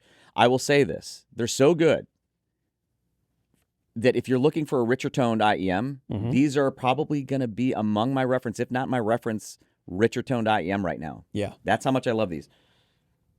Let's talk very quickly. I just want to go through these notes about how they're packaged, because they're beautifully built. Yes, they are. The machining on the chassis is gorgeous. It is. Yep. That was actually the first thing I noticed about them before I put them in my ears.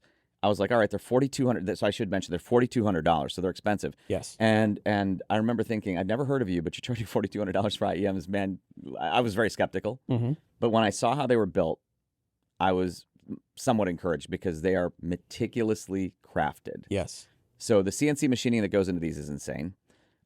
Just the whole chassis, but then that grill on the faceplate, that tiny little grill, that detail, that's all CNC machined. And then just the rest of the chassis, the titanium chassis, we both love titanium. And then the cable is beautiful. Yeah.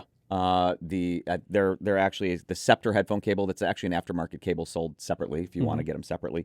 It's a 22 gauge 5N Ono continuous cast pure silver cable. All right, with the fixtures on it, beautifully machined again.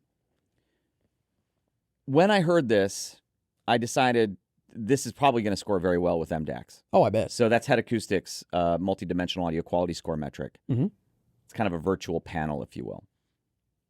I ran it through MDAX. I think it has the best overall score that we've seen from an IEM so far. Really? Yeah. So mean opinion score overall, let's start with its overall score, 4.9 out of 5. Dang, nice. We've seen that before, but when you look at the individual metrics, I think this score's higher. So mean opinion score timbre, 4.9 out of 5. So timbre includes frequency response, spectral flux, and other things. Mean opinion score immersiveness, 4.6 out of 5, among the highest we've seen. Mean opinion score distortion, 4.4 out of 5. Again, very high. All high, yeah. Yeah. So, again, overall score, 4.9 out of 5. I am not surprised. Yeah. The Hercules Audio Moses, again, for me, I think is going to be one of my references, if not my reference, for richer sounding IEMs and a CanJam. If that's the kind of sound signature you look for, even if you don't, and especially if you listen at lower listening levels, right, you must hear the Hercules Audio Moses. Okay, now what I'm about to talk about might start a little bit of a stampede, but let me explain. This is the ELectech Eclipse. Now, the Eclipse is a new cable from ELectech, and when I think of ELectech, I go straight to thinking about their premium flagship aftermarket cables. I'm sure a lot of people do as well. Yes. The build quality is phenomenal. They're wonderful pairings with a lot of different in-ears. This, as far as pricing, though, is at the very opposite end of the spectrum of what I typically think of, because I think premium as in premium price. Yeah, some of them get very expensive. They can. Yeah. This is a premium build, but it is not premium priced. It comes as part of ELectech's experience package. I'll talk about that in a second. But the Eclipse is a wonderful, entry-level cable. It's going to be limited, too. I'll talk about that in a moment, too.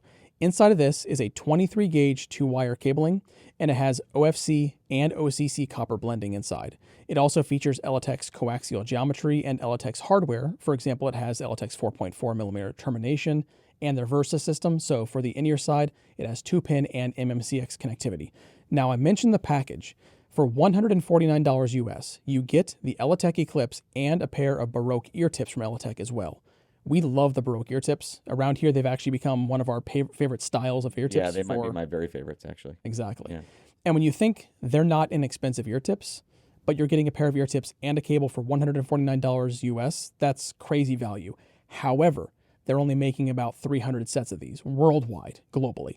So if you're watching this now and they still have some in stock and you haven't already checked it out, you absolutely have to, because I don't think these are going to last very long. Now, I do want to mention that while ELectech will have the ELectech Experience package at their exhibit for you to audition, they have already, unfortunately, sold out. However, we have been told that Bloom Audio will also have the ELectech Experience package available to audition, and if you're quick enough, you might just catch one of the last remaining few. Don't miss the ELectech Experience package at both ELectech and Bloom Audio's CanJam New York exhibits. Now, you mentioned the ELectech Baroque ear tips. I can safely say at this point, they are my favorite ear tips for IEMs now. And I want to tell a quick story before I explain why. So I go to Tokyo somewhat regularly, and when I go, it's become a custom, as you well know, that I buy a lot of ear tips. Right. And there was one trip I went on where I bought so many ear tips that they filled 2 small shopping carts, like literally filled them, because it was all different manufacturers, all different types. And the clerk literally asked me, he said, are those both for you? I said, yes. And he said, are you sure you want all of them? And I said, yeah, no, I'm sure I want all of them. But here's the thing. On my most recent trip to Tokyo, just happened, I bought no ear tips. I think that's the first time in I don't know how many years that I went to Tokyo, came back with no new ear tips. Why? Because of the Baroques. They solve my problem, my fit problems most of the time. It's not just problems. They're just the tips I use most of the time. They're made of a Japanese medical grade silicone. They're super duper supple. Yes. They have beautiful structure. The design is genius because they have structure, even though they're like, the silicone almost feels paper thin. Right. And yet, as paper thin and supple as it is, I've never torn a pair. So I've yet to tear a pair. And I can't say that about every ear tip. As you know, there are some ear tips that we just, when we frequently change them, tear apart the insides. Yeah. But these, I have yet to destroy a pair. So the ELectech Baroques to me, and they sound great with just about every IEM I try them with. And they're, oh, by the way, they're not the kind that you just push, I don't want to get this stuck in here. Anyways, that you push that super deep. They're, you just kind of get them into your ear and you'll feel when you get the seal, and that's where you'll usually settle, at least in my ears. So the ELectech Baroques at CanJam, you want to audition your IEMs with them. I don't care which IEMs you're using, at least try them. And I have a feeling you will probably, like me, end up settling on Baroques and buying way fewer ear tips than you may be doing now. So something else ELectech is becoming known for, their high-end audio accessories. Right. Executed at such a high level, stuff just for head fires. Now, Brian and I are both leather goods enthusiasts, and we nerd out about leather goods too. So we even talk about the tanneries, the specific tanneries that make specific leathers of stuff that we have. Yeah. And I have those same conversations, as do you, with ELectech. Yeah. They're into that stuff too. In fact, they've contacted me before and said, we're going to be making something that you're going to love out of a Merriam horse butt, right? And that's, Merriam's an Italian tannery. Actually, that's that IEM case there. I believe that is a Merriam horse butt. Yep. And you can't get it anymore, unfortunately. It was a very limited release. And I'll explain why I'm telling you about it anyway. You'll get it in a second. So the other case that we have here is, it's a larger case. It's called the Lux Companion case, also sold out. Right. It's made of Zonta museum calf leather. Zonta is another Italian tannery. And museum calf leather is like a hand-burnished calf skin. Yeah. Absolutely beautiful. It has a modular interior. It came with 4 IEM pouches and 5 leather keeper straps. All right. So why am I telling you about it if you can't get them? Because they're regularly releasing these limited edition runs of accessories. Yeah. Executed again at such a high level.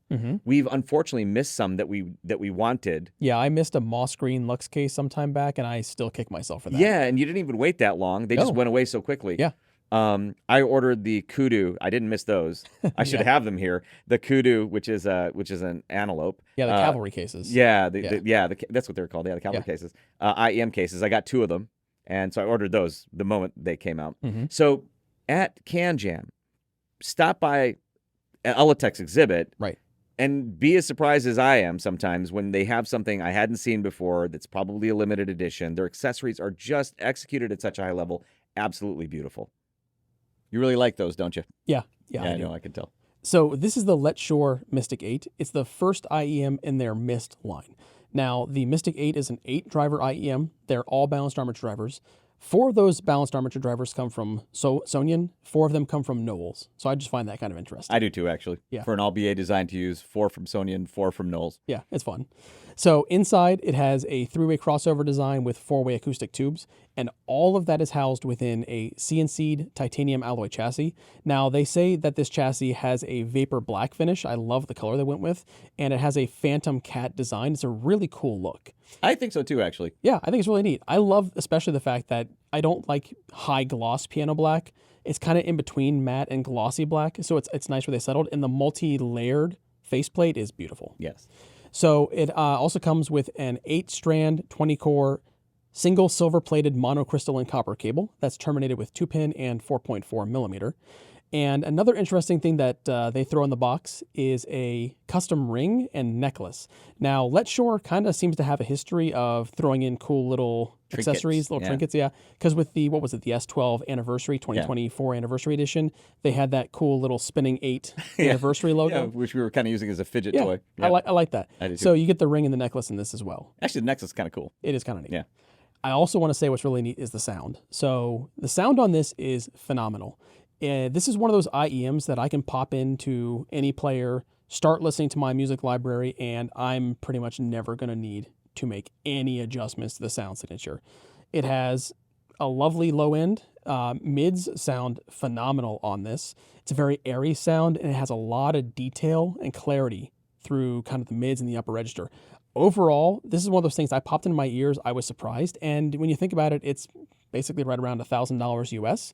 And I can't fault it in any way. It's fantastic. Yeah, I think it's a little under 1,000. I'm going to do a little Brian translation on the bass. So I think the bass has nice extension. Yes, yes. You find it to be, for your taste, probably, I think when we were talking earlier, mildly emphasized. Mild, yeah. Yeah, translated for most people, that means no emphasis. I find that to be actually perceived flat type bass. Yeah. Nice extension. I agree with you on the rest of it, though. But that's because I'm teasing, but Brian and I have different tastes. I think we've said it a million times, in bass especially. But I find it to be perceived flat, but I agree with you on everything you said about the rest of it, yeah. Yeah, so if you're at CanJam and you have the chance to audition the Mystigate, you have to do it. So, Jude, what I'm holding right now, I think might be my favorite Unique Melody IEM in quite some time. Yeah, I'm not surprised. Yeah. This is the Unique Melody Mest Jet Black. They are doing some very interesting stuff on the inside, so let's take a look at the drivers, because it is a 10-driver quad-brid IEM. It comes with a single dynamic for the lows, 2 balanced armatures for the mids, 2 balanced armatures for the highs, 2 ESTs for the ultra-highs, and this is where it gets really interesting, 3 bone conduction drivers. Now, 2 of those are composite balanced armature bone conduction drivers, and one of them is a piezoelectric bone conduction driver. That is a very unusual arrangement, but it plays out so well in the sound signature. Yeah, I would love to find out more about those bone conduction drivers. Yeah. Something else interesting they're doing with these is they're going to set you back around $2,000 US with a cable, which in the US is not unusual. It's a, very common price point. However, as far as Unique Melody goes, their IEMs can get quite expensive. Some of them are $6,000, $7,000, $8,000 US.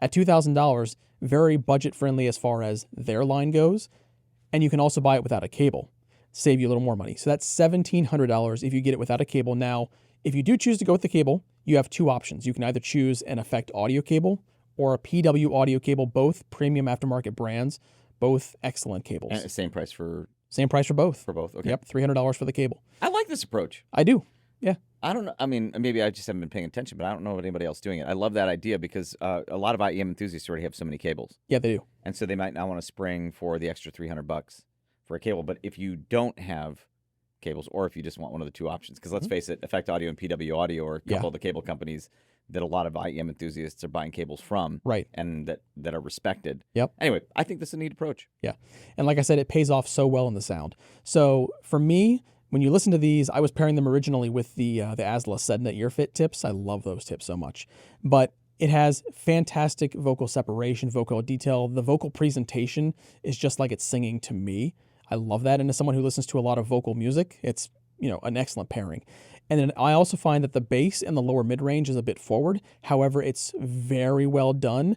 You're not going to find it as a bass or low-mid heavy signature, but it is emphasized a bit. And I think that plays very well with everything going on. And I'm guessing some of that magic is probably due to those bone conduction drivers. Yeah. I mean, at this stage, listening to what you're saying about it, I'm like sitting here nodding my head because that's how I feel about them as well. Yeah. You've described what I'm hearing. yeah, these I really, really enjoy. Yeah, they're fantastic. So if you can try Unique Melody at any CanJam, the Meze Jet Black is now a must here. All right, I'm going to start this one off by saying Unique Melody and $800. Yeah. So we don't hear that very often together.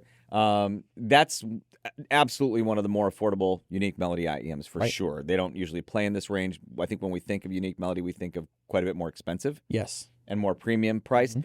This is the Unique Melody Stardust, and as I mentioned, it's like $800. Yeah. Let's talk about what it is. It's a 6-driver hybrid IEM, 1 dynamic for sub bass, 1 dynamic for bass, 2 BA drivers for mids, 2 BA drivers for highs. So in case you lost count, that's 2 dynamic drivers and 4 BAs per side. Yep. 3D printed aerospace grade medical titanium shells. It is a beautiful shell. Okay, it was the shells that threw me off. I would not have expected these at $800 when I first held them because the shells are really cool. Yeah, they are. We love titanium. Yes. You know what they look like? They look like somebody took a slab of titanium ore out of the ground.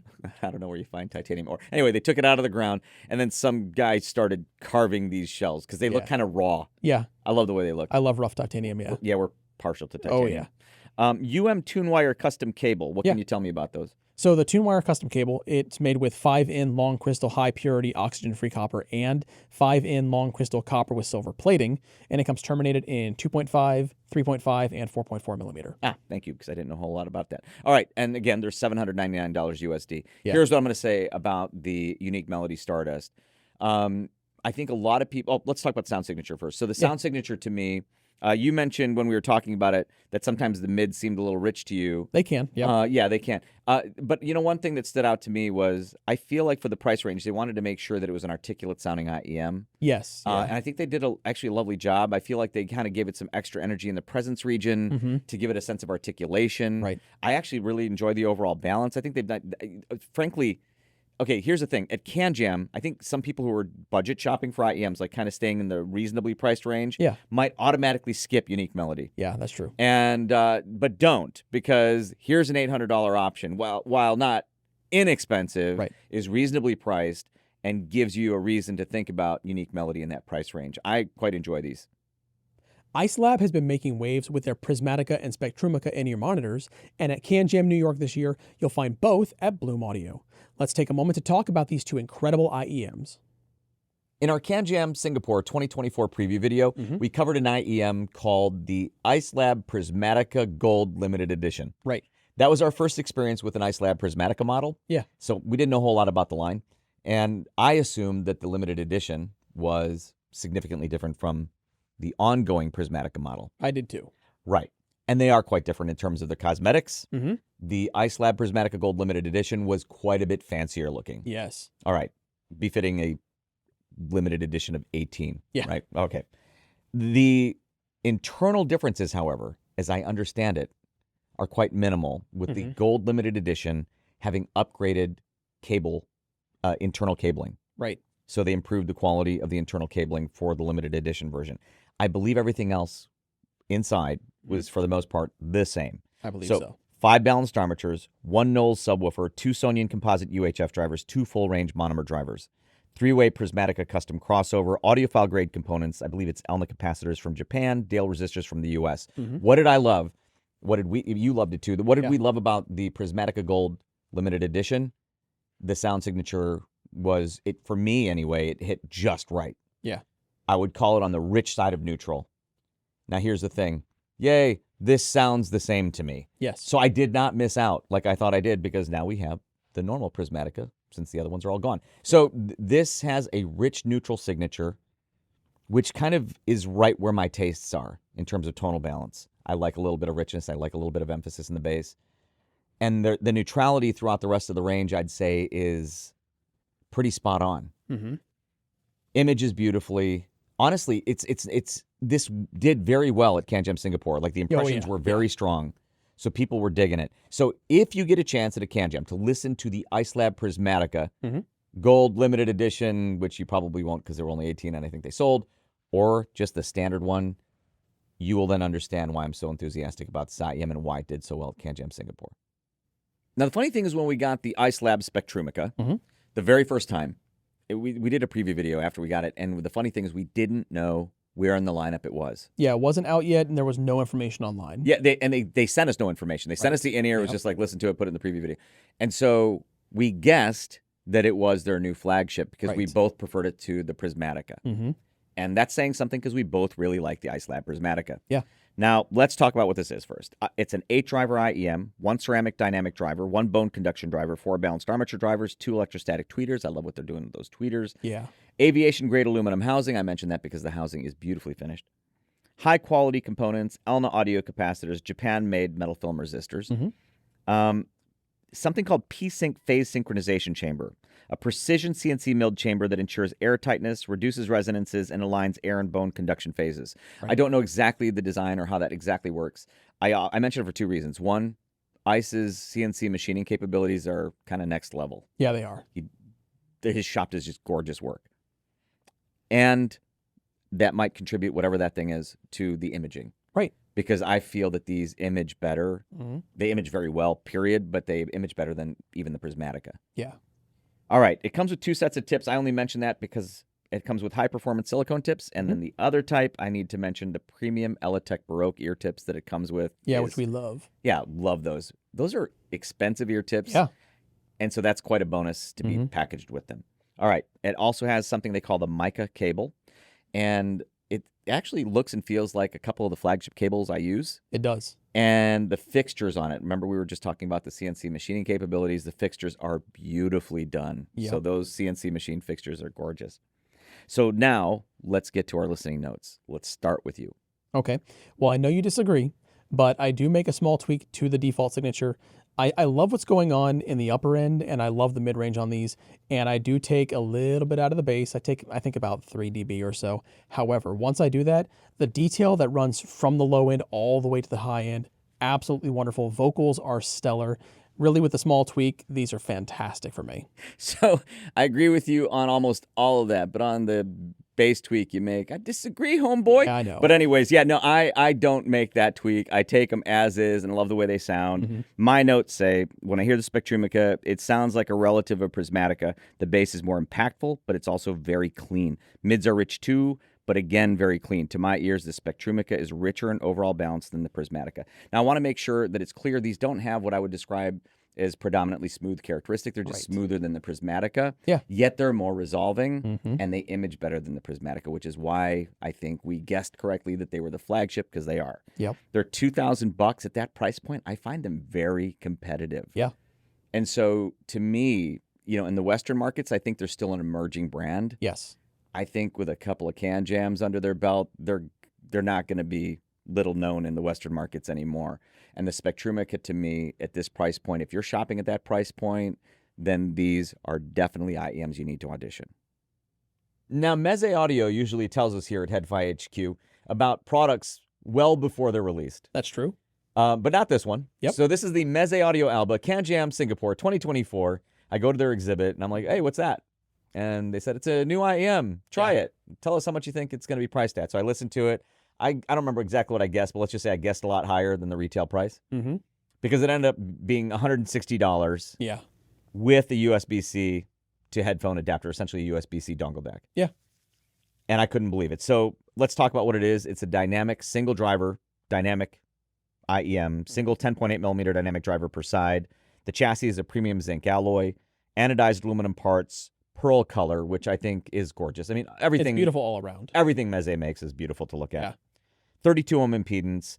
And it's terminated in 3.5 millimeter, but there is an optional 4.4 millimeter balanced cable. Right. But big change here, because I think their previous IEMs used MMCX. I know a number of them did. Yes. Yeah. This uses 2-pin. So they went to 2-pin for this. So IEM enthusiasts rejoice. A lot of us have a lot of 2-pin cables that we can roll. But if you don't have a 4.4 millimeter terminated one and you need it, they do offer an optional cable. Yeah. So let's talk about how it sounds. This is a fantastic IEM. I frankly think it's the best IEM Meze's made. Oh, yeah. I don't know how Meze feels about me saying that, because they make much more expensive IEMs than this one. Yep. But even among those, this is their best one to me. It's their best balanced one. We ran it through MDAX, that's Head Acoustics Multidimensional Audio Quality Score, where it absolutely killed. I mean that positively. Maximum score is 5 for timbre, which includes frequency response and spectral flux, among other things. It scored 4.9 out of 5. Its overall score was also 4.9 out of 5. Yeah. We measured its distortion on the audio precision analyzer, and it has fantastically low distortion. I mean, so the technical performance of this thing, the subjective, how it sounds subjectively, very balanced. Yeah. A more neutral tuning. It is. Frankly, again, I think it's their best IEM. Yeah. $160 with the USB-C dongle deck. Anyway, the Meze Audio Alba, in my opinion, is the best IEM they've made. And it's also, I'll say this, it's one of the best value anythings in all of HEDFI. I'll say that about a few products in different categories. This is among them unquestionably. Now, this is an in-ear that has been receiving a lot of love. I was surprised with the amount of affection this was getting on the forums. It was more like ultra hype. Yeah. So much so that you and I were actually quite skeptical. A bit, yep. Yeah. So when it arrived and we got to listen to it, I was pleasantly surprised. Consider my skepticism tossed out the door. No, I agree. So this is the High Senior Mega 5 EST. And I think one of the reasons, actually, I know one of the reasons why it's so popular is because of the sound signature. It's very close to what many would consider to be like an ideal in-ear Harmon-ish tuning. Yeah, it's Harmon-ish, yeah, I would say. Yeah. So let's talk about what's inside of this. So inside is a 5-driver tribrid design with one 10mm dynamic for the low end, two BAs for the mid-highs, and 2 Sonyan ESTs for the high end. This comes in at about $550 here in the US, so not a crazy expensive price. No. And I want to mention, when I was doing my listening, what my notes said. Okay. So I wrote down that this is clear and resolving. The vocal presence on this is excellent. I did find it personally a bit too bodied in the low end. And again, that's my personal preference. I'm not saying it's a bit too low end bodied for everybody. I'm just say something very quickly about that. So Brian tends to prefer, for those of you, I say this all the time, he likes things that I would describe as bass that's perceived flat. Yes. Okay. Mm-hmm. And overall, I ended up feeling like this is going to be an in-ear that's going to click for a lot of people. Like I said, I was surprised when I listened to this. Well, yeah, it obviously is. Yeah. Because the hype is definitely huge. Yeah, it is. Which is why we were skeptical. Yep. And then we got that from headphones.com because we wanted to hear what all the hype was about. And then it arrived and we're both like, all right, we get it. We get it. All right. So here's what I said about it in my notes. Rich side of my range of neutrality. Because even from my side, it's in my range, but it's on the rich side of that range. Yeah. It is Harmonish for sure. I haven't measured it, so I'm not sure exactly how it measures, but it sounds Harmonish to me. Within my range bass-wise, but on the higher side of it. But on the bass, textured and detailed for the price for sure. Yeah. Excellent lows, mids super clean, well-implemented ESTs for sparkly highs, and put together very well, all drivers working in unison well. And that's saying something. Yeah. Because at that price, I honestly, I think for both of us, it's nothing but recommendations at the price, easily. Yeah. So, okay, we were skeptical at first, but I think we get why people are so excited about it. Right. Now, Brian, as you well know, my parents are from the Philippines. Yes, indeed. Actually, Brian's longtime girlfriend is also a Filipina. That's true. All right. Now, I was born in Chicago, but I still consider myself a Filipino-American. Now, my parents are super proud Filipinos. So there's a lot of Filipino going on in here because I'm holding Filipino in-ears, which is the point of all this. Yeah. These are the Flip Ears Artha.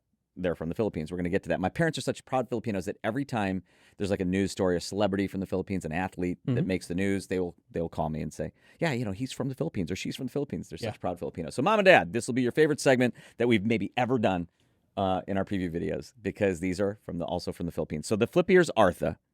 The first time I think I came across these in Flip Ears, the manufacturer was, I think, CanJam SoCal 2023. That sounds right. I think. And the Artha is an all-balanced armature design, 8 balanced armatures per side, configured as 2 sub-bass, 2 lows, 2 mids, 2 highs. Yeah.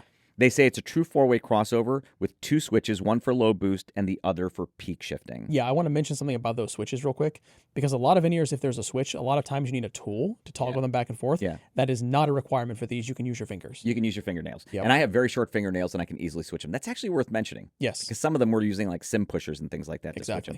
So those switches can be used to achieve 4 different sound signatures. Balanced, which is both switches down, bass boost, that's up, down, extended high frequency, down, up, and best of both worlds, both switches up. Yeah. Now, one of the switches they say is for low boost, the other for peak shifting. I haven't measured these. I don't know what the peak shifting one is actually doing, but you can absolutely hear it. Yeah. There are 4 usable signatures. One of the things that I love about the Artha, though, is that regardless of which signature you're using, they highlight female vocals beautifully. That's true. And, when I think about it, I realize I listen to an awful lot of music. I listen to a lot. Yeah, with a lot of female vocals. Yes. And I know you do for sure. Yeah. And that's something I love about these and what they do. And they resolve well. they image beautifully, but that's the characteristic that sticks out to me the most. Anyway, so the other thing I want to mention is that they're beautifully built. Yeah. So if you look at the construction, they're gorgeous. So at first blush, they look like a beautifully made IEM. Right. But then you flip them over and you see the inside has a faceplate. Yeah, I've not seen this anywhere else. Yeah, I've not seen any other manufacturer do that. Yeah. And so when you finish those faceplates, that's usually very beautifully finished if you do it right. And now it's on both sides. Yes. It makes for a beautifully built in-ear altogether. Mm-hmm. So the flip ears Artha at CanJam. Mom and Dad, if you go to CanJam and flip ears is there, you're going to want to hear them. And I think anybody's going to want to hear these at CanJam. Now, some years back, I went to visit QDC's headquarters in Shenzhen, China. And whilst there, I picked up the QDC Anole VX, right, which I still use to this day. Yeah. Kind of a ruthlessly revealing IEM. Still enjoy it a lot. And so that was their flagship then. Mm-hmm. But I believe this is their flagship now, if I'm correct. Yes. This is the QDC Emperor. It will be at CanJam. Let's talk about what it is. It's a 15-driver tribrid, 1 dynamic for ultra lows, 10 balanced armatures in the following configuration: 4 low, 2 mid, 4 high, and then 4 ESTs for ultra highs. Mm-hmm. 5-way crossover, 5 sound channels. So this is such an interesting flagship to me because I have a flagship. I think 2 flagships ago was the QDC Anole VX. Yeah. The VX is still in the line, to be clear. Yeah. But going from that flagship to this one is quite a departure. Mm-hmm. So here are my notes. It says, big departure from the QDC Anole VX with a forward signature in that vocals seem to cut through the mix clearly with these. Whereas the Anole VX is a pretty ruthlessly resolving IEM, the Emperor relaxes that a bit. Bass presence with the QDC Emperor is very good, but never overwhelms the mix to my ears. It seems QDC is using the dynamic driver for the extension and impact, but keeping the bass a little lower in the mix than a lot of the popular flagship IEMs these days. All right. I think that's how I feel about them. Because I was just listening to them before we shot this, and my notes still looking good. All right. For daily listening, I'd say I prefer the Emperor to the VX. Mm-hmm. I needed my notes to tell me that. Yes, I prefer this for daily listening to the VX because, again, the VX can be a bit much. It's pretty resolving, but I still enjoy that. I wouldn't want to give up either, though. That's for sure. Now, I also want to mention that the QDC Emperor is a gorgeous to look at IEM. Oh, yeah. So it's a beautiful, I don't know if is that abalone, mother of pearl? I don't know. I don't know the difference. But whatever it is, it's gorgeous, and I love the design. It's almost, I don't know what the design's supposed to be, but for some reason when I look at it, it reminds me of something medieval. Mm-hmm. But love the way they look. I also like that it comes with a 3-in-1 swappable termination cable. Yeah. So it changes at the plug ends, and they're very easy to change out. I'm usually on 4.4 these days. But at CanJam, definitely try the QDC Emperor. It's a lovely flagship from QDC. Now, while we're talking about QDC, at CanJam Shanghai 2024, I got to hear this for the first time. This is the QDC Empress. Now, like you might assume from the name, and I think rightfully so, it shares a lot in common with the Emperor. For example, the Empress and the Emperor are both 15-driver tribrid IEMs. They both have a single dynamic, 10 balanced armatures, and 4 ESTs for the driver arrangement. Where they differ is going to be sonic characteristics. These have a very different tuning between the two of them. That's close enough that you might have a hard time picking, but different enough that you're going to definitely tell them apart. Oh, yes. This has the same 5-sound channel, 5-way crossover design, and it also comes with QDC's standard cable, copper silver mixed braided cabling with 2-pin connectors and the 3-in-1 swappable terminations that they have. Now, I was mentioning that the signature is very different. This is 100% in my wheelhouse. This is a studio reference sound. This is, professional sound through and through, something you could use in a work environment and also get a lot of enjoyable music listening out of. So it has wonderful extension on both ends and a reference sound all the way from top to bottom. Oh yeah, speaking of that extension, if you're a Hans Zimmer fan, I highly recommend trying some of his tracks on here because that sub bass is phenomenal. It is. I have a clear preference for this over the Emperor in terms of just sonic characteristics. They're both great. I would still lean towards this. I do want to mention that it is a very sensitive IEM and it can bring out noise floors that aren't quite as low. So if you have a device that's not dead quiet, you may want to consider swapping to a different device or maybe upgrading to something that's just going to be a better source for this piece. It's not the most sensitive IEM we've used, no, but not. It is definitely on the more sensitive side. It is. So if your source, like you're saying, or your amp isn't as quiet, right, then it might dive right into that noise floor. It very well could. Price-wise, they're the same between the Emperor and the Empress in custom form. Now, the Emperor has a universal version, which is a little less expensive, but if you're looking at them in custom form, They are the same price. And that's where another difference is. This is custom only. So if you need universal, you're probably pretty much going to go with the Emperor.